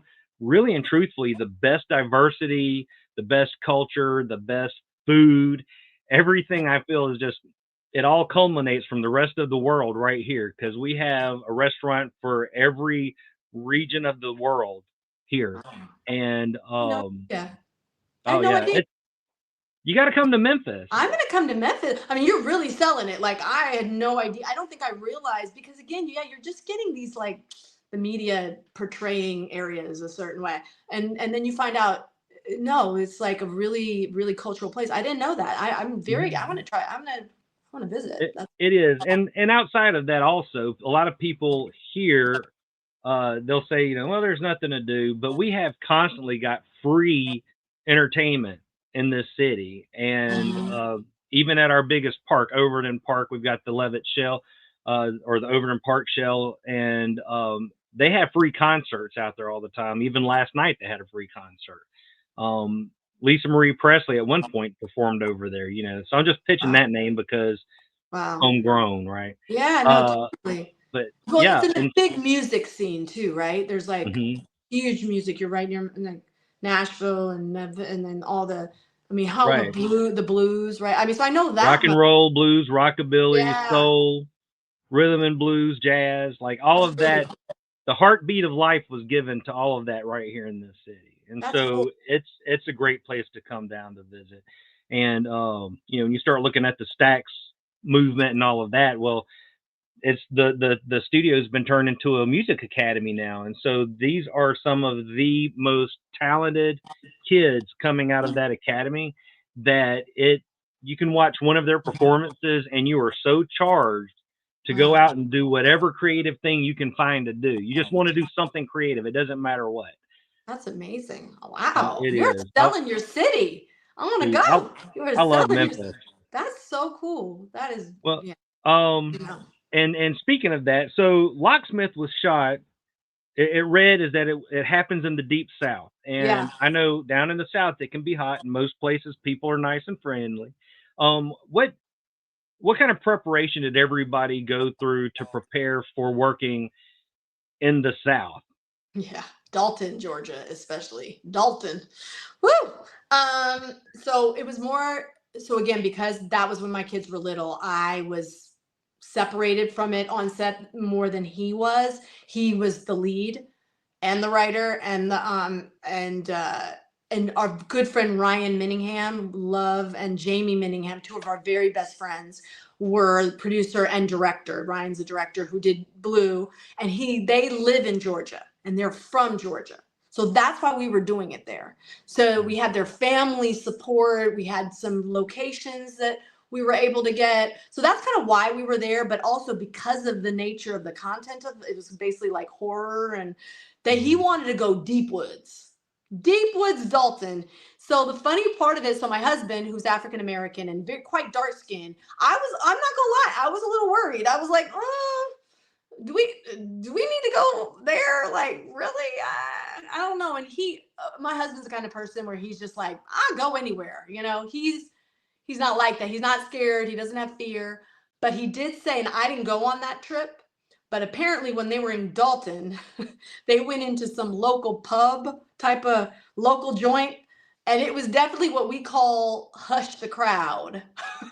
We call it hushing the crowd. So not only is it just like all these, they're already reacting to like actors and directors in these kind of like, who are these like Hollywood types? You know what I mean? There's already the like judgment on the Hollywood.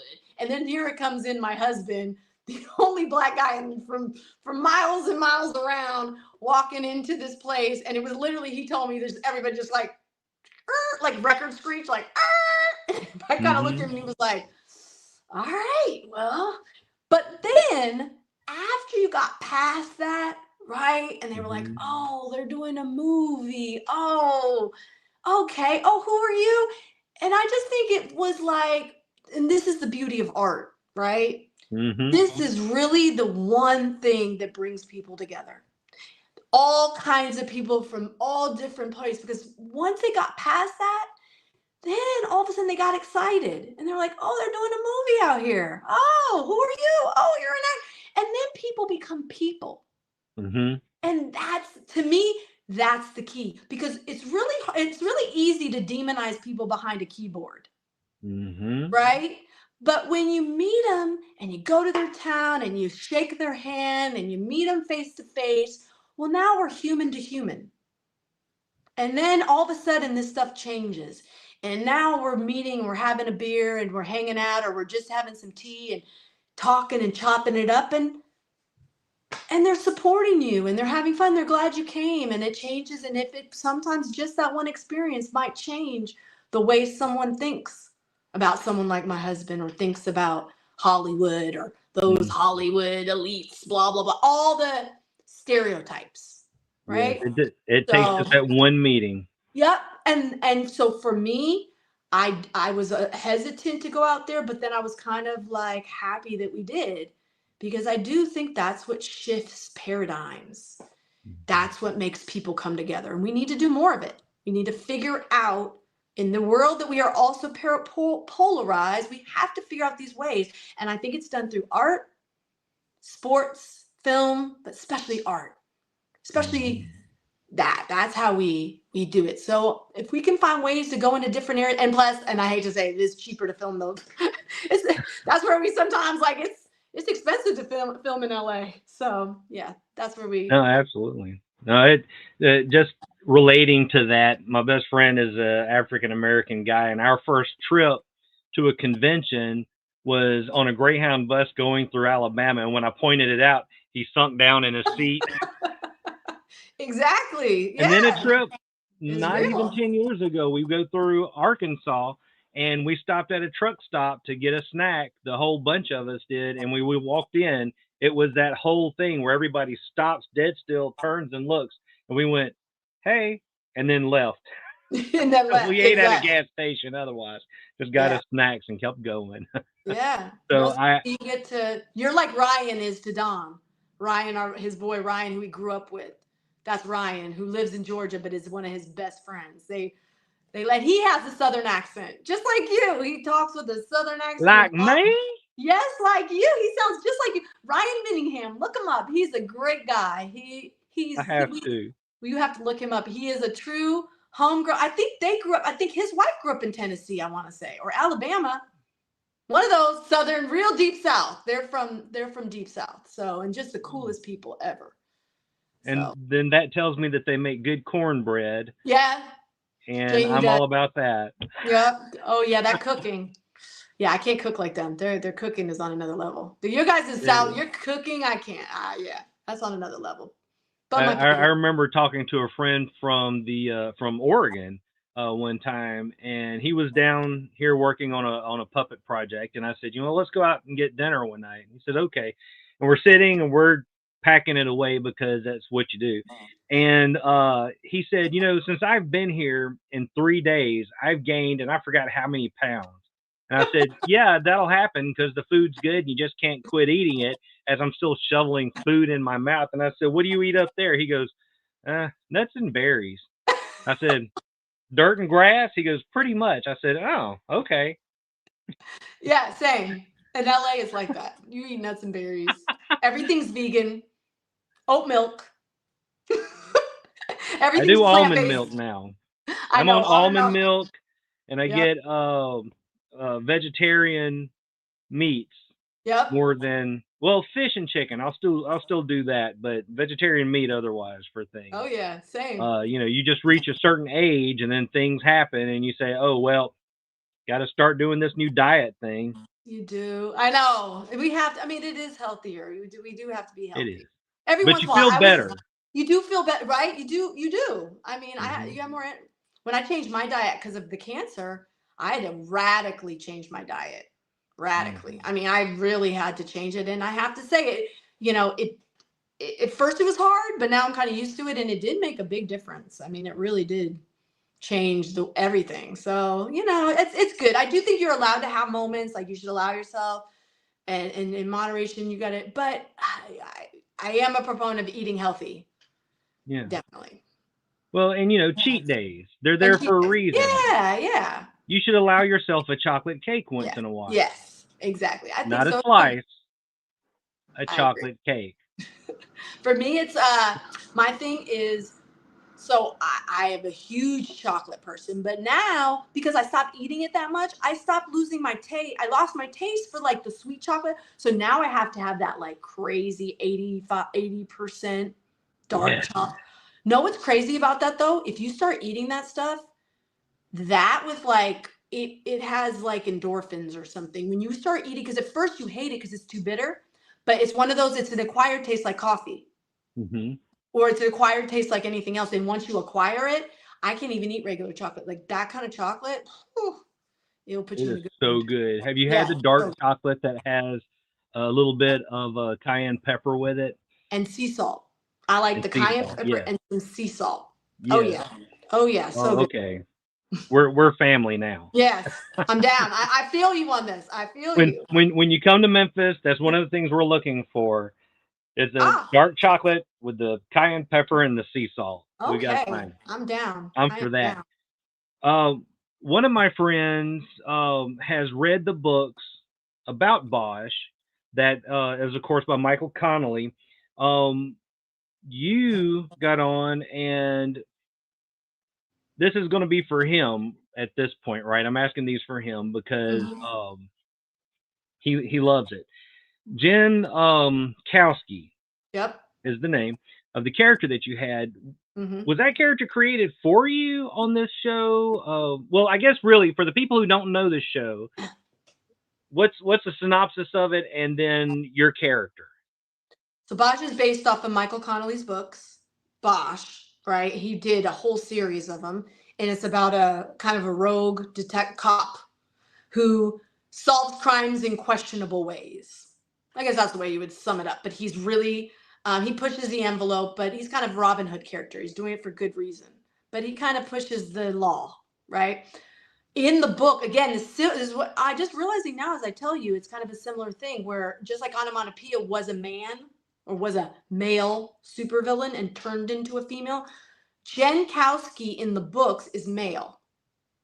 So she's not called Jen Kowski, so that's probably why you wouldn't recognize the character. And I'm actually forgetting the name of the male character, but the character is, so if he knows, this goes to, what's your friend's name? Michael. So Michael, if he's watching or if he listens to this, when you read the books, the whole, there's the cops and then there's the politicians. It's two storylines that all takes place in LA. So the mayor, so it's basically LA politics with the police force and how those intermix. The mayor character has so you remember the show House of Cards? Mm-hmm. Okay, so you guys remember the sly Kevin Spacey, the evil guy who was Kevin Spacey's basically fixer, sidekick. What's his name? Yeah. I'm forgetting the actress, but that character. This is the same kind of character in Bosch. She, which was a he, was the one who was doing all the dirty deeds to make things happen. But when they did the TV show, they made it a woman, and they called her Jen Kowski. And originally, I come in season 2. So in season 1, you don't see her. Season 2, I come in, and and originally I was like really quote unquote the bad guy, bad woman, whatever. So for Michael, the people who follow the books, all you have to do is I do follow that storyline, but it's the man. So they essentially did the same thing that they do in the books, but they made her a woman. And that was, again, to, make it more interesting, to give a female antagonist. So I did follow it, but again, we veered off. The only thing I would say that happened in making her a woman, I think maybe, I don't know. Michael Conley will tell me if this is true if he watches it. Did they pull her away from the evilness a little bit? I felt like they did. I felt like we could lean in. It was almost like when a man was doing it, it was a little more acceptable. Then all of a sudden a woman's doing it. It's like, oh, we don't want her to do too much. So I felt like in some ways we pulled back a little bit with her. Like she wasn't as shady as she could have been. but I tried to make her such. So for me, Jen, in my mind, Jen, I got to play her for 7 years. So in 7 years of playing her, which was, awesome to be able to, would you play a character for that long? I had fun, like kind of driving her. So for me, Jen, I kind of got close to Jen as a character. I was like, oh no, everything had an angle. Whether or not they wrote it or not, in my mind, when I was playing her, it had an angle. She was the utmost opportunist, right? Like, again, super fun to play. Like, I don't want to play a girl who's just walking in and is just another day. That's boring. Right. I want to play somebody who's like, what am I trying to get? I'm trying to work someone, and she's the utmost opportunist, and she's super, super ambitious. So everything she was doing was like, oh no, I'm trying to either I'm trying to get myself into the higher echelon, or I'm trying to get who I represent, which was at that time Lance. Bless, rest in peace, Lance. I don't know if you guys know, he did pass away. The one I played with for 6 years, he passed away in real life, which was hard. Wow. But when we were on set, a lot of my stuff was with him, and he was good. He was really a good actor. So I don't know if do you know who I'm talking about? I didn't get a chance to see the series before this, but I did a little bit of cheating and went on, thank God for YouTube. Yeah. And so I got a chance to see some of that. Yeah. So he's the tall guy, Lance Redding, the one who plays the mayor, and I'm him. Fantastic actor. And God, you just didn't know he was going to die, in real life. Like, that was just crazy. He had a heart attack that goes back to our health thing. Like, he was always healthy though. And he was, he's just so unexpected and so tragic. And that's one of the things I push lately. Well, actually not just lately, but a while. And some of the people that know me are going to be like, oh God, we're hearing about this again. But a year and a half ago, I had a heart attack thanks to family genes. And that and probably Memphis diet too. But I had mine hit, and it was 100% blockage, a widowmaker they called it. But obviously it could have been tragic because of what it was, the way that it was. For me, I'm glad it wasn't, because I wouldn't be able to have fun like this if it had been, right? But I always keep telling people, touching on what you mentioned about health and all, is, know your symptoms of things and be ready. Have your plan when those symptoms strike.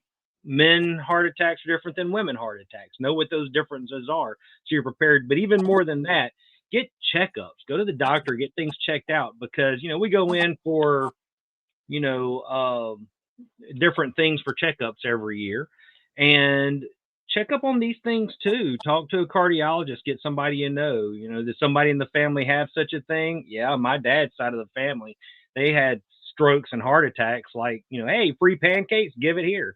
Wow. And so knowing that history, I knew to be wary of it. So when it happened, I knew what was happening. You did, and you went right to the doctor. Is that what saved you? I went. I have a roommate. One of my other best friends is my roommate, and I'm in an old house, and there's a door between every room of the house, basically, and there's a room between my bedroom and his bedroom, and I started feeling that tightness. It was started, just after 8 in the morning one day, and it went on until after 8:30. And I said, yeah, this is something.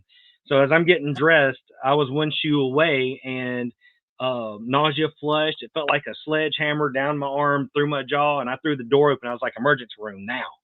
And he met me at the door. I went to say goodbye to the animals because I wasn't sure, but you have to know what's there and what's going on. Well, by that point, I've never had anything that hit before that said, you know, hey, you better be wary. You need to know what's going on. Nothing before that. It just was there.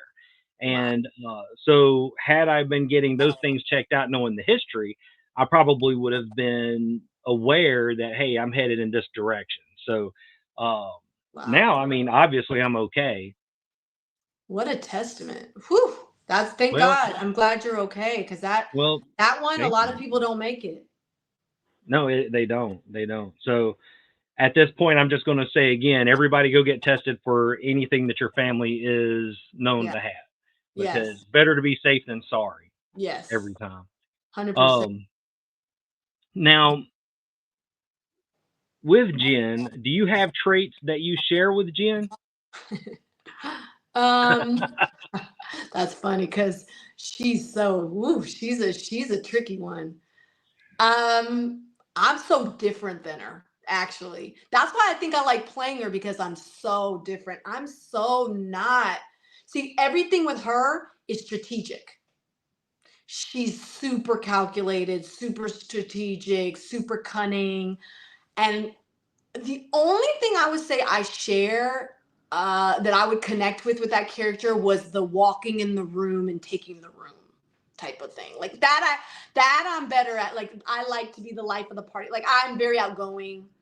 I'm very probably tell I'm like talkative. I'm an outgoing personality. So she has that if she wants to, but that it stops and stops there. Like in terms of the connection, because I really made her different than me.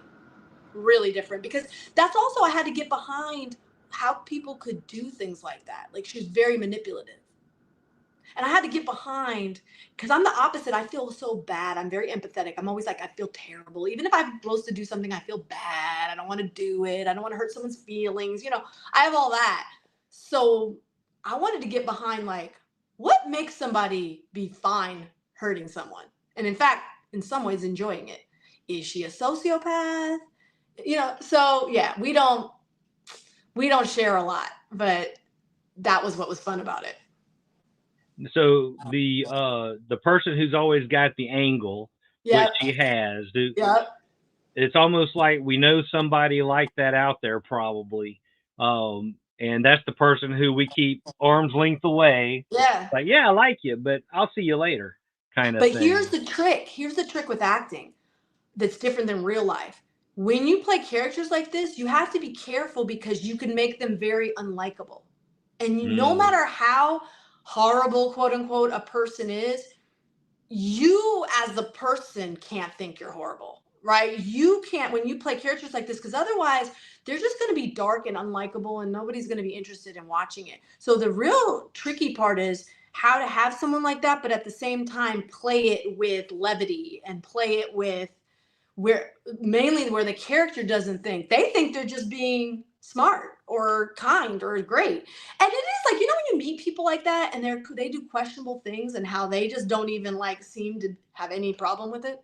You know, and you look at them like you're good with that, like you're okay. And I can't understand it. I just can't understand that way of being. But when you play a character like that, you start to, because of the way the lies they tell themselves. And sometimes they could be the most charming. So that's the thing about Jen.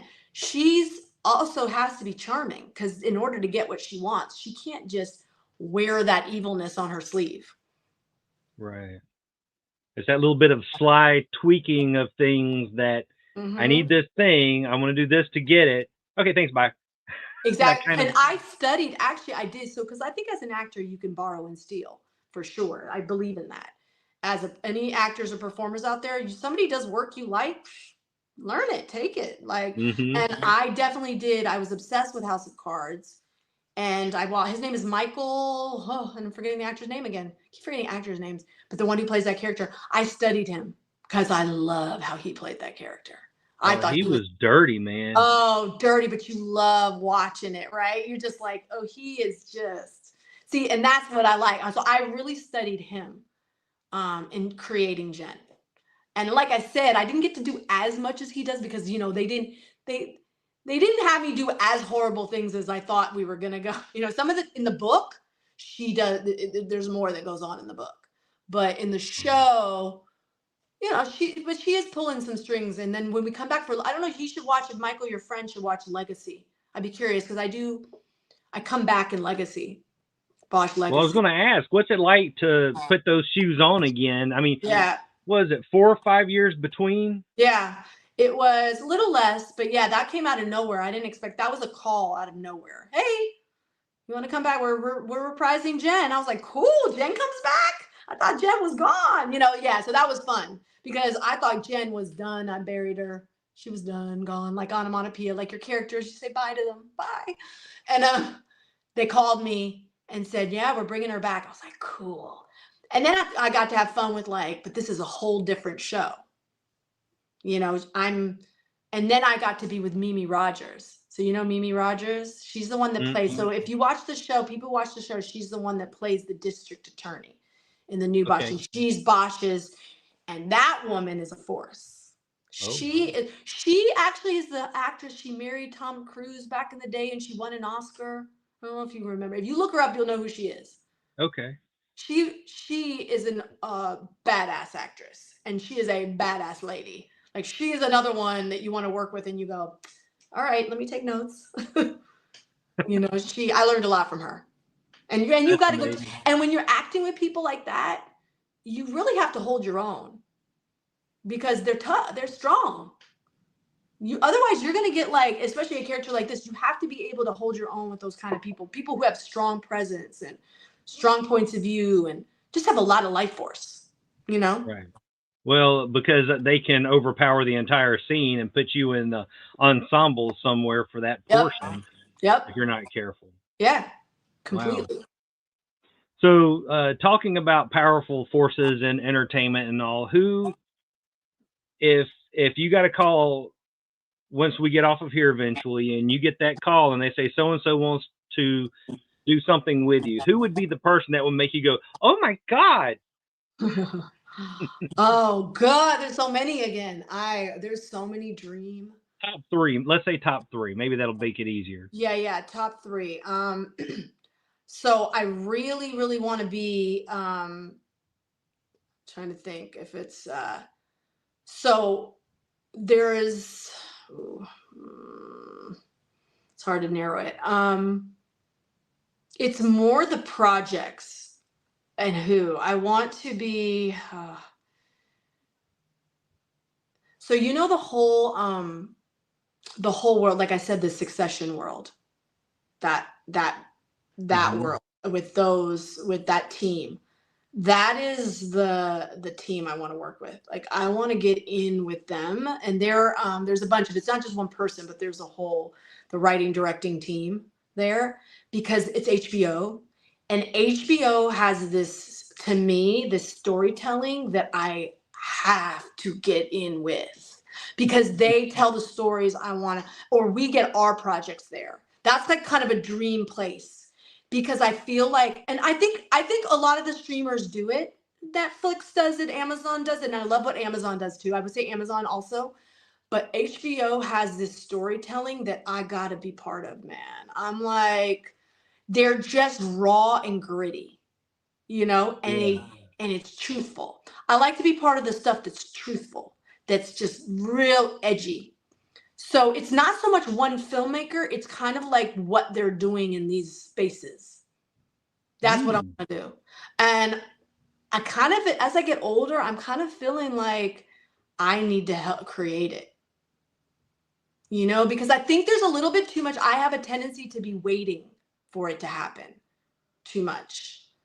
And I think I need to take, again, like my husband's better about creating it. And I think just working with him to, like, could we get one of our shows placed there, picked up there? That's that world, what they do. So I think that's kind of, and Amazon too, like Amazon is always doing good stuff. It's really the streaming. I mean, it's happening on network. Like what Noah did on The Pit is crazy. What Noah did with The Pit is phenomenal because it wasn't just him. It was with he re-collaborated with the ER guys and the people who did, you know, all those guys, he reconnected with them and they're just phenomenal writer creators. So it's kind of like the brilliant, like geniuses in our business. Those are the ones. And I have a girl, I want to plug my girl, Christy Hooks.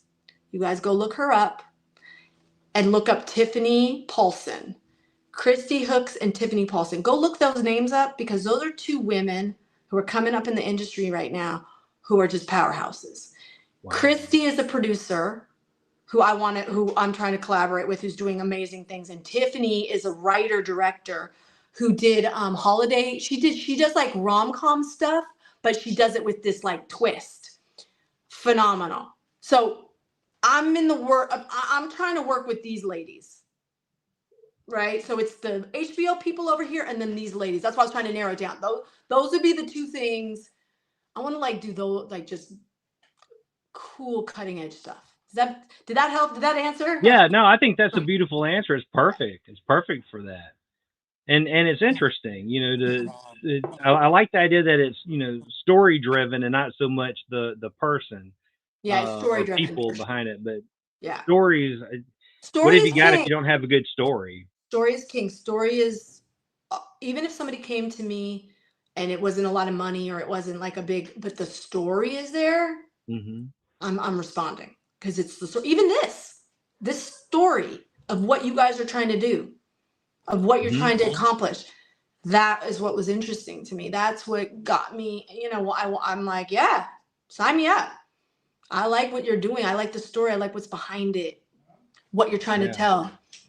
You know, and again, it's an important thing that we're working on with this. So just to do another quick little station break thing here, I guess, I don't know what you want to call it, but we're talking today as part of Otherworldly Fundraising, a little internet convention, and we're benefiting Options Save Lives. And again, I typed out my own little blurb here for it, but it empowers and supports individuals using the Sinclair method. You know what?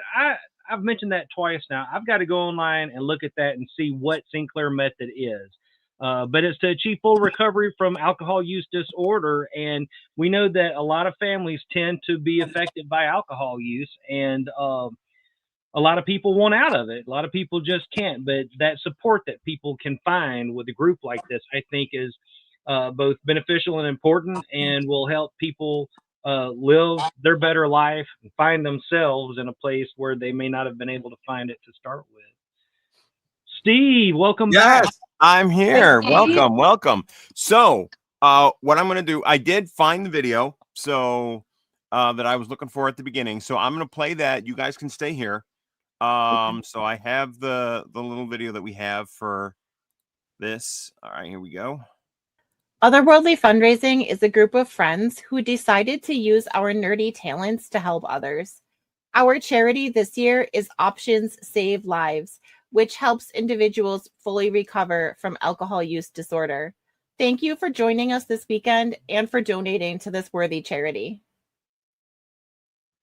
Okay, so Kristen, our guest liaison, she commented, the Sinclair method is a scientific approach to fighting alcohol use disorder, a mix of therapy, education, and medicine that helps remove the endorphins from your brain so that if you have alcohol use disorder, you can then go ahead and have a drink and not feel the need to continue drinking.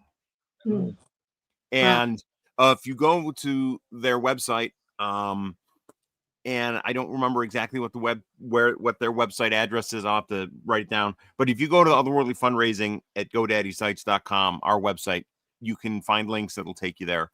It is tsoptions.org.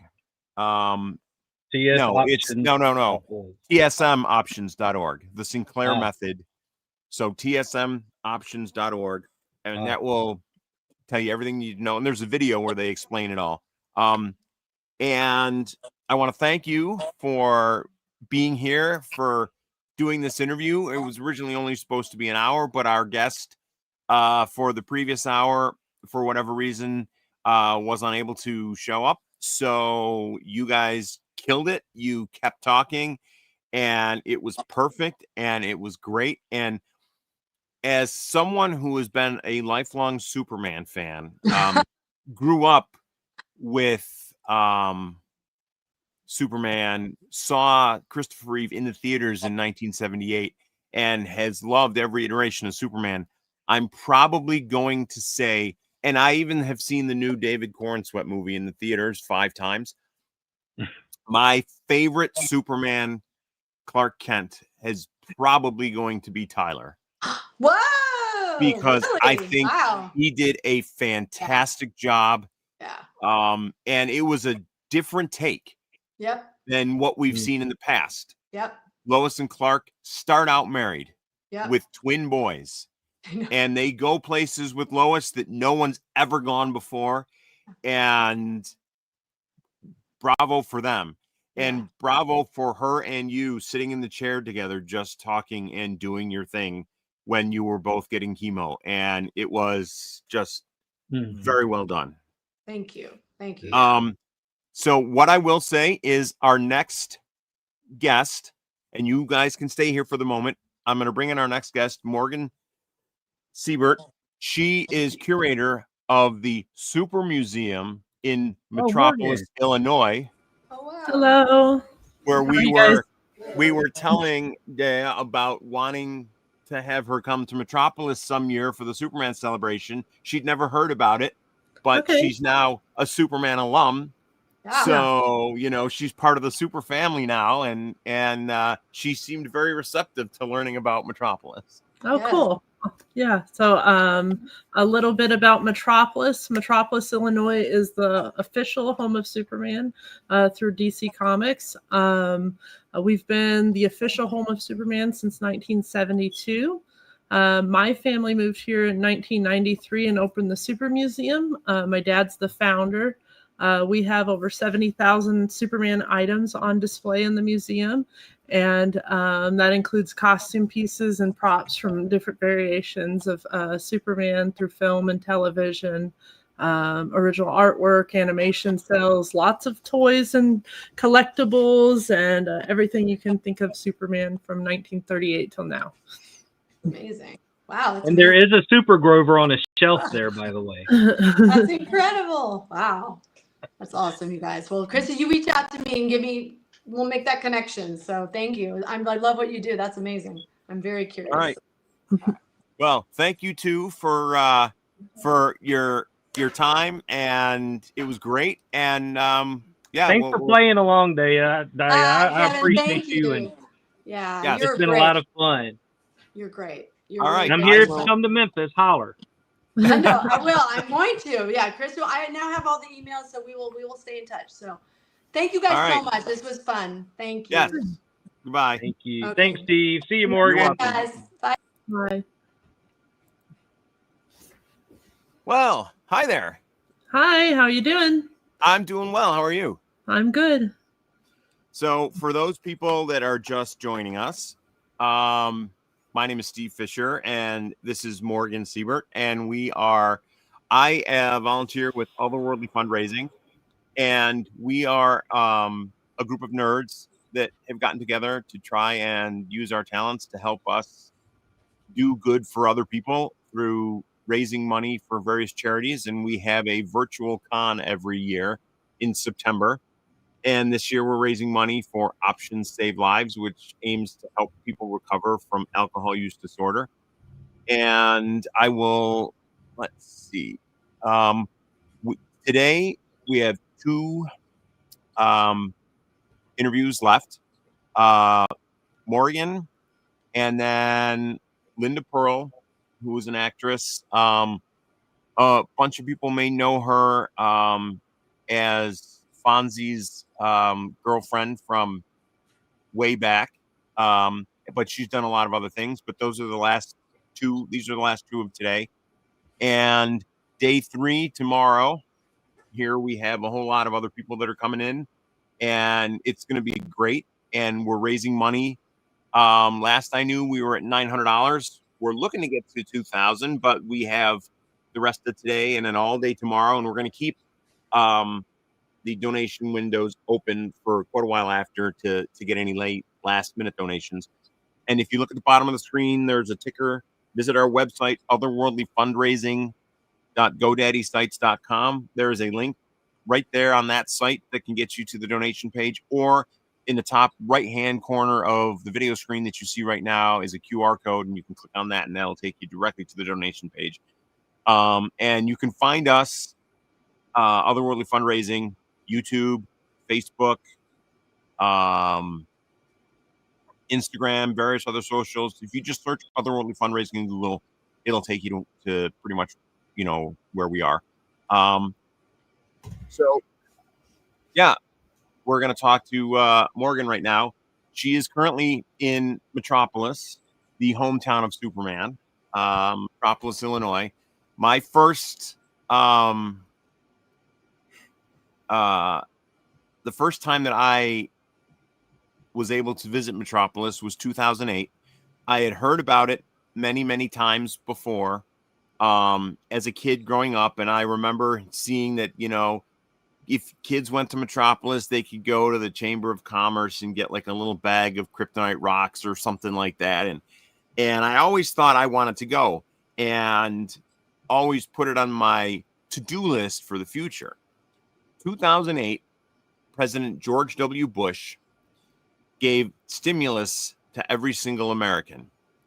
He gave us all $600, and he said, I want you to spend it. He wanted to help the economy get kickstarted into gear.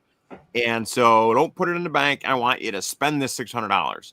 And I had just seen an ad, an online digital ad for the Metropolis Superman celebration, because we got the $600 in early spring. And I'm like, Superman celebration, $600. I bet you I could go to Metropolis. And I went to Metropolis and met family. They weren't family when I met them, but they have become family now.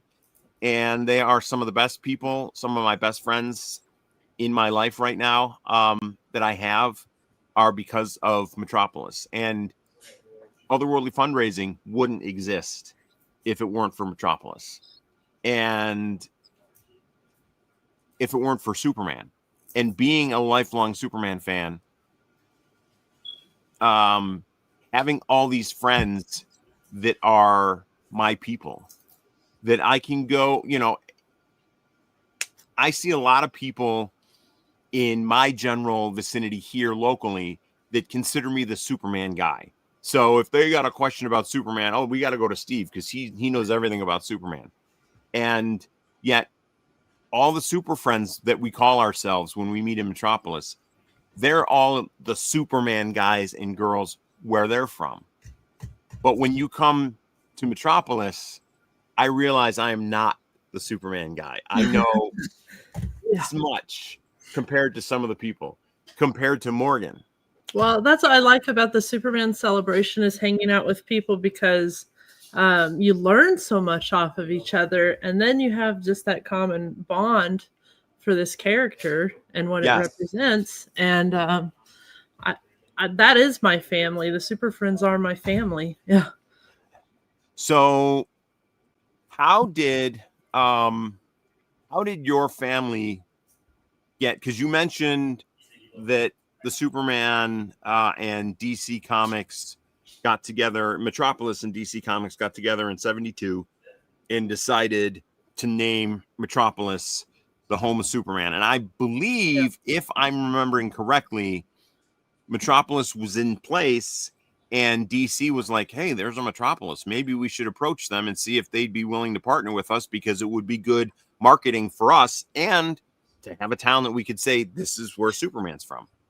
Well, actually, it was a local man named Bob Westerfield.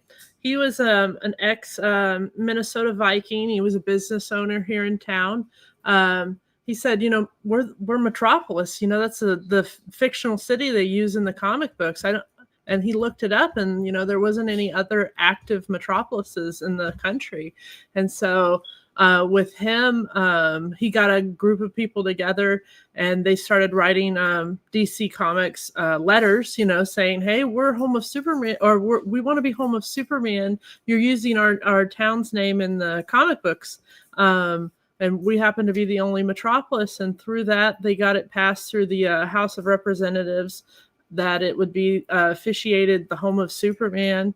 And then they sent They sent a George Reeves costume out for our town Superman. That's how things operated back then. We couldn't get a costume, so here's one from the TV series. And so our town Superman, Reverend Chandler, wore that. And then they sent Carmine Infantino and several other people, and they did an official Superman Day whenever that it became Home of Superman. And then shortly after that, the Superman celebration started. And then that's been going on for, I think it's 53 years now. And we moved here in 93, but my dad started the talks with Bob Westerfield in 1986, the year I was born. So he was planning on moving to Metropolis, and then we moved here when I was 7. And then opened the Super Museum here.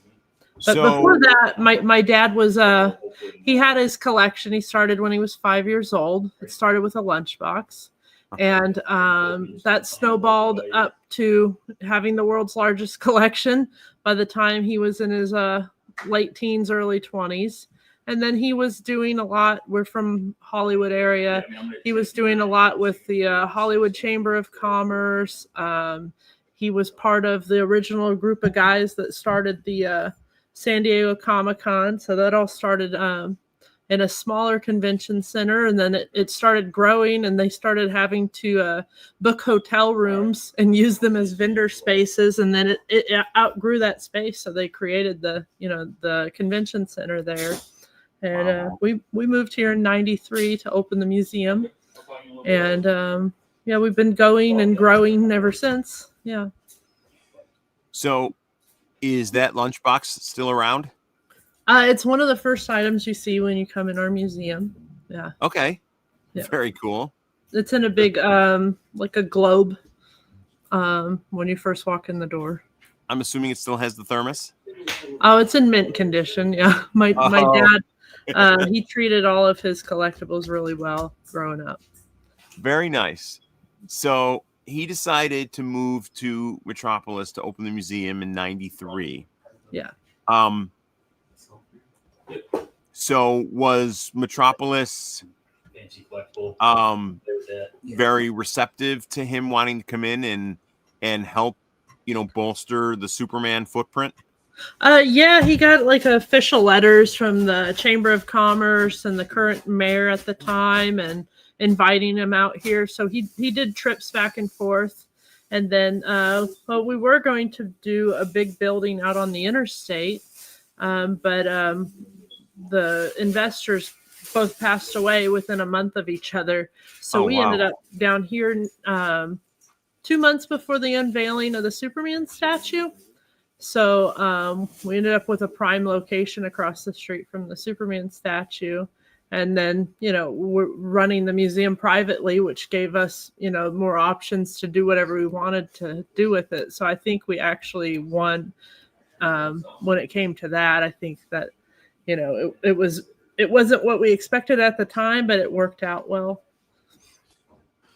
Yeah, that's perfect. I do love the location of the museum because of where the celebration is on Market Street. For those people that don't know, Superman Celebration is more than just like a convention.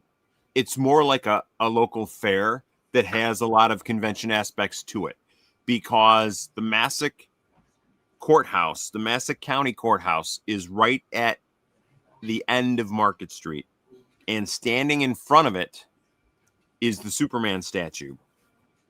And then if you are Superman and you're staring down Market Street, the first building right at the corner that you would be looking at if you look kitty corner is the Super Museum. Yep. And all down Market Street, they closed a whole section of Market Street for the celebration, and they have vendors all up and down the street, and there are people that are selling things that they make, carvings, jewelry, and then of course you can get funnel cakes and curly fries and lemonade, and it is like like I said, like a fair. Yeah, it's comic convention meets county fair. It's a cute event. I love it. and they set up large tents. There's a tent that is right next to the Super Museum and next to the Superman statue. Yeah, we do all our Q&As under the big tent, and our costume contest and music acts. So you get that aspect of, it feels like a county fair.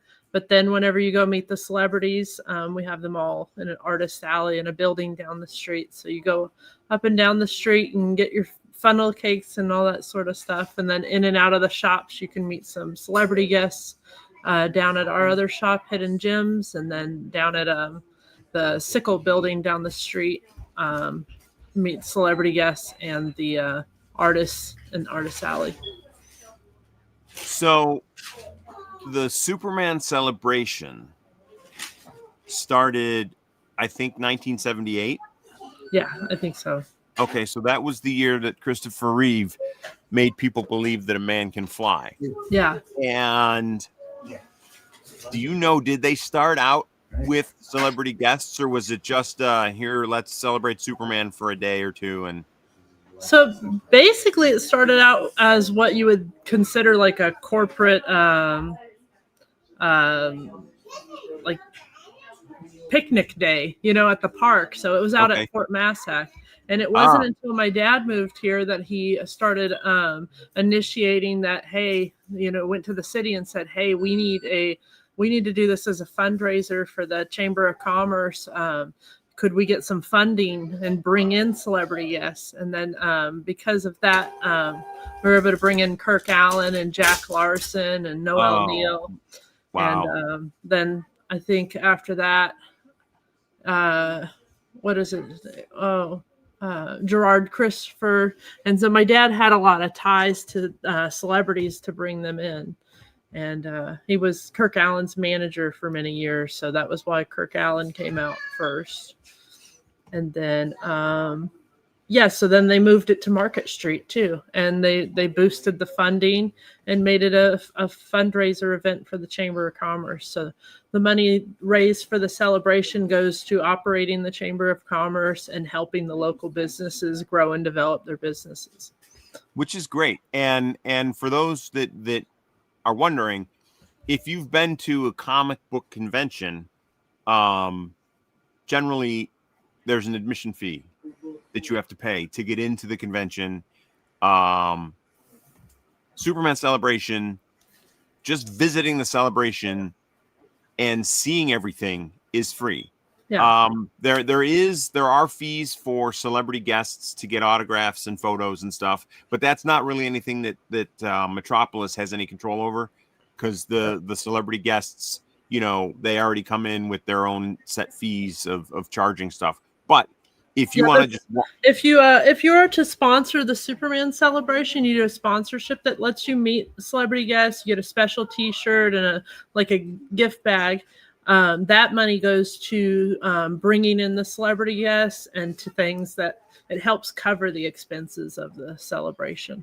But if you're to come, it's probably cheaper than a convention, because you can attend the Q&As. They're outside. That's free to attend those. And then when they do the celebrity photo ops at the Superman statue, you can attend that. You can do most of the events are free. And yes, that's what's and cool. that's what's great. That is definitely what's great about it. And they also have what they call a super con. And in one of the buildings, it's like a regular comic convention where they have a lot of vendors selling comic books and Funko Pops and action figures and all different, just like the standard stuff you'd see at comic conventions, and that's free.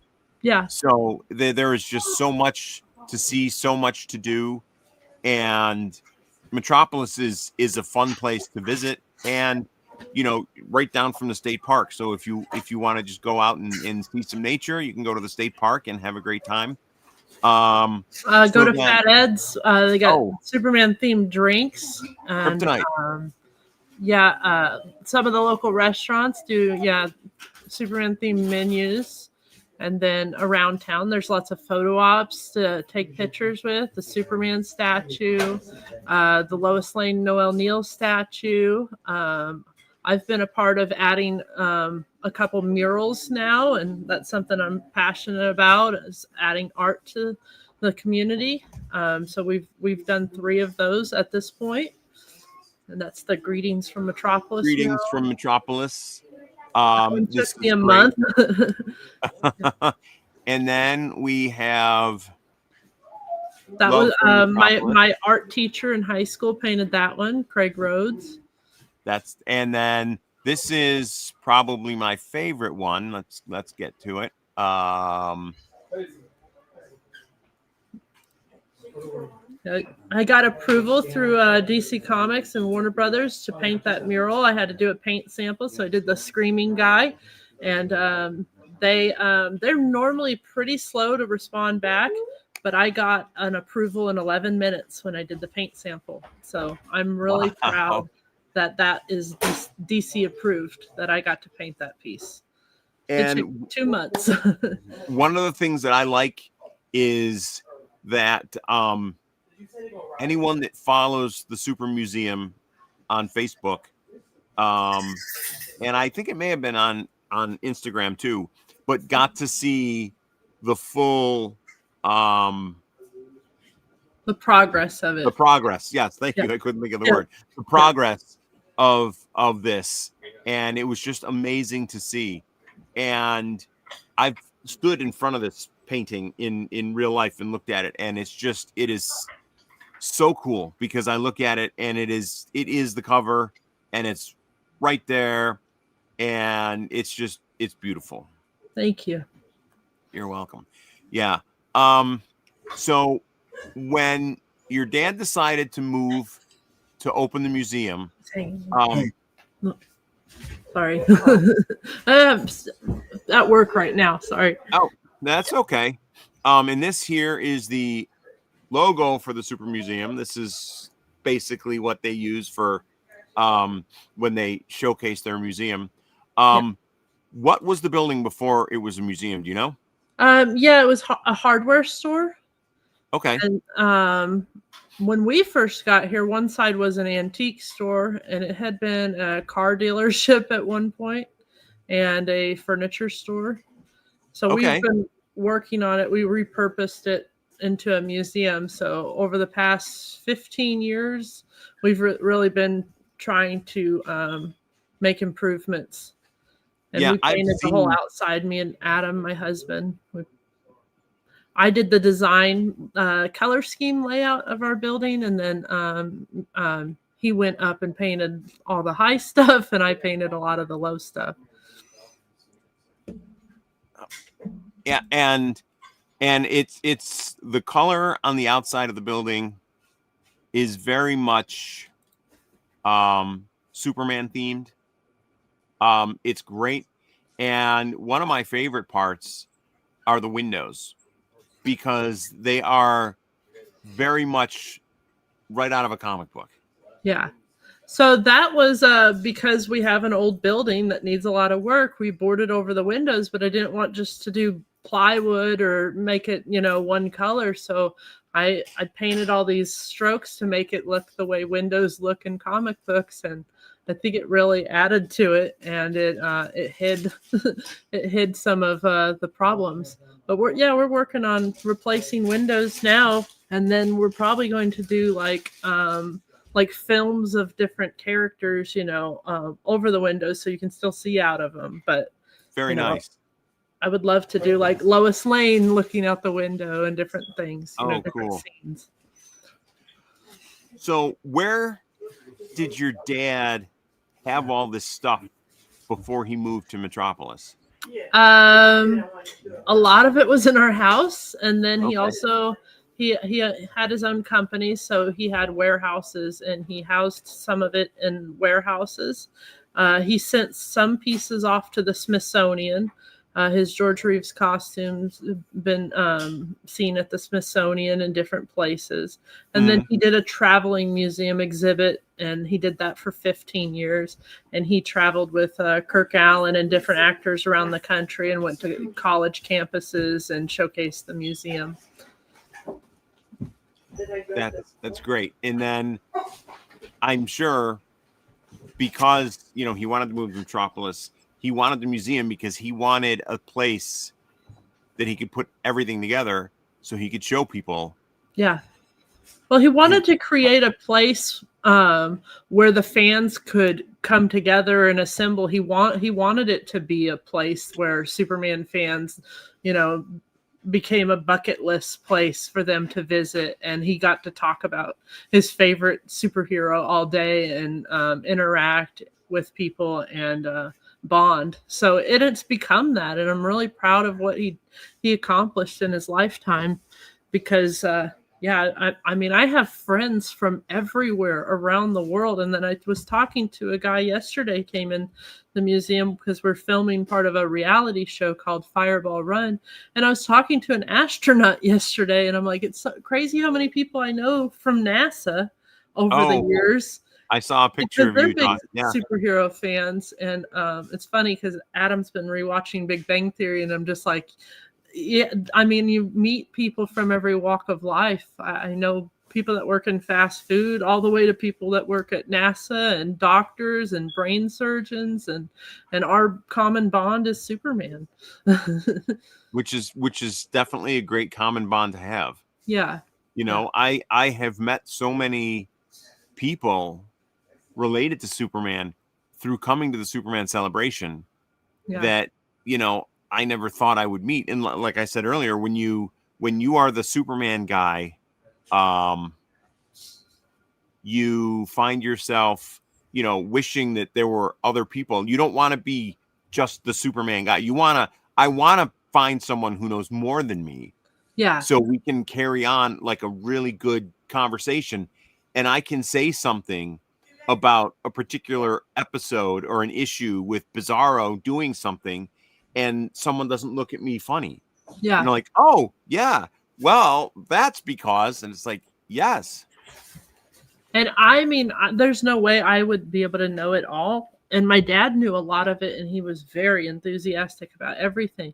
But it's so neat that people will come in, and because Superman's been around for so long, somebody will just be a real expert in just this one type or this one comic series, and they know everything about it, and every artist and writer and everything that took to create that. And then it's neat.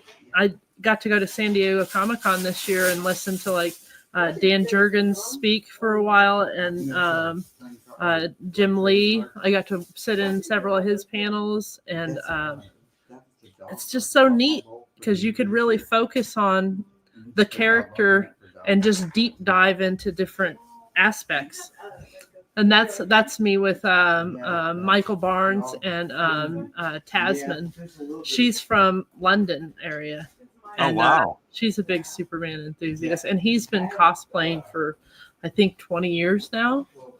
Yeah, and he recently did the release of the documentary on Kingdom Come, and he was like the official Kingdom Come Superman for that in Chicago. Yeah, we went to that, and Stephanie joined us, and Steve Lobo joined us. That was so much fun. And then after that, me and him, we started talking because Alex Ross was doing a exhibit there in San Diego, and we were like, oh, we want to go. And so we decided we were going to go last minute, and went and met in San Diego, and spent a couple days together there, and we had a blast. We got to do the DC photo shoot on the stairs. That was always something, like whenever I see San Diego pictures and footage, I'm like, oh, I want to go stand there. I want to go be part of that. And I got to this year. Yeah. I was really excited. Well, I was jealous that you guys got to go to the King of the Hill area. Oh, that was so fun. As a huge King of the Hill fan, and I've seen the new series, and I love it. And so that was really cool watching you guys there.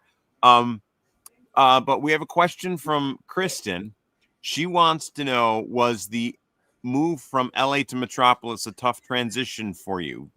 Well, my mom stayed there, so I would spend my summers there. So I kind of got the experience of growing up in a small town in the Midwest and running around barefoot and jumping in creeks and bike riding until dark out here.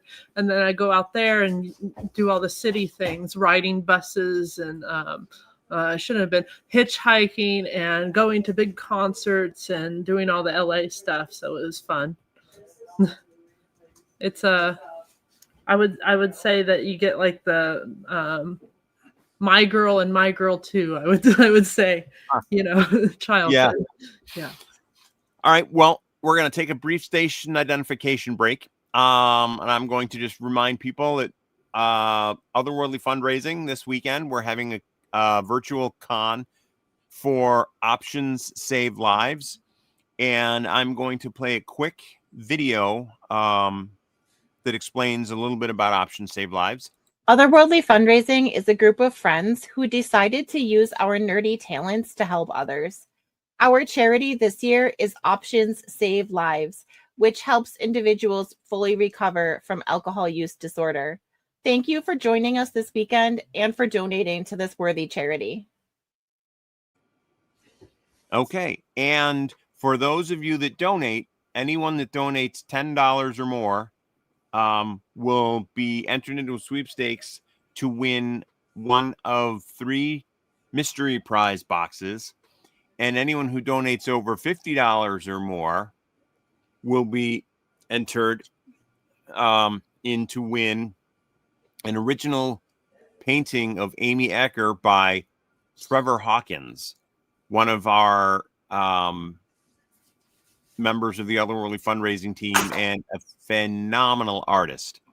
And I did have a copy of the painting here somewhere, but I don't see it. So I'll have to see if I can find it and post it for later. But yes, so we have prizes. We're looking for donations. Anything you can do to help would be great. So let's see. I know that the museum, I'll tell you, the first time I walked through it, I was blown away with everything that you have in that museum and that your dad set up and put in there, from, the original George Reeves costumes. There's just so much. And I wish more people had the ability to go there and see it. Is there anything in the museum? I mean, I'll say, give us a little description of what all is involved in the museum, and are there any specific things in the museum that would be your favorite items? Okay, so the museum basically covers the history of Superman from 1938 till now. And so, yeah, we've been getting new toys and collectibles from the new movie and different things. But it goes from, comic books, original artwork, costume pieces, props, toys, prototypes, action figures, statues. We have quite an extensive collection of Lois and Clark items. 2 George Reeves costumes on display. Life masks. Yesterday I was filming for this TV show, and we showcased our Christopher Reeve costume and our Marlon Brando wig for that. And yeah, just an extensive collection of Superman. You'll never see this many items anywhere else, in the world. Yeah, and there are things that you would say, okay, you've got, Superman items here, Superman items. And so I will show a deep dive, like, for example, this is Jimmy Olsen's camera from the Hoover Dam scene in Superman the movie. And here's the thing. Foam rubber Nikon, also used in Hoover Dam scenes circa 1978. That's something you wouldn't think about. And you look at it and, it looks a little bit worse for wear now, but it's from 1978 and it's foam rubber. But it looks realistic. You look at it from far away. Oh, that's a camera. Yeah, they're doing flying scenes. If they would have dropped a camera, it would have stopped production, so they they Yeah. created foam versions of any of the props so that, you know, they didn't get damaged. And here's a statue of Doomsday. Yeah, I don't want to say. that was built by Wade Moore. He's a local artist to our region, and he built that out of foam blocks. You see a lot of people make Halloween decorations out of that foam at Home Okay. Depot. It's that's what that's built out of, and basically a paper mache with rubber instead of glue coating it. And yeah, he built all of that in a 12 by 12 storage shed. And the thing is, it's 10 feet tall and 9 feet wide. Wow, you know, and I would say, you know, this is a statue celebrating the iconic issue where Superman dies, but we don't want to celebrate that issue because Superman dies. Yeah. So, but it is fantastic. I got a picture of Dan Bogdanoff in front of that, and it's supposed to be featured in a documentary about the death of Superman. So that was something that DC reached out to me about, was to be able to use the images that I had. Oh, very nice. Yeah. Yeah, those cars were used in Superman. I think Superman 2. So there's fighting scenes in Metropolis, Yes. and those would be parts of the miniatures for the long shots. So this car right here, I can tell you, this taxi cab, you can see that the hood, or like the front end, is dented in, because there's a scene in which a taxi smashes into Clark Kent as he's crossing the street, and the whole front of the car gets dented. And that same taxi is seen later when the three Phantom Zone criminals are blowing hurricane force winds throughout the city and causing cars to flip around, and we see that taxi reappear. And I remember the first time seeing it, oh, that's the one that hit Clark Kent, because you can see the dent in the front of it. Yeah. And when you go, like, for example, the new movie that came out, Superman, David Cornsweet, James Gunn. I've seen it 5 times. I already own it on digital, and I plan to get the Blu-rays ASAP. Do you, as the museum, as the curator, as the keeper of all things Superman, look at every single toy that comes out and says, we need to buy at least one of everything? Yeah, we're after everything. Anything we can afford, at least. Yes. But yeah, my husband does a really good job at toy hunting now, and I'll say I'm pretty good at it too. But that was something I always did with my dad, and I always loved to do. And he never pushed Superman on me. He always let me collect whatever I wanted to collect. So I had a respect for collecting in general. So you collect what you love. And I love toy hunting.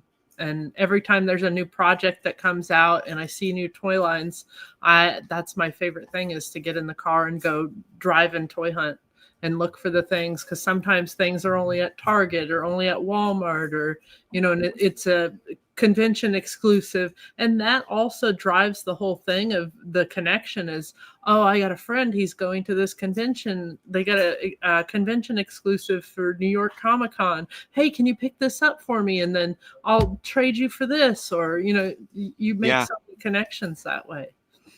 Now, do you notice, do any of the producers of said toys know that you guys exist and send you promo pieces and or, you know, stuff? With that, I haven't connected to those types of people, but like while I was in San Diego, I met a script writer for Supergirl, and now we follow each other on social media. So it's not it's just I haven't met them yet. Oh, sure. Yeah. But we did have, you know, connections. Like, we have the original artwork for the Superman phone from the 70s. And we have the original sketch of that. And actually, my dad, when he got that one and the ET one. And so we have that. And the prototypes for a lot of the Superman the Animated Series toys, we were able to acquire those.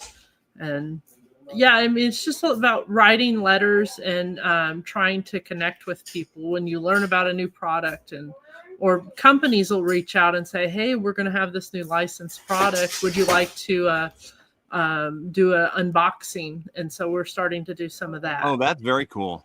And a lot of authors do send us books.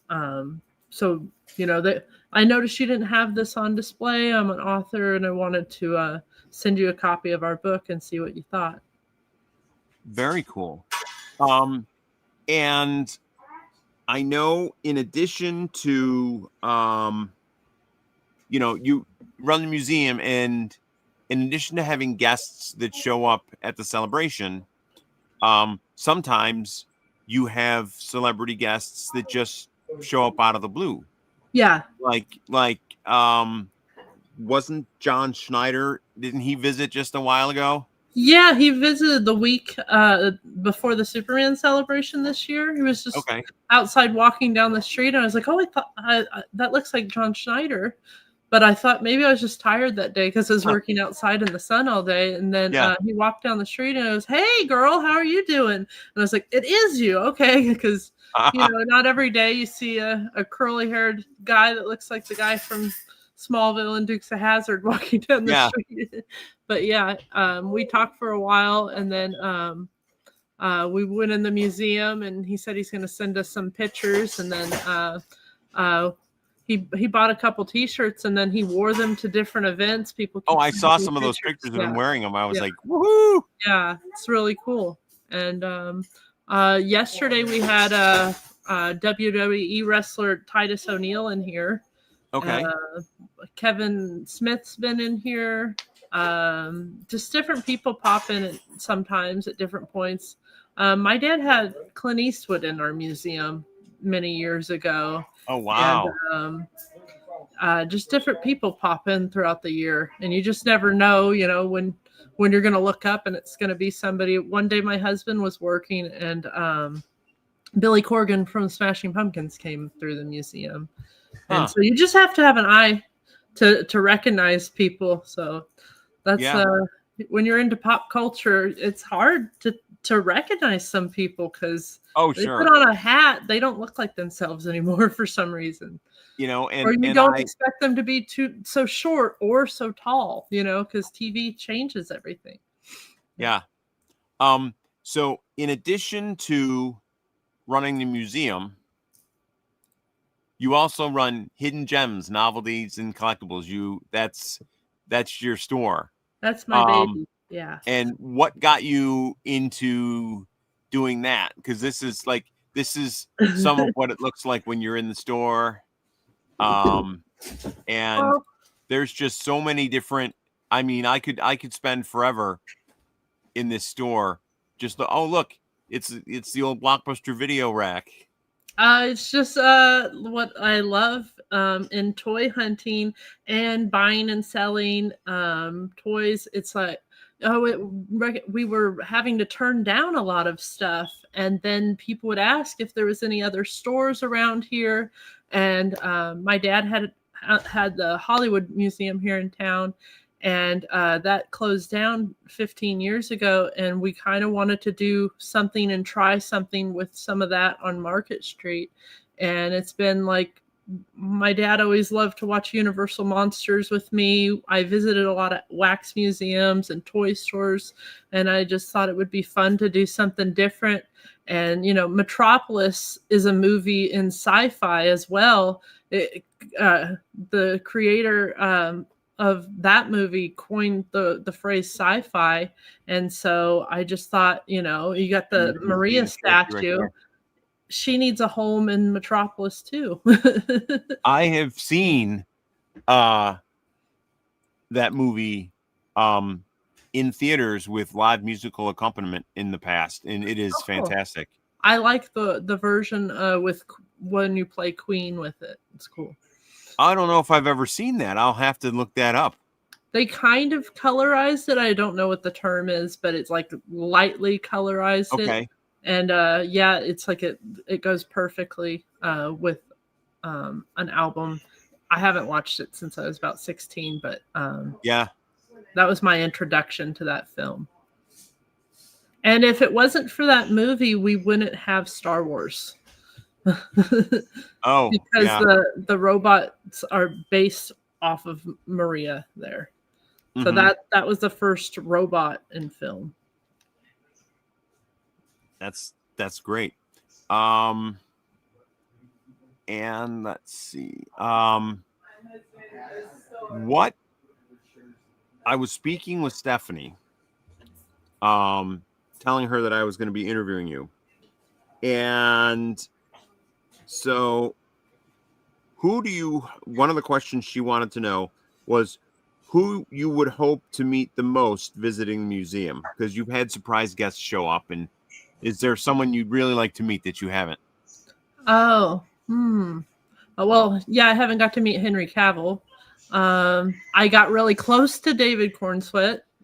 I've been missing James Gunn. I was in so many locations this year, and like I was 10 feet away from him, and he signed a couple autographs and left at the Warner Brothers studio event I attended, and then I went to the movie premiere, and I was 10 feet away from him there, and I didn't get to talk to him again. And then San Diego Comic-Con, I went to Jim Lee's Q&A, and there was multiple, and he went and attended the one I didn't get to attend. So I keep on missing him at all these different points, and I'd love to get to meet him. He knows you exist because he shared one of your posts. Yeah. Oh, he shared dozens of our posts now. Oh, all right. He likes stuff and comments and stuff. How so tell me about like going to the premiere. How did that come about, and what was it like? Well, I had a friend that had a friend and made a connection for us. And I wrote several letters back and forth. And then, because it was months in advance, I started trying to attend. I think it was in December or January. And I didn't get word back until May on that. So I was thinking, oh, I'm not going to get to do this. And then they said we were going to go, and they gave us tickets to attend that event. And so we went a couple days early, and then there's rooftops you can go to go sit in this around the Chinese theater. So we got to watch everything be set up on the on Hollywood Boulevard for the premiere event. So they set up big foam displays and the progressive display and all these things the days previous. And then we were invited to the Warner Brothers archives as well that week. And so we got to go into the Warner Brothers archives and see all kinds of stuff from all kinds of different movies and superhero films. I can't be specific on what I got to see, but of course. That was one of the coolest things I've ever got to do. And that was just a side quest. I wasn't allowed to take any photos or anything in there, but I'm excited. I got to see a lot of things from childhood films, and I got to touch a few things too. Well, I remember you, when you posted about getting to go to the Warner Brothers archives, you were happily able to say, we had some things in our museum that they don't have in the archives. Yeah. They don't. They don't have a Kirk Allen costume. Yeah. Or George Roos costume. Yeah. You have not only do you have Kirk Allen costume, you have a Kirk Allen phone booth. Yeah.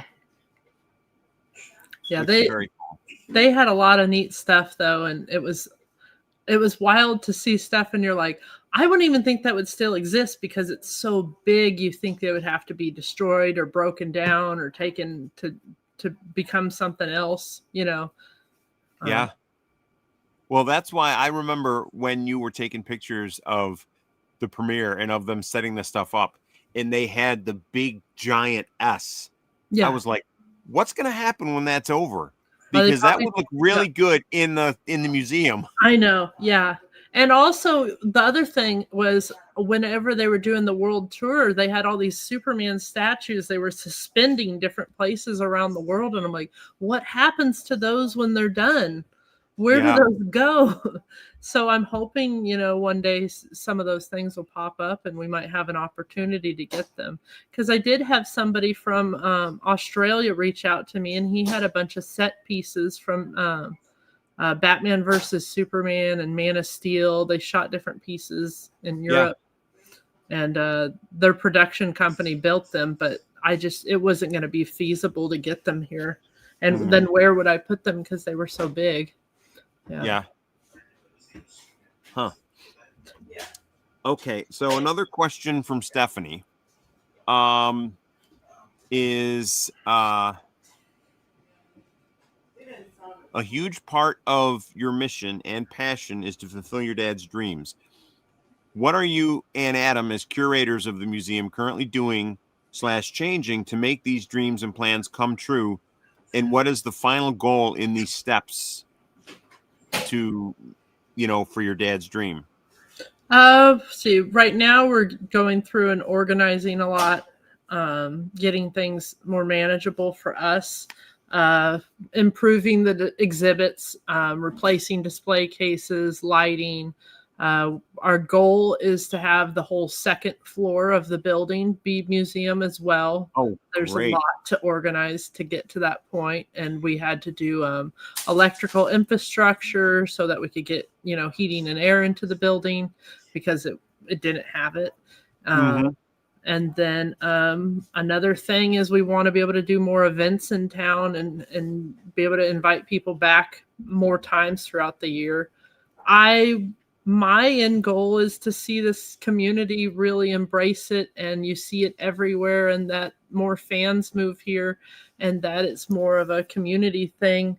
I want to see, a gallery open. I want to see artists come in and talk to the kids. I was an art kid. I wasn't athletic, and a lot of small towns really have strong athletic clubs. We don't have I think we're 3 years out of having a theater group for kids. And so I'd like to see, more representation there for the weird art kids. Cause great. I was a weird art kid. Your idle hands, are the devil's playground. And so I just want them to be able to be busy and then have the opportunities to talk to artists and people in that field, so that they know further than, oh, I'm artistically talented. Now what? So how do you get into college? How do you start working on a TV show? How do you, what animation school? I'd like people with experience to come talk to kids. And my oldest daughter, she's an artist, and what I'm telling her is, you're already artistically talented, but let's focus on the business aspect of it, because nobody's telling you to do that yet, because you can draw and do all those things, but how many artists are just so gifted, and then their art doesn't see the light of day because they're not personable, so you have to be able to sell your work and sell yourself, basically. When you were at just a question from Kristen, when you were at the premiere, did you meet any of the celebrity guests? I got to meet several artists and writers. I didn't get close enough to meet the celebrity guests. It was very busy. I saw Jordan the Stallion. He walked past me. So he's pretty famous on TikTok and Instagram. He's got millions of followers. And then, I got to see a lot of them. I got to meet the producer of the film. And then, he was with Ilya Salkind. But, it was just a lot of people there. Yeah. That's great. And I know it wasn't Dan Jurgens there as well. Yeah. So I met Dan Jurgens there. And then a month later, I met him in San Diego. Yeah, which is kind of great. And he's very interested in coming to Metropolis. Oh, good. Who would be very, very excited about that would be Jamie Kelly. Oh, yeah. Jamie Kelly's a big fan of Dan Jurgens, and he and his wife Rhonda got married and had a photo that was very similar to the Dan Jurgens cover of the wedding album. Yeah.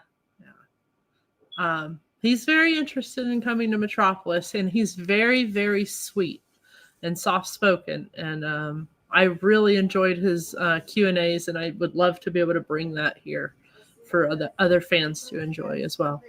and I just want to show him around too, because it's one thing to explain, Metropolis to somebody, but it's a different thing to be able to like take him through the museum and show him stuff, he was a part of that's on display.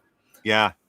I will say, and it's me, and it's a little nitpicky, but in the museum, you have a piece that I have, and it is about this big.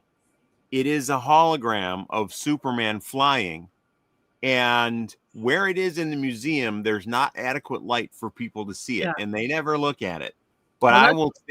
That's what we're working on. Yeah. Okay, because you mentioned lighting, and I was like, lighting and display cases. You got to understand that when we set up the museum, we were digging display cases out of dumpsters and behind. Oh no, I get it. Yeah, I totally understand. Yeah. And I'm just saying, because I love that piece so much, and when light hits it perfectly, it is like old. I mean, I got mine in like the mid 90s, but it is such a cool little piece of technology, if that's what you want to call it, to see Superman flying in full 3D as a hologram. And I'm just like, yes, every time I'm in a museum with someone, I take my phone and I shine the light on it and I say, look at this, look how cool this is.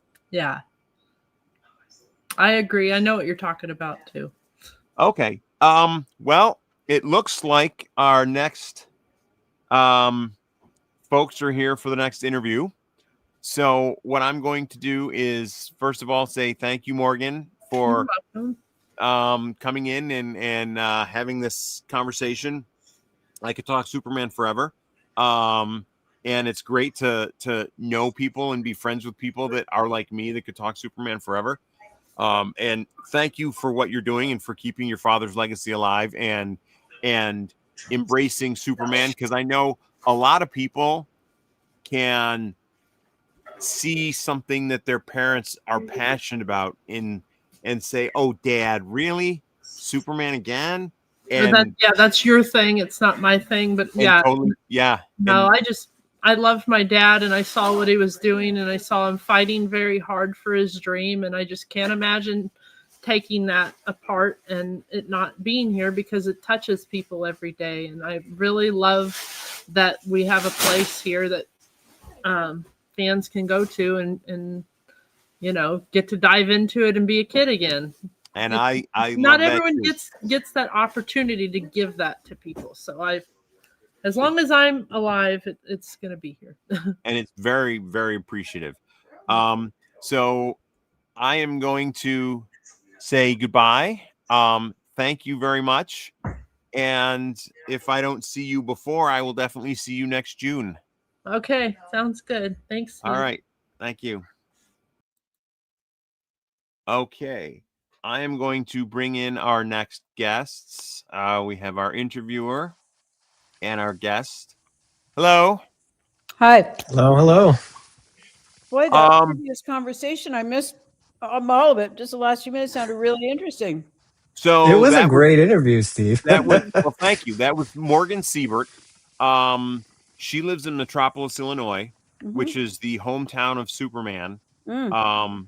Because Metropolis is the only city within the United States that has a living population, because there is a ghost town out in Nevada called Metropolis, but that has people that live in it. It's called Metropolis.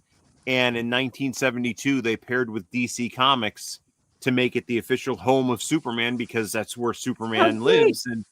And so every year, the second full weekend of June, they have a large Superman celebration with celebrity guests, and they run. Morgan is curator of the Super Museum that was founded by her dad, and they have Superman Christopher Reeve costumes. They have George Reeves costumes. They have tons of movie props and memorabilia from TV shows, from movies, from collectibles. Every time a new Superman TV show or movie comes out, they try to get as many of the toys as possible and put them on display. And so it's all about Superman. And so I was talking to her for the hour about just the legacy of Superman and her life and everything else. And it was really fun. as a lifelong Superman fan, I could talk about Superman forever. So it was great to talk to her, and I know her because I go to the celebration every year. So it was very easy. But what we're here for this weekend is Otherworldly Fundraising, and we are a group of nerds, friends that have gotten together, and we actually, the nerdy friends that got together, met each other because of Superman and the celebration, and we've decided to use our talents to try to help other people out and to raise money for charities. And this year, this is Options Save Lives weekend, where we're raising money for the charity organization Options Save Lives. And I'm just going to play a quick video clip that gives a little bit of information about this. Otherworldly Fundraising is a group of friends who decided to use our nerdy talents to help others. Our charity this year is Options Save Lives, which helps individuals fully recover from alcohol use disorder. Thank you for joining us this weekend and for donating to this worthy charity. All right. So for anyone that wants to donate, the link to our website is scrolling along the bottom of the page for Otherworldly Fundraising, or at the very top of the right-hand side of the video window, you'll see a QR code. You can scan that. That'll take you right to the donations. We are currently at $900. And for anyone that donates $10 or more, you will be entered into a sweepstakes to win one of 3 mystery prize boxes. And for anyone that donates $50 or more, you will be entered into win a painting by one of our members, Trevor Hawkins, who does really fantastic artwork. It is a painting that he did of Amy Acker, the actress, and she actually signed it at a recent convention. So it'll be a signed painting, signed by Trevor, the artist, and by Amy, who's the subject of the painting. And I guess that's it. I am going to remove myself from the stage, and I'll let you guys do your thing. Thank you, Steve.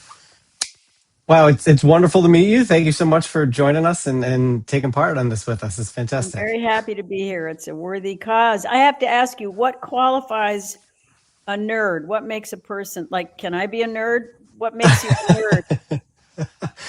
I think it is a particular deep dive on one particular topic that goes beyond just like, oh, hey, I like this movie. It's you want to know the details on who made it and how it was made and what went into it. And I think that's kind of, I think I grew up and that was a bad word when I was a kid. Like, people called me a nerd and I didn't like it. But nowadays it's like, yeah, it's great to be that. Where are they? Yeah. Right. So I've got a lots of questions to ask you. You've had this incredible career, and I'd like to maybe start towards the beginning. And it seems like you started at a really young age. Do you remember, were you bit with the bug? Like, did you had to perform? How did you decide, like, hey, I want to do this? So many people have great stories about the moment when it happened, and that's not how it happened for me. I grew up in a theatrical home. My parents, although that's not how they made a living, were theatricals and theatrical people. My dad was an engineer, but he grew up on the road. His parents, my grandparents, were vaudevillian actors, and so he literally grew up in a trunk, traversing America in a train and performing in tents and all of that. That was his life, and he loved it. But along came the Depression, and his mother, my grandmother, said, "Over my dead body are you going?" So fortunately, he was a brilliant man and had other talents. He became a triple threat engineer.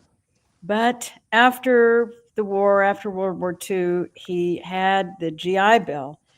And so, he had already, graduated, but he went and he got his master's on the GI Bill at Yale Drama School in theater. And so that's what really, grounded him in the arts. My mother came to it. She had been a ballerina. It was in many ways the glue of their marriage. And my father's career took the whole family to Japan, where I grew up. And Japan is an art-centric culture. I mean, it's how they communicate in many ways. It's how they move their lives forward. Yeah, And at absolutely. that moment, this would have been, I was a teeny weeny, so the late 50s. Japan was, just far enough away from World War II that the immediate wounds of war had been healed, and there was insatiable curiosity about who were the victors, who are these American people that came in and won. We want to know who they are. And so they went at that in a number of ways, and one of them was in the arts. And so they brought over arts from all over the Western world. They had relations with Behind the Iron Curtain, so the Bolshoi Ballet came, and the Kirov Ballet, and the Moscow Symphony, and Philharmonic, and then and all kinds of Polish companies, and just great, rich theater, music, dance artists came over.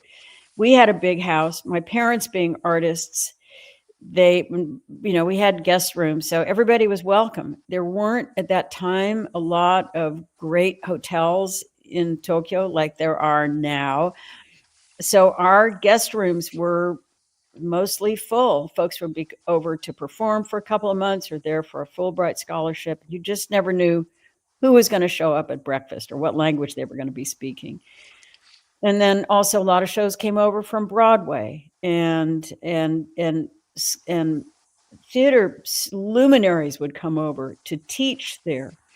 So Tennessee Williams lived with us for a while. Harold Clurman lived with us for a while. Henry Mancini didn't live with us, but he stayed with us for a while. So, it was this kind of, that was just home for us. I mean, it was a ridiculous childhood, not anything I could ever have had in America. And Yeah. I just assumed that that's how everybody, How we all grow up. And then my own parents, after a while, I mean, we went to everything. We went, the Royal Shakespeare Company was in town. We went to see them. Judi Dench was over at our house a lot when she was a young, beautiful woman. I mean, she's still beautiful, but Still, yeah. extraordinary. Maggie Smith.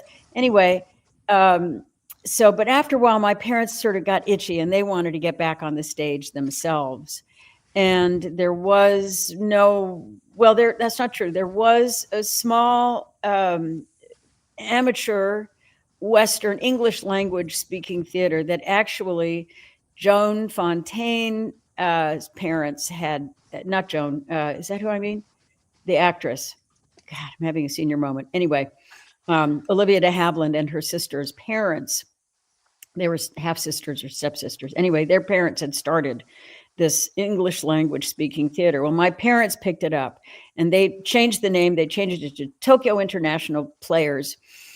Thank you, Joan Fontaine. Thank you very much. And we would do plays. And the Japanese professional theaters, many of them were very welcoming to this. So, there were wives, for instance, I did for like The Miracle Worker. There was the stage manager from the original Broadway production was over in Japan. So he said, let me direct Miracle Worker. I know how to do it. And my Annie in Miracle Worker was a wonderful actress. She happened to be there. She was married to a Shell oil man, but she had been trained at RADA. So anyway, we got to do the Miracle, and so there were plays going on all the times, and folks would come over and rehearse at the house. A few times in the summer, my wacky parents turned the living room into a theater. We could seat 120 people, hot as blazes because there was no air conditioning, just fans whirling. And all of our bedrooms, we didn't have bedrooms. They were just the dressing rooms. And it was madcap. And we did summer stock. My parents put on summer stock. We did 3 or 4 plays in rotation. Anyway, I think it was fun. It was our church. It was our family glue. It was what I knew. It was the people I was exposed to and the culture that I was exposed to. So this was a natural segue for me to start working in Japan. Also, at that time, there weren't a lot of foreigners who looked like me with this funny color hair and who spoke language. And kids pick up languages with no problem. So I was fluent in the language. And so if they ever needed a role on television or stage for a yellow-haired kid who spoke Japanese, I got it. And it didn't matter if it was male or female, because in the Japanese theater tradition with kabuki, it's all male. With No, it's all male. Bunraku, it's all male, that sort of thing. So even in the commercial modern day theater, contemporary theater, it was kind of a loose rule. I mean, certainly for kids. So as a kid, I could play a boy or a girl. It didn't matter. So I started working there. And then there's a large theatrical company called Toho, and I was eventually signed with them. And which sounds fancy, it wasn't. I just studied at their studios, got all the training, the ballet and the jazz and the singing and all of that. And was working a lot as a kid from the age of 11. And so much fun, such wonderful, wonderful people. And so it was the world that I knew. And at 15, I just thought I knew that I was working a lot because I was a gimmick, not because I had talent or something special to offer. I was just the only one available for those things that they needed. Yeah. So I went and I studied in England for a summer and then went to boarding school.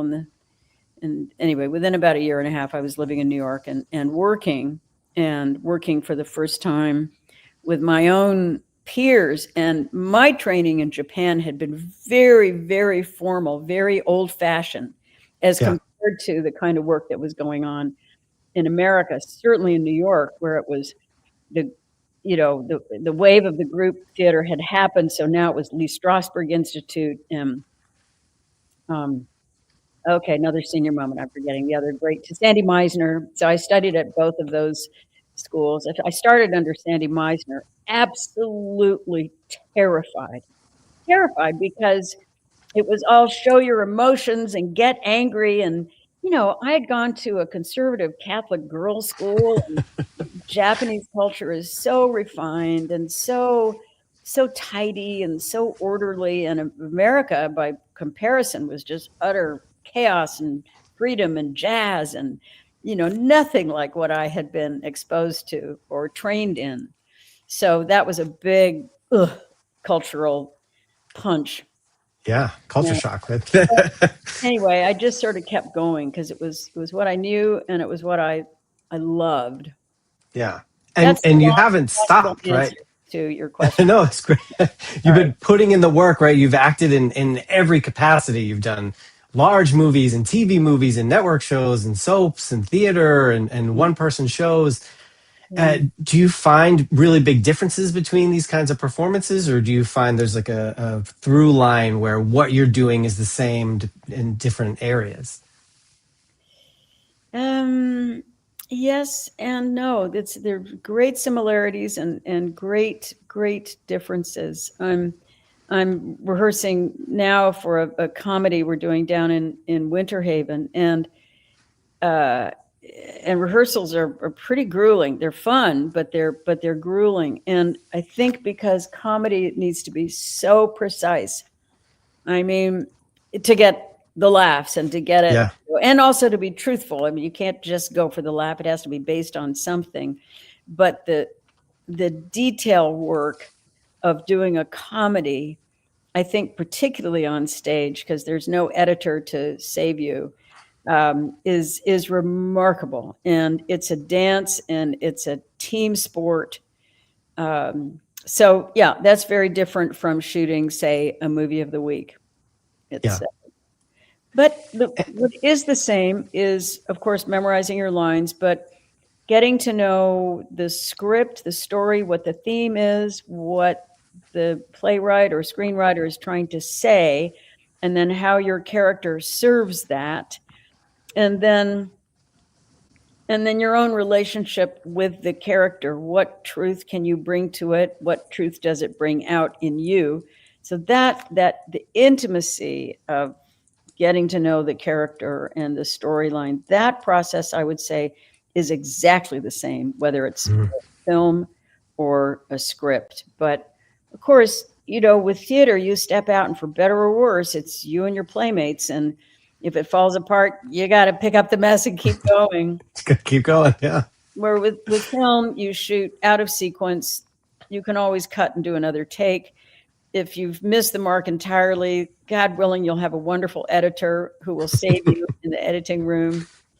So, you know, in that sense, it's a very different art form. Yeah. You've made me think of something. I'm going to kind of jump a little bit to talk about your singing career.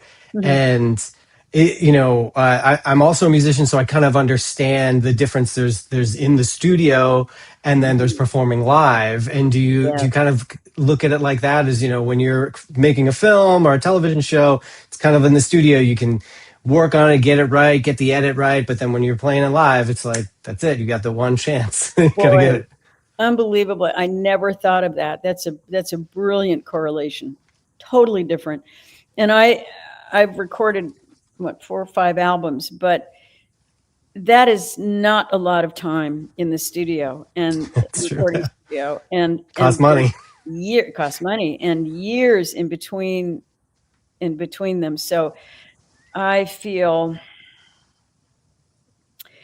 you know, I mean, I have several lifetimes worth of lessons to learn about working in a recording studio. What has worked for us better, and we sort of came to this late, is if we get the set that we're going to record, and if we do it a few times with the band live, then, you know, we start to breathe together, and we can carry that energy into the studio, and that makes a massive difference. Massive difference. Yeah, absolutely. All right, we'll come back to that. We've got some time. Okay. So you played a lot of different kinds of roles. Is there a kind of role that you've liked the best, or maybe a role that you haven't had a chance to do, something that you'd be interested in playing, a different kind of character? Thanks for asking. I have a couple of favorite roles, and I suppose the common denominator with them is that they've been meaningful projects, I think, for many people, but also for me. So early days, I did a project called Like Normal People with Sean Cassidy, and it was based on it was a movie of the week. It was based on a true story of a couple who were mentally handicapped, and her family was not in her life. She was deposited into an institution, and you know, that's where she lived. His family, on the other hand, was profoundly involved with this young man's life.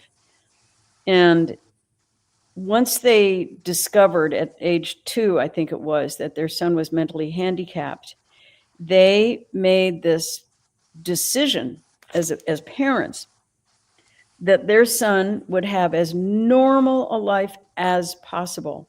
So when it was time for nursery school, they took him to a nursery school, and you know, on through kindergarten and elementary school. And I guess some schools accepted him, but when they would come to that inevitable conversation, when the school, particularly in elementary, would say, well, I'm sorry, we can't deal with mentally handicapped kids in the classroom. He won't be able to keep up. And the parents just kept asking why not? And they were so strong, and they were such pioneers, and they were driven by love, and they got laws changed. And the curious thing, one of the curious things, is that he was in Beverly Hills High School. Roger, this character was, through 6th grade. I don't think beyond that, but through 6th grade. And one of his classmates was David Cassidy. So Sean, you know, later played his older brother's former classmate. And then eventually they did, Roger was moved to a wonderful institution, and lived there and had a good life. That's where he met Virginia, his eventual wife. And they wanted to get married. And again, the state said, no, you're not allowed to get married. And Roger's parents said, why? And they fought and they kept going forward and they got the law changed. Mentally handicapped people can be married, at least in the state of California. So to do this story, to meet these people, to have a chance to work with Virginia, the real woman, and, you know, honor her journey and meet, I mean, these are people I will remember all my life. I had never been able to witness that kind of courage.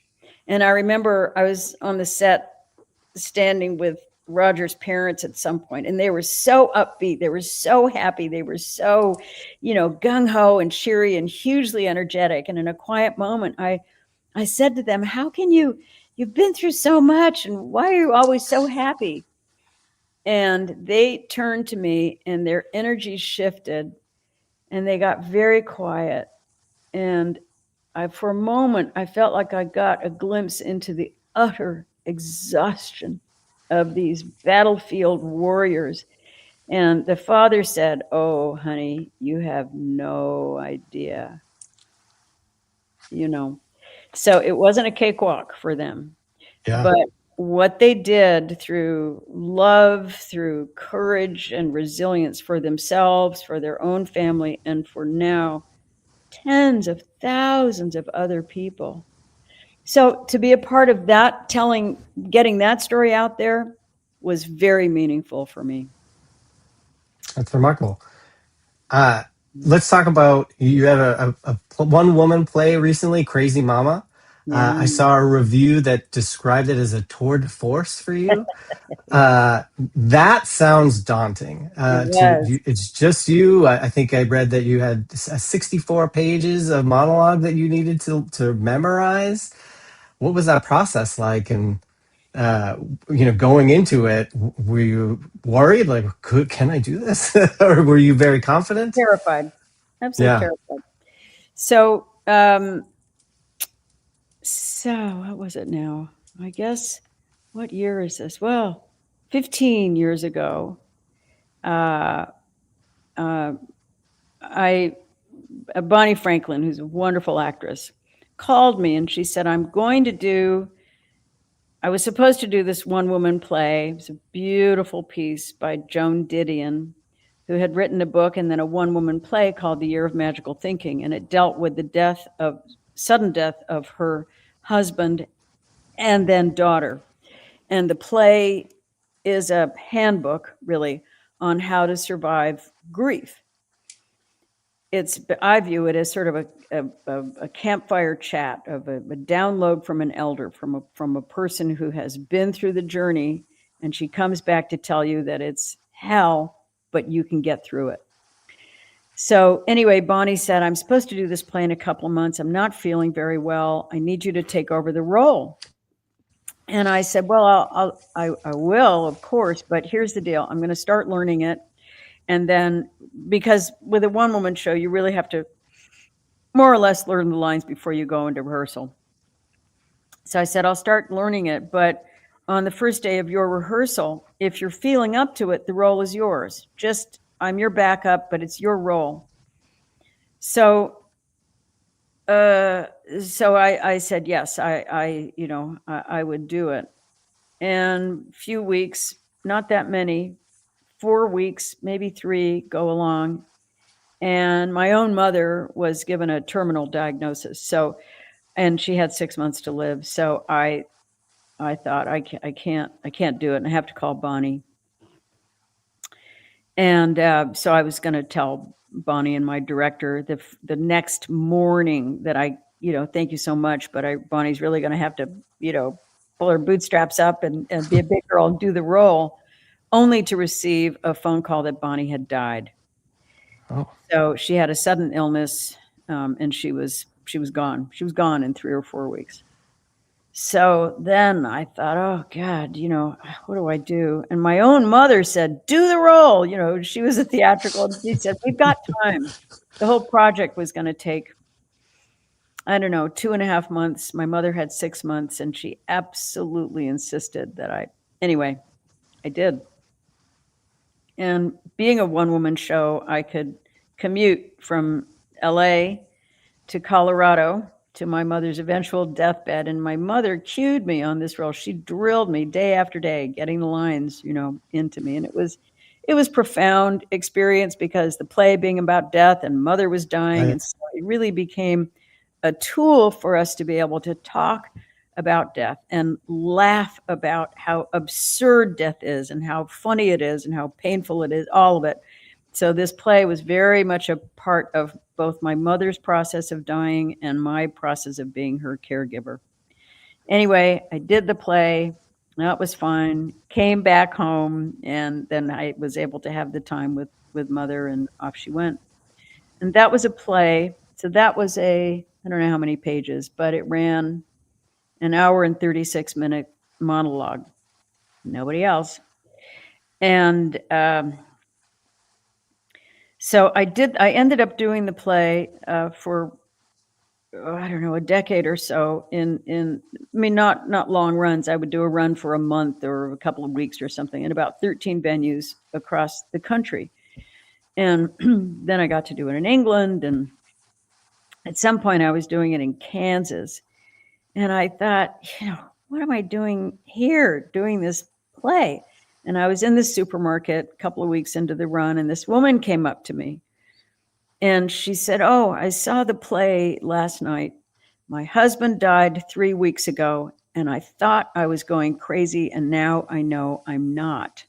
So I thought, that's why I'm in Kansas, So that play and the journey with the play for me has been profound. And I think especially at this age, I want to be involved with projects that are meaningful. I mean, theater is meaningful. And so I'd like to be, as much as I can, believe me, I'm not above making a buck on a crappy little film, but gotta put in the work.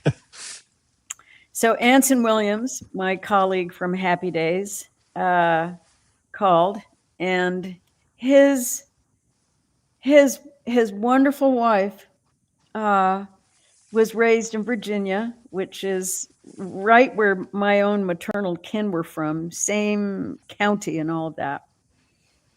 And she had this, listen, I'm seeing these things go by. Should I be doing something on Facebook with you guys? Or I don't know how to do that. How do you? Don't worry about it. I think we're good. Yeah, they'll let us know if we need to do anything else. All right. Sorry. See, my sister's commenting in here. Okay. All right. Yay, sister.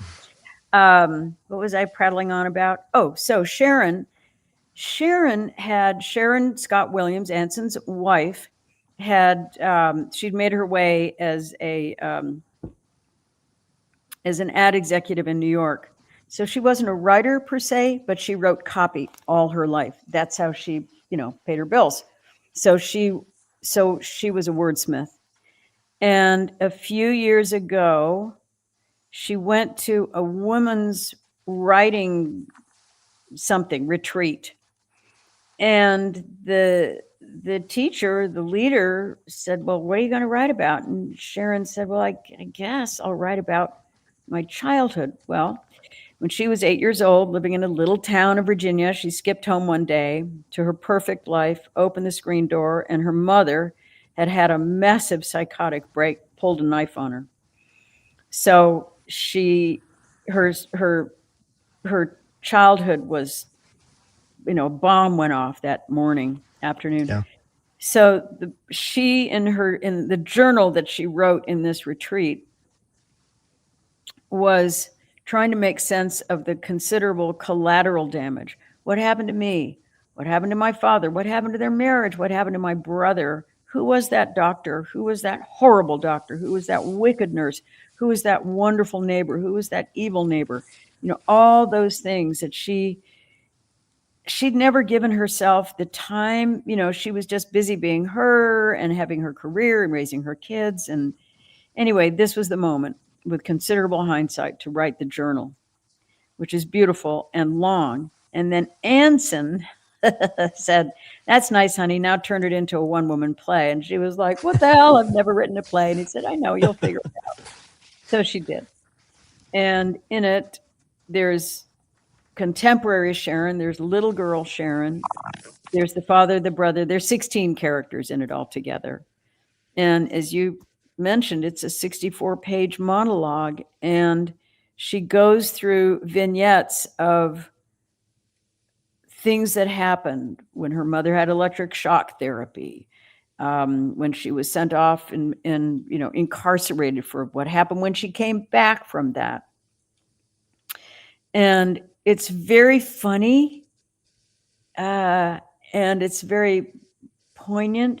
She's a magnificent writer. Anyway, we got to do it. And we're actually taking it to Off-Broadway in a year, and hopefully a couple of other places. But it's, we didn't know, because the show had never been done before. They'd done readings, but they'd never done a full production. So it's like, is it going to hold? Can people stand to watch one person stand up there and talk? It's 2 hours long, and then an intermission on top of that. But the writing is so good, and I think it's not a topic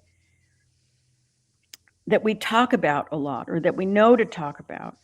And I say that because after almost every show, somebody would come back and say, my mother, my father, my brother, myself, my sister, had a, you name it, breakdown, were schizophrenic, were suicide, came back from the brink, got the medicine cocktail right, but so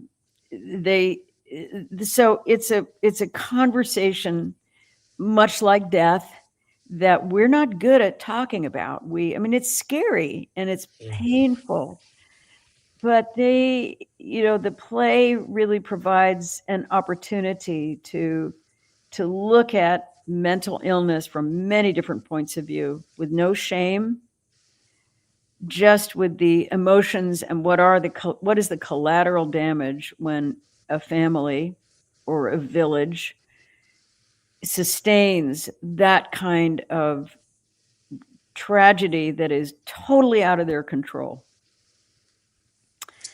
So, it was a privilege to do. I think that makes me think of something you said earlier on your time in Japan, and how the way that they express themselves through art, and how that's how they communicate. But that truly is, art saves people, and art speaks to people in these ways, and we're able to. Absolutely.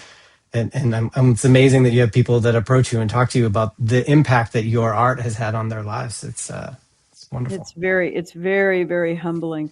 With COVID, when suddenly for 2 years, basically, we couldn't go. You could watch live performances on Zoom, but you couldn't be at the theater. And I, as a lifelong theater goer and concert goer, once that was gone, really gone, because you couldn't do it, I had no idea how much I relied on live arts to help me process the world.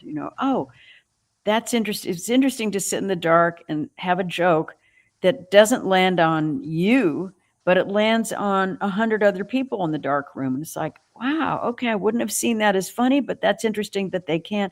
Anyway, all of these things that we learn about the collective consciousness only in live theater. I think you can learn it in a movie house when you're sitting there on the edge of your seat watching Mission Impossible, or some wonderful Superman, or some wonderful foreign film, or that also is a communal, I don't mean to ill speak, film, but it's not just fluff. It has a purpose. I think it moves the collective consciousness forward. It informs us of our common humanity. It grounds us in that. It's a wonderful thing. So many plays I didn't even like. One show in particular, couldn't stand it. However, it was a bold, ballsy show, and 4-letter words were just flying, and everybody was insulted. And however, after that show that I didn't like, I was out to dinner with friends who we'd gone to see it together. And because everybody had been offended in this show, all of the ice was broken. And we could talk about taboo topics things that don't come up in, an easy, casual, how you doing? Polite conversation. Right? Exactly.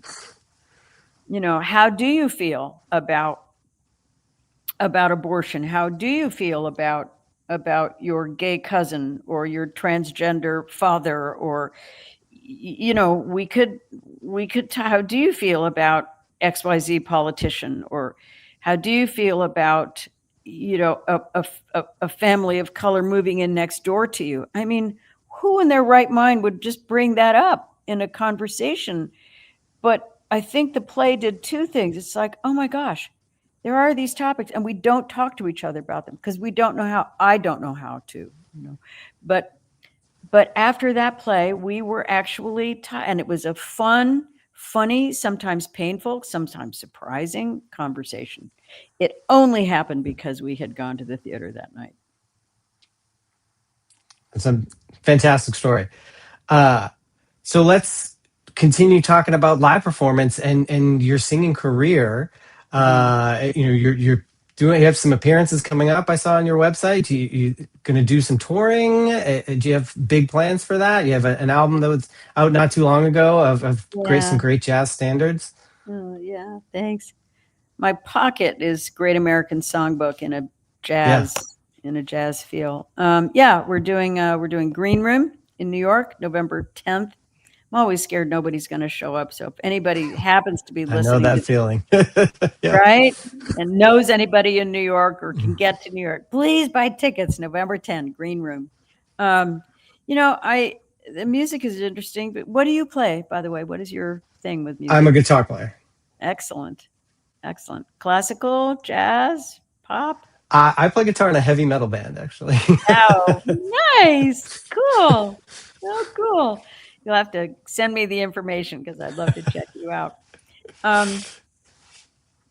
So, I did musicals growing up, loved that. And also, Tokyo was jazz crazy. So when I was growing up, so Anita O'Day was over there a lot. Helen Merrill was there. So, and again, I'd be over at the house and stuff. So I was aware of jazz. My parents listened to that era of music. So that was sort of the soundtrack of my childhood. Then coming to work in the States and being with television, I was not singing and I really missed it. And didn't know how I was going to somehow find a way, because you don't really get a chance to sing on television. And that's where I was working for the most part at that time. Well, with the tragic advent of AIDS, there were a lot of fundraisers that happened in LA. And the easiest way to put together a fundraiser is to get everybody to stand up and do one song and do a couple of group numbers. So I got invited into that, which introduced me to this wonderful group of Los Angeles musicians. And then one day, somebody, actually one of the producers on Happy Days, wonderful Renaissance man, Jimmy Dunn. And Jimmy, on our U.S. tours, Jimmy also composed music. So we would stand up and do some songs together. We'd do the national anthem together. And so Jimmy called at some point. And he said, I'm putting together a show in a little cabaret hole in the wall. And will you do a couple of our duets? It's like, sure. No pressure on me. It was Jimmy's show. So he did the thing. I did his beautiful duets. And afterwards, the proprietor, Tommy Rolla of the Gardenia Bar and Grill in Hollywood, came up and he said, so when are you going to do a cabaret act? It was some of the most terrifying words someone has ever said to me, because in the moment I felt that he'd thrown down the towel. And I knew I had to say yes. And he introduced me to a director and a music director, and we made a show.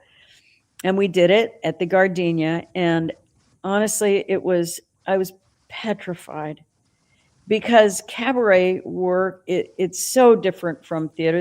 You're not hiding behind any character. There's no story per se. It's you. It's you. And when you stop singing, it's time for you to talk. When you stop talking, it's time for you to sing. It's like being on a train. And, you better be in the saddle or you're going to miss it.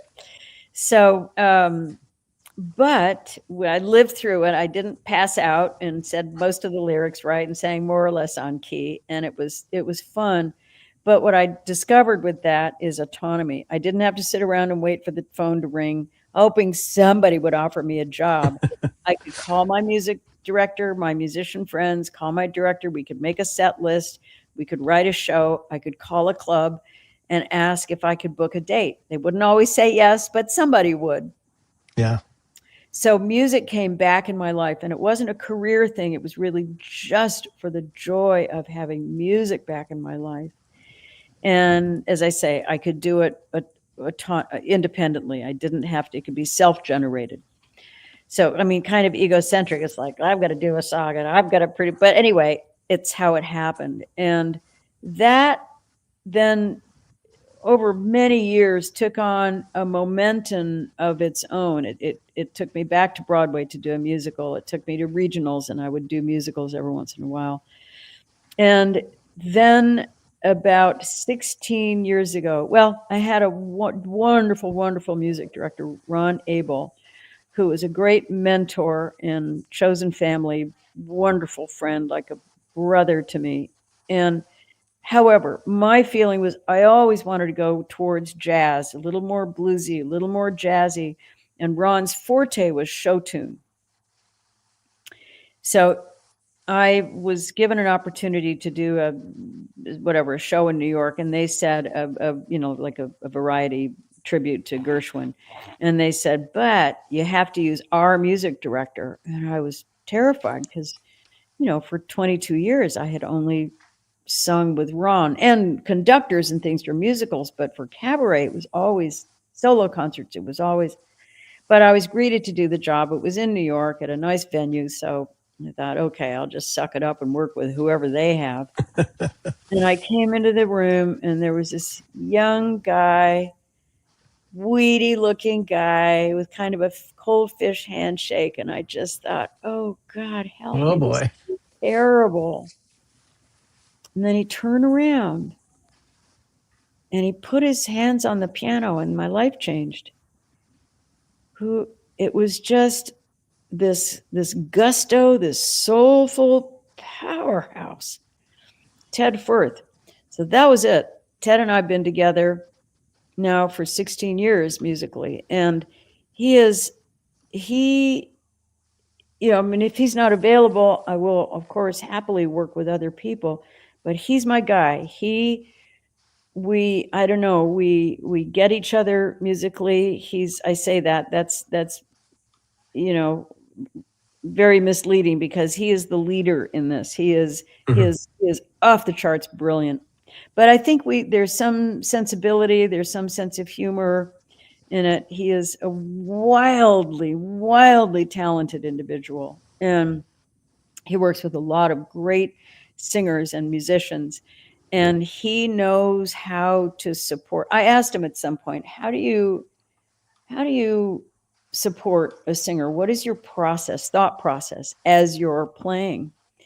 And because it's never the same twice. And he said, well, it's about the breath. He watches them, but I don't know, he's got a third eyeball somewhere in his head, and he watches and feels. And when the singer is taking a breath, ergo, they can't be singing. So then Ted, in a fraction of a second, through his now incredibly sophisticated and honed intuition, he has several choices. Do I play silent? Do I echo the sentiment? Do I presage the sentiment that's about to come? Do I put in a lilt of another song? I mean, there are 1,000 variations that he could come up with, and he does like that. And then he pulls back so he works with the singer to support, to extend the emotion that you're putting there. And boy, to have that support and inspiration on stage, nothing like it. Yeah. And the more I sing, I just turned 70 the other day, and But at this stage, and I've felt this for about 8 years now, music has become more important to me. The joy of music is so profound, and to literally, maybe particularly in these difficult days for our country, to be involved with harmony, is profound. I mean, it is physically healing. I heard the great Diane Reeves refer to any song she takes on as a spiritual discipline. I mean, how cool is that?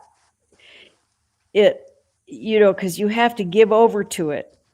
You have to give over to what the song wants to say, to what how the music wants to move people.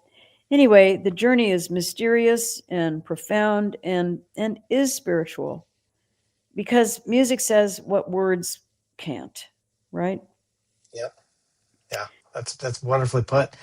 And so you're working and your latest album, This Could Be the Start. Yeah. It is just so many great songs. And is it Ted that's picking the songs that you're doing, or do you say, hey, these are some that I think that I would like to sing, or does he come with you and say, hey, let's do How High the Moon? How does that work?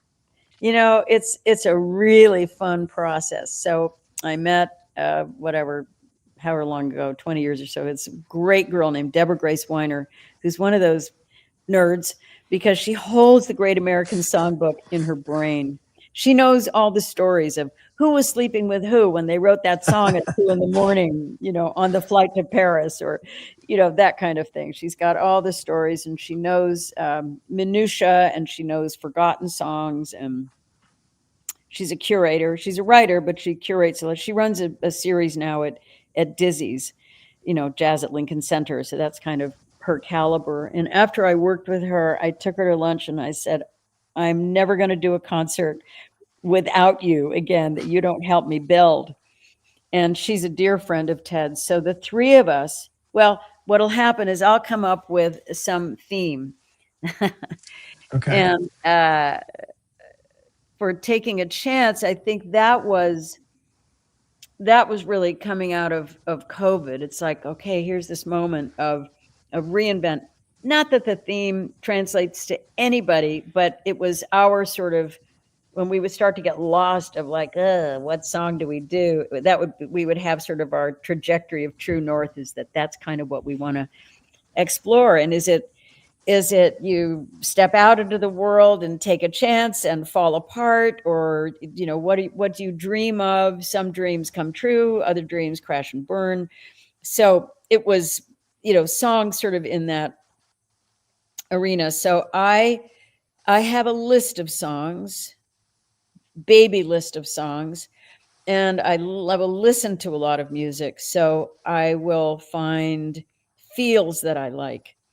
Not necessarily a song, that I want to mimic the arrangement of this song, but I'd like the feel of that arrangement, and I'd like to try that arrangement that by Oscar Peterson or Kurt Elling or you name it, Anita O'Day, Billie Holiday, and put it on How High the Moon, or put it on one of these other songs. So I come in with basically just blobs of clay, and Deb and Ted are very patient with me. And then, of course, because they know what the theme is going to be, so they've brought in, and we start off with a list of about 100 songs, 80 to 100 songs.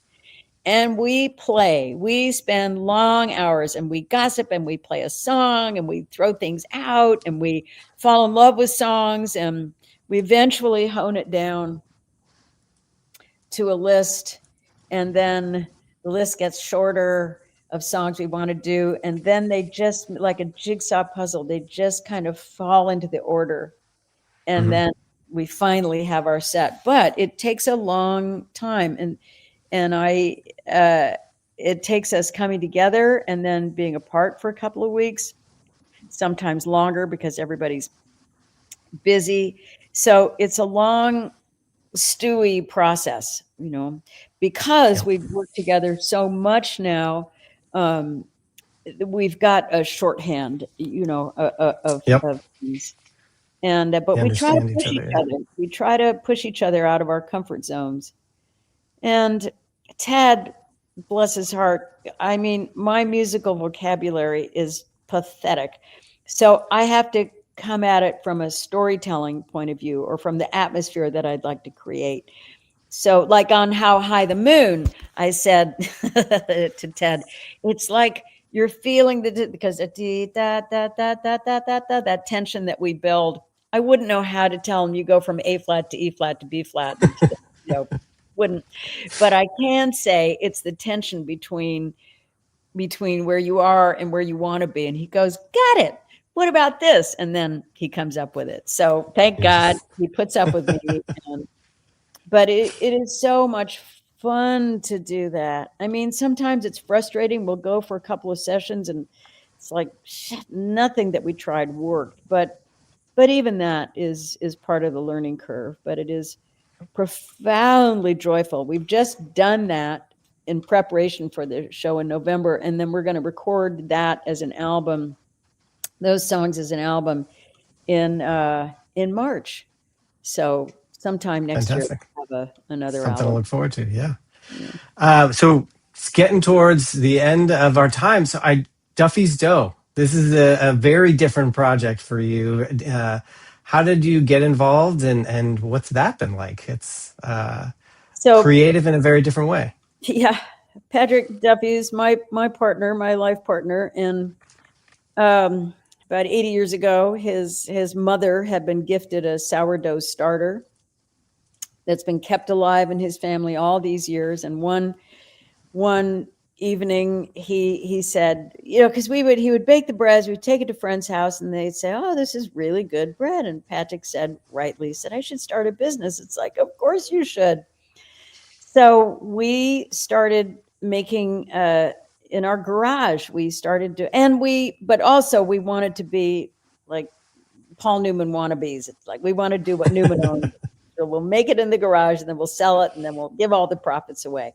That's really the only plan that we had. A business friend said, "Well, you're crazy to try it, but if you must, do an all-in-one kit. So you've got the starter and the baking pan and all the things you need to make the bread, and sell it online. Don't go through retail, and start with like 200 kits and see if you like it, see if you can do it, see if you." So we did, and we made 200 kits. We had to make the starter, dehydrate the starter in a certified kitchen, but then we'd take it home, and all the rest of it, we'd bring some friends over, crank up the rock and roll, and we'd do assembly line parties. And finally, we had 200 kits made, and we launched in September, and hoped that we might be able to sell all of them by Christmas at the end of the year. And so we had some PR, and People Magazine picked us up, and all 200 were sold before noon on the first day. So we were like, yay. Oh no, because now what? Now we need to make more. Yeah. So we did that however, it's a horrible business plan, because once you have the dehydrated starter, you never have to buy it again. So you go through all this effort and, to earn your customers, and then they don't ever have to come back. So we went to Kroger, and because they have a huge charitable arm, huge, ileomocenary arm. So we went to them, and we said, can you bake our breads? Because not everybody wants to bake. They want to, I do, like rip open the package and eat it. So they took us on. We have a comprehensive licensing deal. We have 5 brands of sourdough, all of our recipes that they replicated.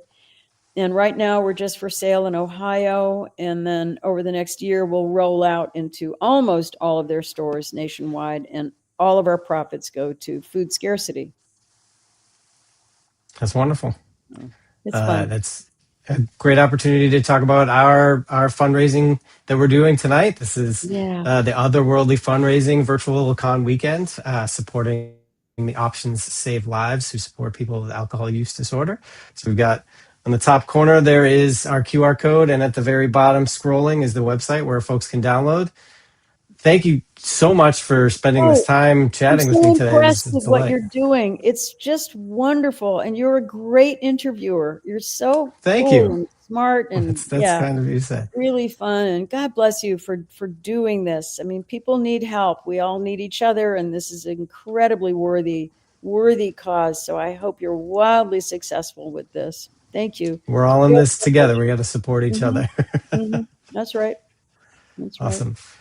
All right, Thank dear. you so much. Thank Anything you. else that you want to drop? Anything else that I've overlooked that you want to mention to anybody that's Yes, watching? you have to either in a chat or something put some information about your. People need to know about your heavy metal band. Yeah. Okay, I will do that. Thank you. Oh, you're blushing. Ha ha ha. Made you blush. All right. Will you kick me out of here? Because I don't know how to turn this off, but you'll do it. I also don't know how. Somebody will. All right. I don't have that. Yeah, Here we go. I can Here's take Steve. care of He's it. the Okay, boss. cool. I can Thanks a take care of lot. it. Okay. Bye. all Have a right. good night. Thanks. Yep. Take care. You too.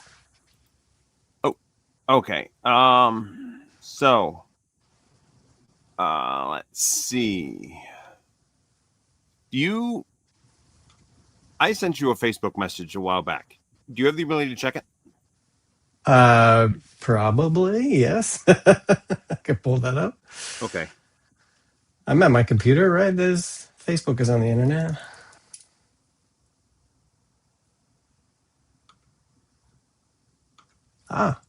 Yeah. Certainly. Okay. Okay. Then I will she's here and we're gonna all right. So I'm gonna add our next guest to the stage. Hello. Hi there. How are you guys? I'm well, Kay. How are you? I'm good so far. Oh, excellent.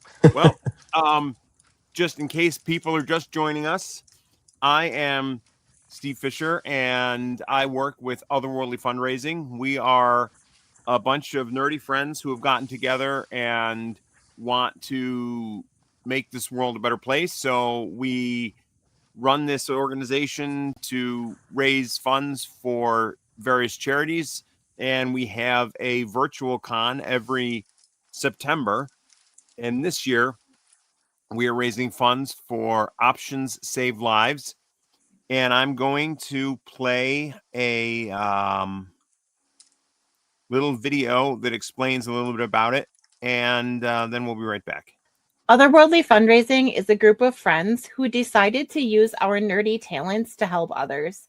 Our charity this year is Options Save Lives, which helps individuals fully recover from alcohol use disorder. Thank you for joining us this weekend and for donating to this worthy charity. Okay. So that is who we are, what we do. An FYI, for anyone that donates $10 or more, you will be entered into a sweepstakes to win one of 3 mystery prize boxes. And for anyone who donates $50 or more, one of our very own members of Otherworldly Fundraising, Trevor Hawkins, is an amazing artist. And we have a painting that he did of the actress Amy Acker that was actually signed by her at a recent convention. And that will be offered as a sweepstakes prize to anyone who donates $50 or more. They'll be entered to win the prize. And I am going to take myself off stage and let you two guys chat. Have a good interview. Thank you, Steve. Hi, Steve. It is an absolute honor to be speaking with you. I'm not sure how much of the background of this group that has put this together you know, but we are big Superman fans. Oh, yay. And I actually met you a few years ago at the Superman celebration in Metropolis, Illinois. It was in Metropolis. That was one of my favorite places. It is basically my favorite place. I live in Boston and I fly to the celebration in Illinois every year because I'm the biggest Superman fan in the world. And a lot of that is because of Lois and Clark. When I was younger, I remember the night that show debuted in 1993, and that Sunday night, it was a very exciting moment for me in my life. So Me too. Me too. yeah, and your performance as Ma Kent sticks with me as just one of the all-time greats, and it's a role that's been played by wonderful actors over the decades, right? But when I think about Ma Kent and I'm reading comics, I have comics here. Like I that your voice is what I hear for this character.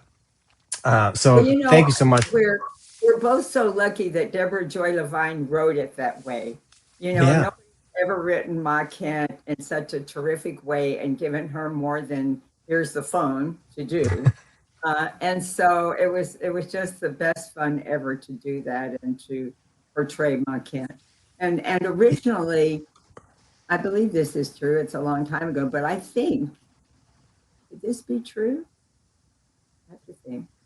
I'm thinking maybe we were just supposed to be in the pilot. And then when they started playing clips of it around to the, to the people in the provinces, it was so popular. Our couple was so popular that then they added us as regulars to the show, which was really thrilling for both of us. Yeah, and it gave Clark and Superman someone to talk to, and your relationship always felt so real.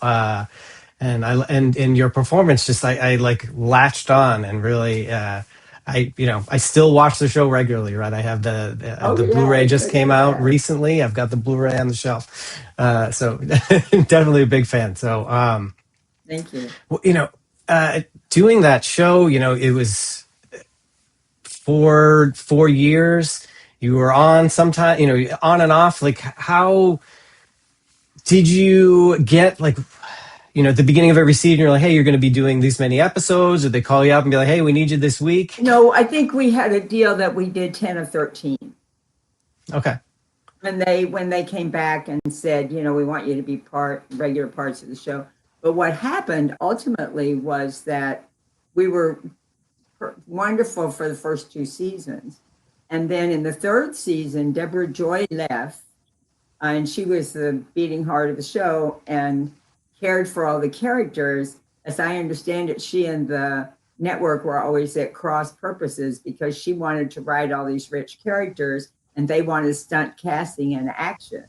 And they didn't really care anything about us. And so Joy left, then I think the writers would just write some lines and say, here, Eddie, and here, Kay, and they didn't really write anything from our characters' POV. And the other thing that happened at either the beginning of the 3rd season or during the 2nd season is we had a big earthquake out here, and it destroyed our Smallville home, which they never wanted to talk about. And so from then on, we always saw Clark, in town. We never saw him back at our place because our place wasn't there. Did not know that. That was fascinating. Yeah. Wow. So we got some questions in the chat here. Okay. Kristen is asking, do you have any fun experiences working with Bob Newhart? Oh, golly. Yes, I was lucky because I was in, I don't know whether I was in 2 different Newharts. I think maybe I was in one iteration of Newhart and then the other one and then a couple of them. And all I really remember was that if I was still relatively green in the business relative to how many years I've been in the business now. And so I would get a note sometimes, and I guess it was that I didn't deliver a joke correctly or whatever, but I just got a note that was from Bob that would say, do such and such. And that's really all. I mean, I don't think I ever really interacted with him very much. But anytime he wants to tell me how to do something, I'm really happy to hear about it. He knows a lot more than I do. Yeah. So going back in that direction, so you're talking about you were earlier in your career. Do you have a moment when you knew like you wanted to be an actor? What was the journey like going from it being a passion or something you were interested in to being, oh, I can actually make a living. This is my career now. I can do this. Well, first of all, my first appearance on stage was as the baby Jesus in a school play. my brother and sister were in the school, and I'm born in January, so it must have been the next Christmas. I must have been here. And so that was my first appearance on stage. But I don't remember ever not planning on being an actor. I mean, that was just, I grew up on Betty Grable movies. And my idea of show business, you never saw a Betty Grable movie, I'm sure.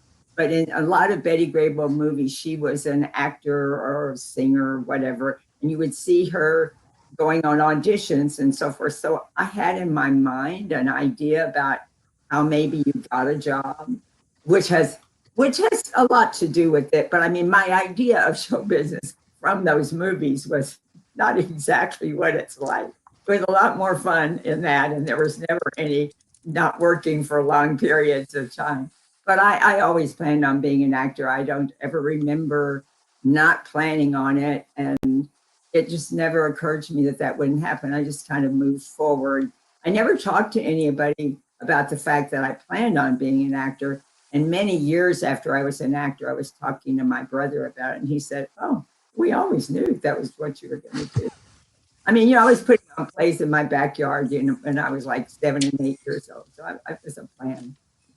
It was just part of you and part of your life, and it was never going to be any and other you're way. in school plays, and I would read everything. I would read a lot of showbiz biographies. And when I was back in Dallas, which is where I'm from, and when I was in high school, I wrote fan letters to a lot. I saw a lot of MGM movies, so I wrote 3 different letters. I can't remember. I only know one was 2 that I can remember, but they all wrote me back. But the one that I remember is Marge Champion. Marge and Gary Champion were song and dance people from MGM movies, and they both later became important directors. And they were handwritten letters. They all wrote me back, and they all kind of said the same thing. That because I wrote them and I said, I want to be an actor, but I have no idea how you go about doing it. Everybody thinks you could act, write, or direct. You just could do that. How would you get a job doing that? And so she wrote back. They all wrote back, and they said the same thing. You should do everything you can do in your own hometown, sing at the Lions Club, do book clubs, whatever you can do so that you get up in front of people.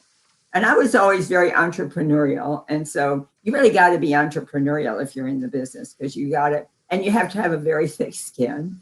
And I believe you should come from a background of real or imagined rejection, which allows you to deal with what it's like. You don't like it, but you know how to do it.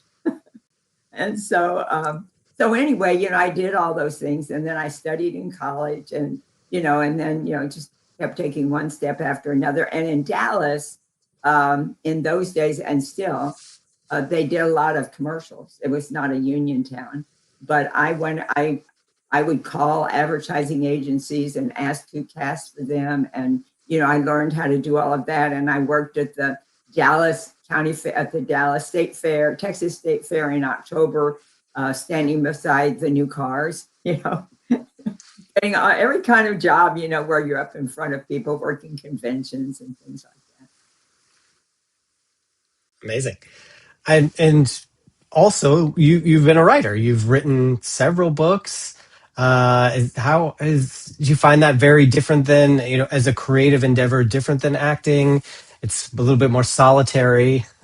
Well, before I left Texas, I taught high school at the Catholic girls' school that I had gone to. I really loved teaching. That was one of the best periods of my life. And I really consider the books, since the books are how-to books, how to make it in the business as an actor, writer, or director, how to get jobs, what the next steps are. And I actually just kind of considered that another version of teaching. It's funny. Last year, what was it? Oh, when I was on Poker Face a couple of years ago, the part that I was supposed to play was described in the parentheses as a busybody. And so I told the writer when I got on set, I said, a busybody doesn't think they're a busybody. They just think people. And I realized that I'm a real busybody, because I'm always like, oh, but you could go over here and it would be a better way. So I love those books, and I love that there are people. I mean, I started writing those books in like 1998, maybe, or 80s. I can't even remember, so long ago. and wrote various new editions of them over the years. And people come up to me all the time and say, "Oh, I had your book when I first got in the business. That's how I got my first agent." And it just always makes me so happy. It makes me so happy to meet people that I've been helpful to. And anything more in the works? Anything that you're kind of currently cooking? For writing or acting? For writing or for acting that I'm cooking? Either, but we're talking writing. Let's talk writing first. Okay. I haven't done a new edition. About 3 or 4 years ago, I did a new edition of my favorite book, which is How to Sell Yourself as an Actor, which is really kind of like what it's like to be in the business and don't kill yourself because tomorrow your ship could come in and things like that. I did a new edition of that. And then 4 or 5 years ago, I did new editions of the New York Agent book and the LA Agent book. But I don't have any plans right now to do any more of those books. I also wrote a party book back when I was doing books. And I have a memoir that I have in the drawer that I, every once in a while, try and decide whether I want to go forward with it or not. It's already finished. My friend read a book and she said, she read this book, How to Write a Novel in 30 Days. And so if you write 2,000 words a day for 30 days, at the end of that time, you'll have a book about the size of Catcher in the Rye. And so you're just supposed to sit down and write, don't edit, don't anything, just go through your story. So I did that. And of course, it's easy because you're writing your life, and you know what happened. And so I did that. And then every once in a while, I go back and revisit it. And I think about all the biographies that I have read. I just love biographies, particularly showbiz biographies that, how did you, then I did this and then I did this and this was horrible and this was great. And so I don't know. I may get back to it. I may not. Any showbiz biography that you recommend? Oh, so many. Viola Davis is just amazing. Will Smith's biography is amazing. Matthew McConaughey's is amazing. Gina Davis is awesome. They're just all so interesting, and everybody's journey is different. And you would never, and I think particularly Matthew McConaughey and Will Smith, although sometimes you have to just put it down because they're so full of themselves. But they are both so entertaining and they're both so creative about their business and about moving forward and their plans for their business, plus the backgrounds in their families, which really are the things that reveal who we are and how we came to be, and usually what we have to sell, because we are really what we have going for us is our own energy. Everybody has different energies, and they're buying people for that thing that you have when you walk in the room before you even talk, because it's what you bring in. I mean, Ma Kent was just perfect casting for me. It was just, I've done a lot of stuff and I've been good in it and it's been great.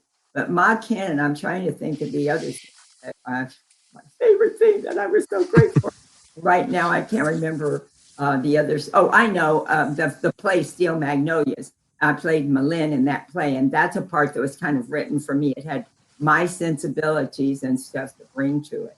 So anyway, in fact, I have as much fabric in my sewing room that I could make Superman's costume just like Ma Kent did.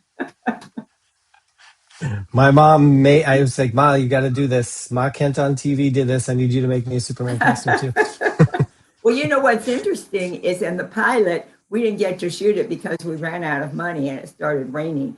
But in the original script, Ma Kent is discovered welding. You just see this person welding with the cap down and welding, and then she takes the cap up and it's Ma Kent. And I learned to weld for that, not knowing what I later found out about how dangerous welding is. It's a really dangerous thing. But I was disappointed that we didn't get to do that because I thought that was such a great reveal. You think you're seeing Pa Kent or whatever. Yeah, that fits with her character too. I love that. Yeah. So we got some more questions in the chat here. So Hannah asks, do you prefer being in front of the camera, or are you interested in calling the shots from behind the camera and telling people what to do, and you find those roles similar or Well, different? I do like telling people what to do in general. But other, I used to teach school and write and direct and produce plays. I haven't really, done any directing that would have anything to do with the business. And so I like being in front of the camera. I like being on the set. I think one of the most, you'll hear actors all the time when they're talking about a particular show that they did or whatever, you create such a family when you're working on a show. And I think that's one of the real lures for it. We all, and I think everybody's business work, they make a family, like a work family and then their regular family. And a lot of people spend more time with their work family than they do with their regular. So anyway, I really enjoy being on set and being with the other actors, and particularly when you have a group that just all really works together. I used to watch Everybody Loves Raymond, and it just looked like such a wonderful thing to have been part of that cast. They just were so, every single cylinder fired, on that show. Yeah. Another question here in the chat. This is the episode of All in the Family you guest starred in was rumored that it almost wasn't going to air. Were you aware of that? Do you know the story and how that happened? I do know about that. For those who don't know about that episode, a very famous episode called Cousin Liz.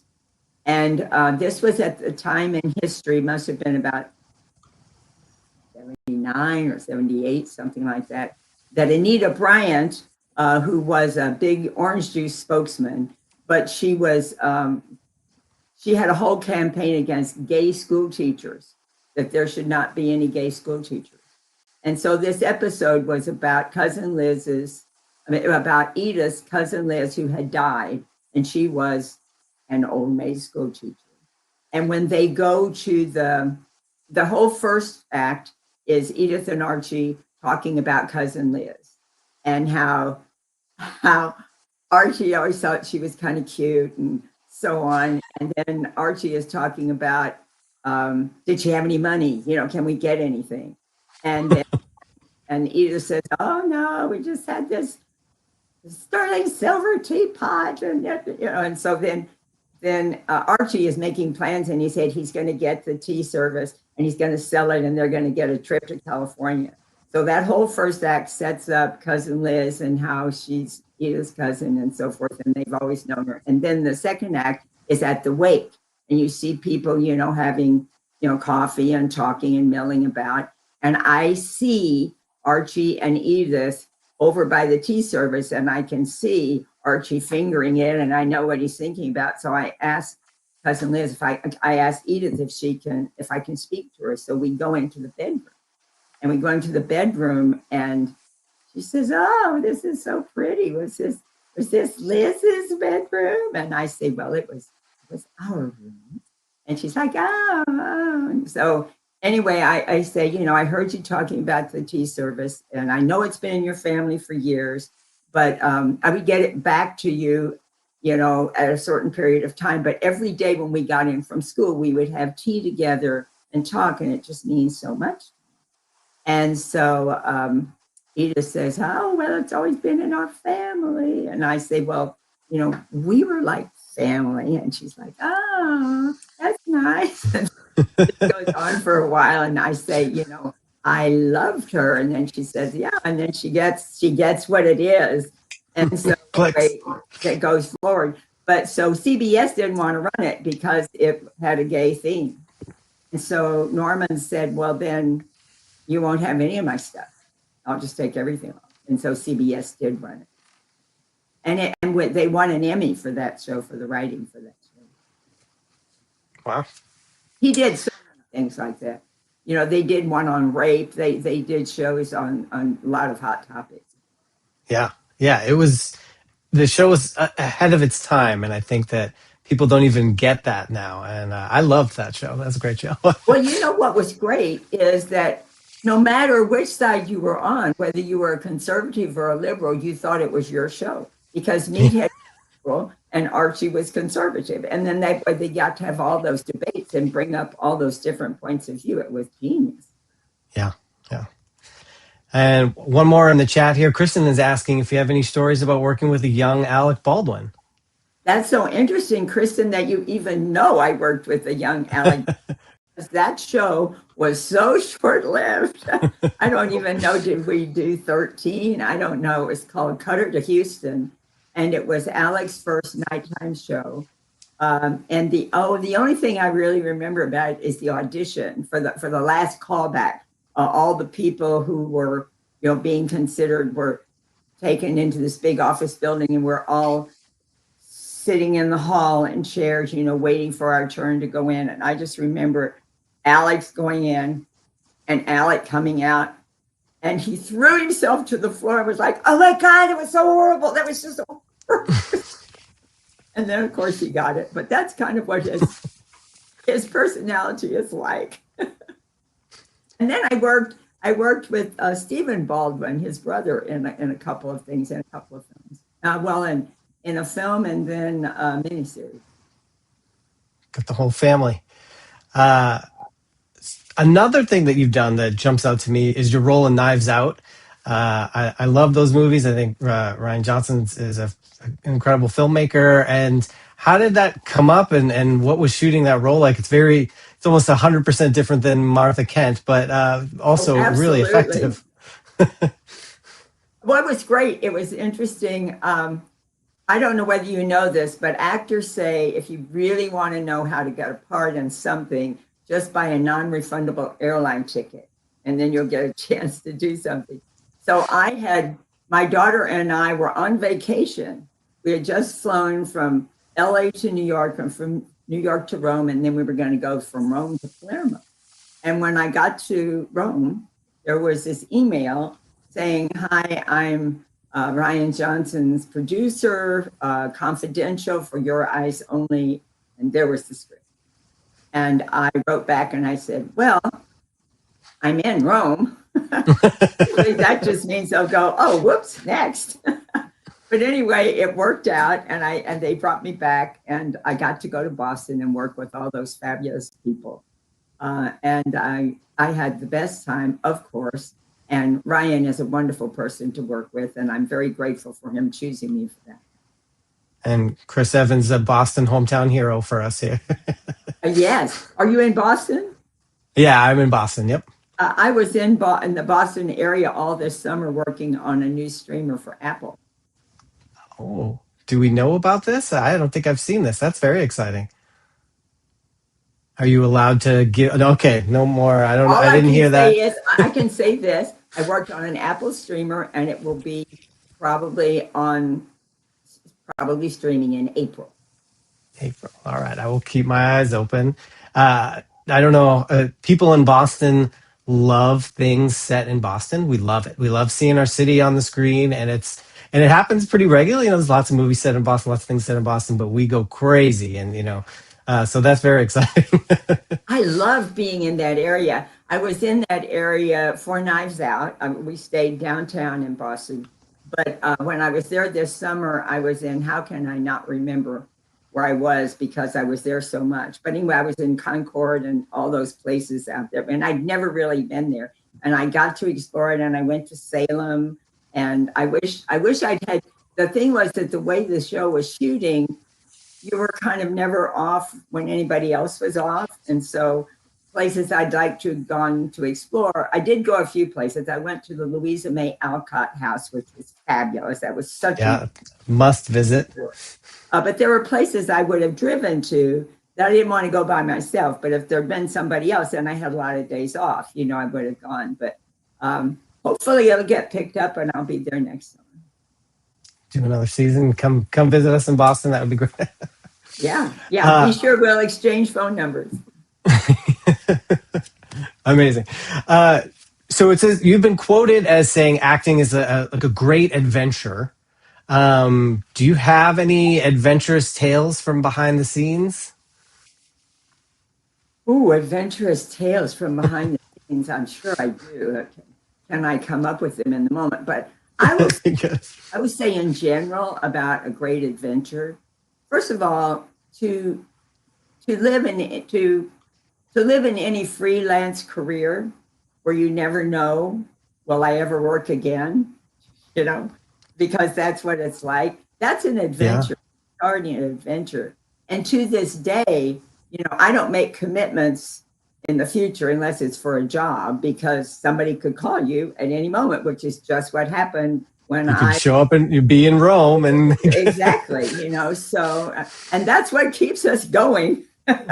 Because it's a very, very hard business. It's a very hard business, and you don't know. And sometimes you will just go a long time, years without working, you know, and without even any encouragement of working. And of course, with COVID, I had booked a movie that was supposed to happen during COVID, and then, you know, that just went away. And then something else just went away because of that. And then the whole business, you know, just kind of came in on itself and was smaller because of COVID. And then we've had the strikes and we've had everything else. And also there is so much filming abroad, you know, and so that's a dearth of work here in the United States for actors. I will say, by the way, when I was in Boston this summer, there's a lot of filming around Boston. You must know that.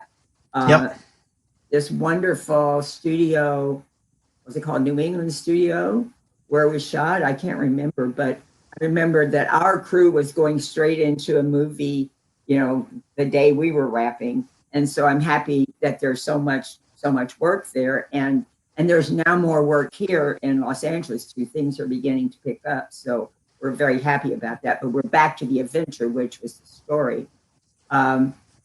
I don't know that I can think of what somebody would think of as an adventure until we're finished, and then I'll be here by myself, and I'll go, "Oh my God, that was what I could talk about. That was so great."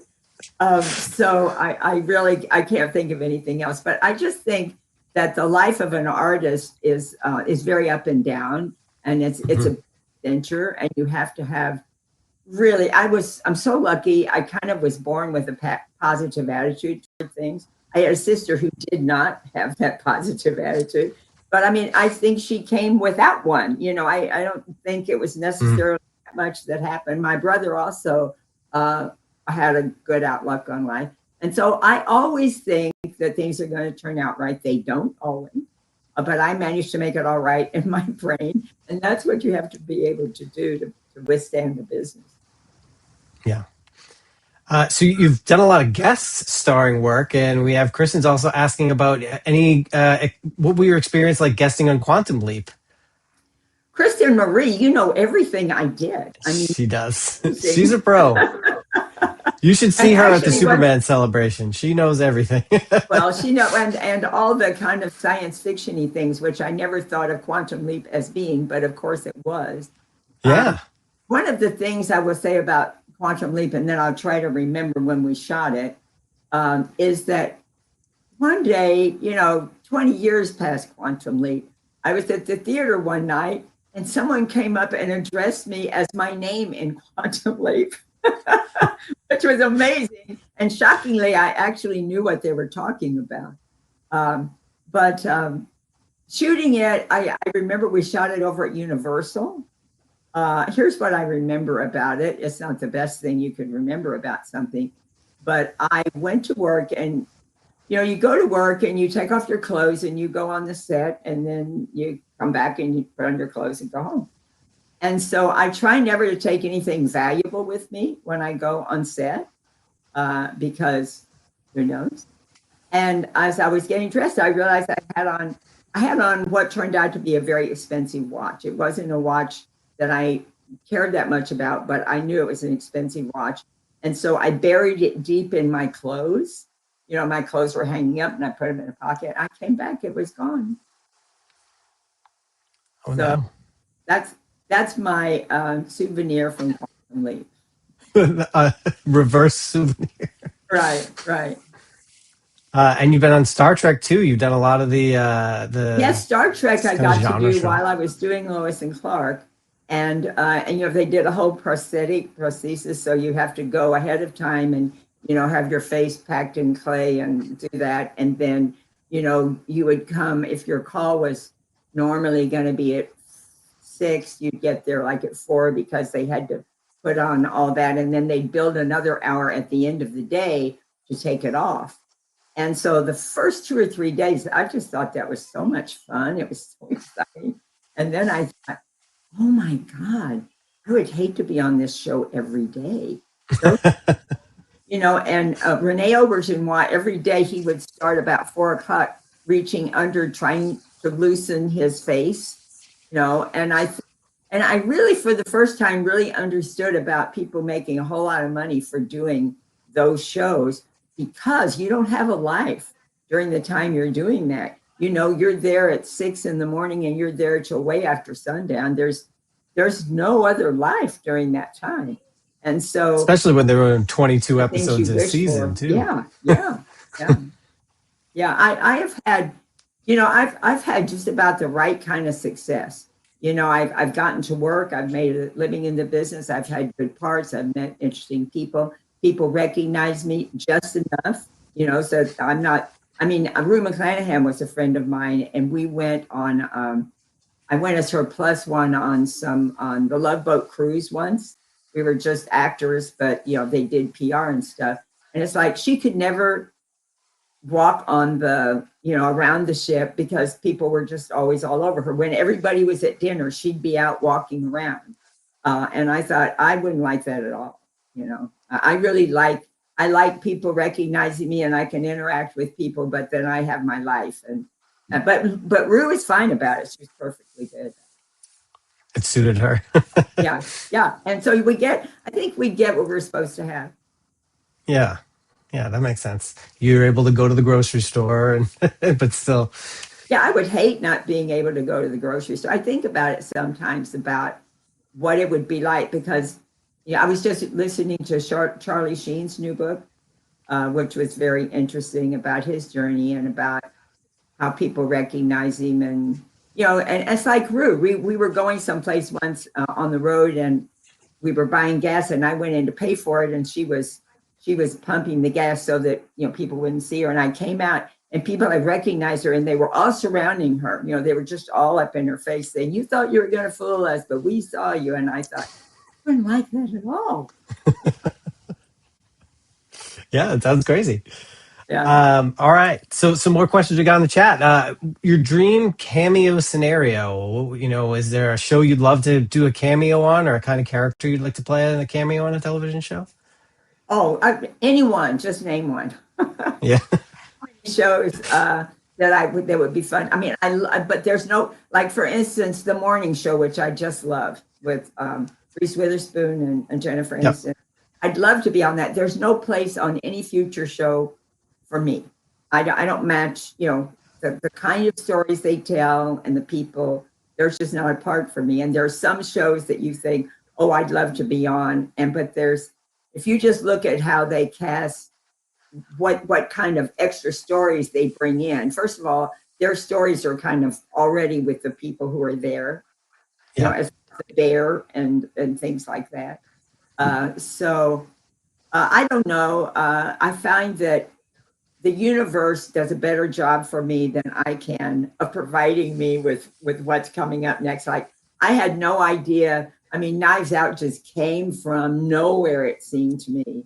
And then this thing that I did, well, these are not coming from nowhere, because really Knives Out kind of put me in the system again. I hadn't really worked for a while. And then once people start seeing you, then they think, and the other thing is, I don't know whether you're aware of this, but when I say this, you'll go, yes, that's right. There are just going to be times in an actor's life when they're not going to work, because, for instance, I started out when I got to New York doing commercials, and I was a young mother. And I looked like a young mother, and I was the young mother of 7 and 8 and 9-year-olds. And I did a lot of commercials like that. And then I went through a time when I looked too old for the young kids, and I was old enough, but I didn't look old enough for the teenagers. And so you didn't say that's a teenager's mom. So we passed through different places of where we look like whatever it is. And so people have got to be able to go, oh, you're that one, or oh, you're that one. And if you're in the middle, if you're a star, you can be in the middle because they just want you because you're a star, and then they'll write something, that goes for you. But so, we pass in and out of what I would call marketable seasons in our lives, that we're officially look this age for this food group, and then over here it's like, and you have to pass all the way over here, you know. So Yeah. so that really tells the story. And I can't, the morning show, yes, the bear, there's so many things. A shrink, what is it called? Shrinking, yeah. Also on Apple TV. Shrinking. You know, but I don't, you know, you can look at things. I think procedurals, crime shows and hospital shows, they have more of a revolving door of guest actors who come on because they're going to be the crooks of that particular story, you know, because they need a new story every week. Yes. The Superman franchise has done a really good job with bringing back actors from different iterations. I'd love to see in these new DCU movies that they're doing right Well, now. I keep thinking I should have been on one of the other Superman shows. You know, they've had other people from it, and it's like, hello, I would do it, but that Dean and Terry were both on Like to Smallville. do. We'd love to have you in. Yeah, I'd love to be on Smallville. You know what I'd love to do? It's unlikely it would ever happen. It's probably one of those things where it says, be careful what you wish for, because who knows what it's really like shooting them. But I mean, I think it would be really fun to be on one of the, you know, DC, the Marvel, or one of those kind of shows, you know, that would, but who knows what it's really like? You know, you could be there. I mean, for instance, I used to fantasize of being on the White Lotus when the first season of White Lotus, which was shot during COVID, and those people all went to that fabulous hotel, which was closed except for them. They were in that hotel being, you know, having wonderful food and being there and working at Texas. Like, yes, I want to be able. And so then, you know, I've watched every season. I go, yes, but then last season I watched. And last season, did you watch it last season? I did not know. I'm trying to remember where they were. They were in some really hot, humid place. But I'm watching it and I'm thinking this would be great. And then they shot for 7 months. 7 months. And if I had been, and I don't care how great the hotel was, if I'd been in this hot, humid place for 7 months, it would have been horrible. I am so cranky when it's hot and humid. I'm no fun at all. And so it's like, you have to be careful what you wish for and research carefully before you put that out there. Before you say, yes, I'll do that. Right. Kristen, more great questions from Kristen. She wants to know what it was like playing Michelle Pfeiffer's mother. Oh, that was great too. I got to work for Gary Marshall, who was just the most fabulous person in the world. And I think I only did 1 or 2 days on that, but it was very exciting to be part of that film. I had seen that play on Broadway, and it was great to work with Michelle. And she's the only one, you know, that I interacted with since I played her mom. Is there something that you've done, that you've worked on, that you feel like hasn't gotten the attention that it deserves? Oh, if so, I can't remember right now. You know, if you say, Yeah. what movie did you see last night? I'm like, I see so many things and I've done so many things. Well, yeah, okay, I'll say this. I did a film a couple of years ago, and actually it's streaming right now. And it's called So, like you sew a dress, So Torn. Yeah. And it's an independent, so it hasn't had as much hullabaloo as it would have. But it's such a fun thing, and it's streaming on Apple and on Amazon and on YouTube for only $4 on YouTube, I think. But it's called So Torn, and it's a quirky thriller. And it also, speaking of superheroes, it's called So Torn, SEW, because her secret power is thread. All And right. you should take a look at it. It's really fun. I most certainly will. Is there something in your career where you look back and you feel like, I absolutely nailed that, I was awesome in this, something you want to give yourself a pat on the back for? Toot your own horn, if you will. I can't think of anything. I mean, I think I think there are, I think, how will I say this? You know, when you look back on a part, it's impossible to separate it from the experience of doing it and the people you got to play with. And so I don't think I'd single anything out like that, but I will single out something that I did that was very exciting to me. Was when I was very young in my career. I went to New York. I was already old when I went to New York because I had already had 3 kids and I had gotten divorced, and I was going to, like, this is what I was going to do before I got married. So I went to New York and I took my kids and I kind of started all over. But I was 32, which is really old to be starting over. And I was really green. I mean, I had done stuff, but everybody else in New York who was my competition, who was 32, had been there for like 10 years, you know, and learned a lot of stuff that I didn't know. But I got very lucky, and I was in a film, an independent film that I just shot, and I had like the amount of content I had in it was like 2 60-second commercials, and I couldn't imagine anything was going to happen with it. And that was a film with Peter Boyle called Joe. And it made Peter a star, and it put me in the system. And so I began to get more work. And then I got a film called A Touch of Class with Linda Jackson and George Segal. And I got to go to Spain. It was so exciting to go work in Spain and work with those people. And so, you know, there's different things that I can look at different points of my career and different points of my life and what it was like for me. And that's really what I look back on. I could say, oh, well, maybe there was something that I did that I thought I didn't do very well, but it was like, I can't think of that either. I look back on things now that I say, oh my God, I was so green in that. What was it? I was on some panel for Remington Steel.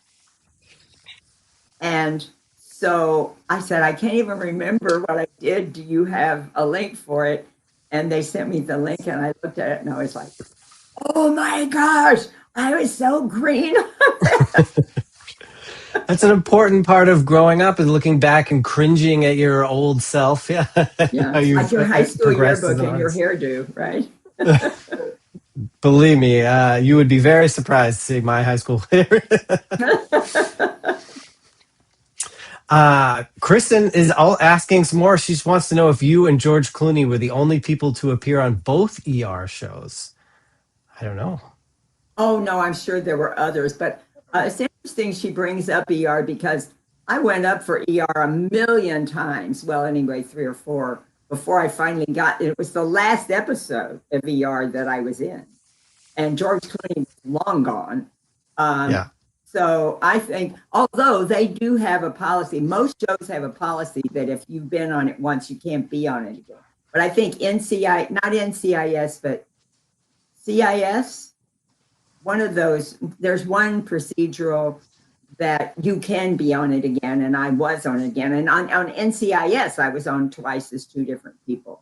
And so that's unusual. But I don't know, but I sure am sorry I missed George Clooney. But what I will say is the guy who had taken George Clooney's part, you know, whoever he was, I think he was some Australian actor. And so my part, I was like on the table for the entire time, whatever it was.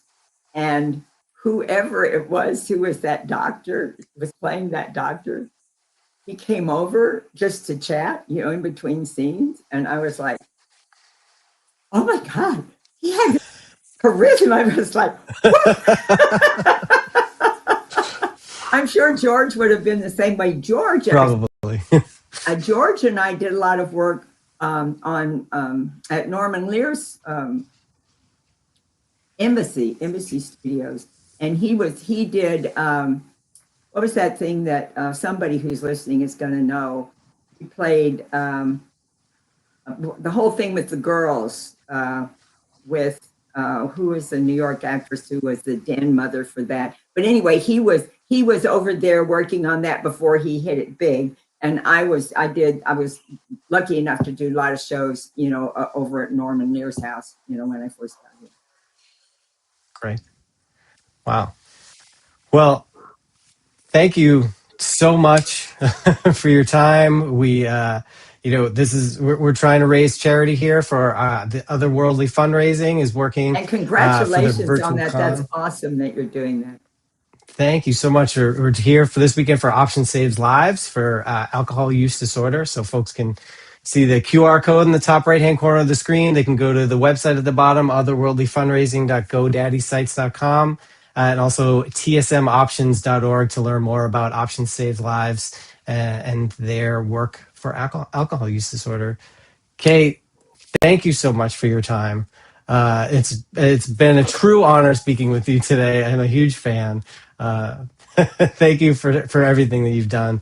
Steve, You're welcome so back. welcome. Thank you. Thank you. Thanks, Yes. Steve. I just came back to close out. So this is the last show of the day so far of The headliner. Saturday. Correct. And so I'm just going to pop up tomorrow so we can all see, let's see, day 3. So this is what we have going on tomorrow. We have a lot of, great lineup of people, and we're going to continue the great work that we did today. Continuing to raise money for Options Save Lives. And again, for anyone who donates, anyone who donates $10 or more is entered in a sweepstakes to win one of 3 mystery prize boxes. And if you donate $50 or more, our very own Trevor Hawkins has done a painting of the actress Amy Acker that is autographed by Amy Acker, and they will be entered to win that. And this has been a great day, a great con so far, and we're grateful to everyone who's taken part, whether they've been asking questions or answering questions. And so we just want to thank everyone that's helped out this weekend. And I'm going to play. It's a pleasure to have been part of it today. Thank you for inviting me. Oh, well, you're very welcome. And I'm going to play the video one more time. Let's go find it. And it is my gorgeous wife who actually filmed this video last night. So Otherworldly Fundraising is a group of friends who decided to use our nerdy talents to help others.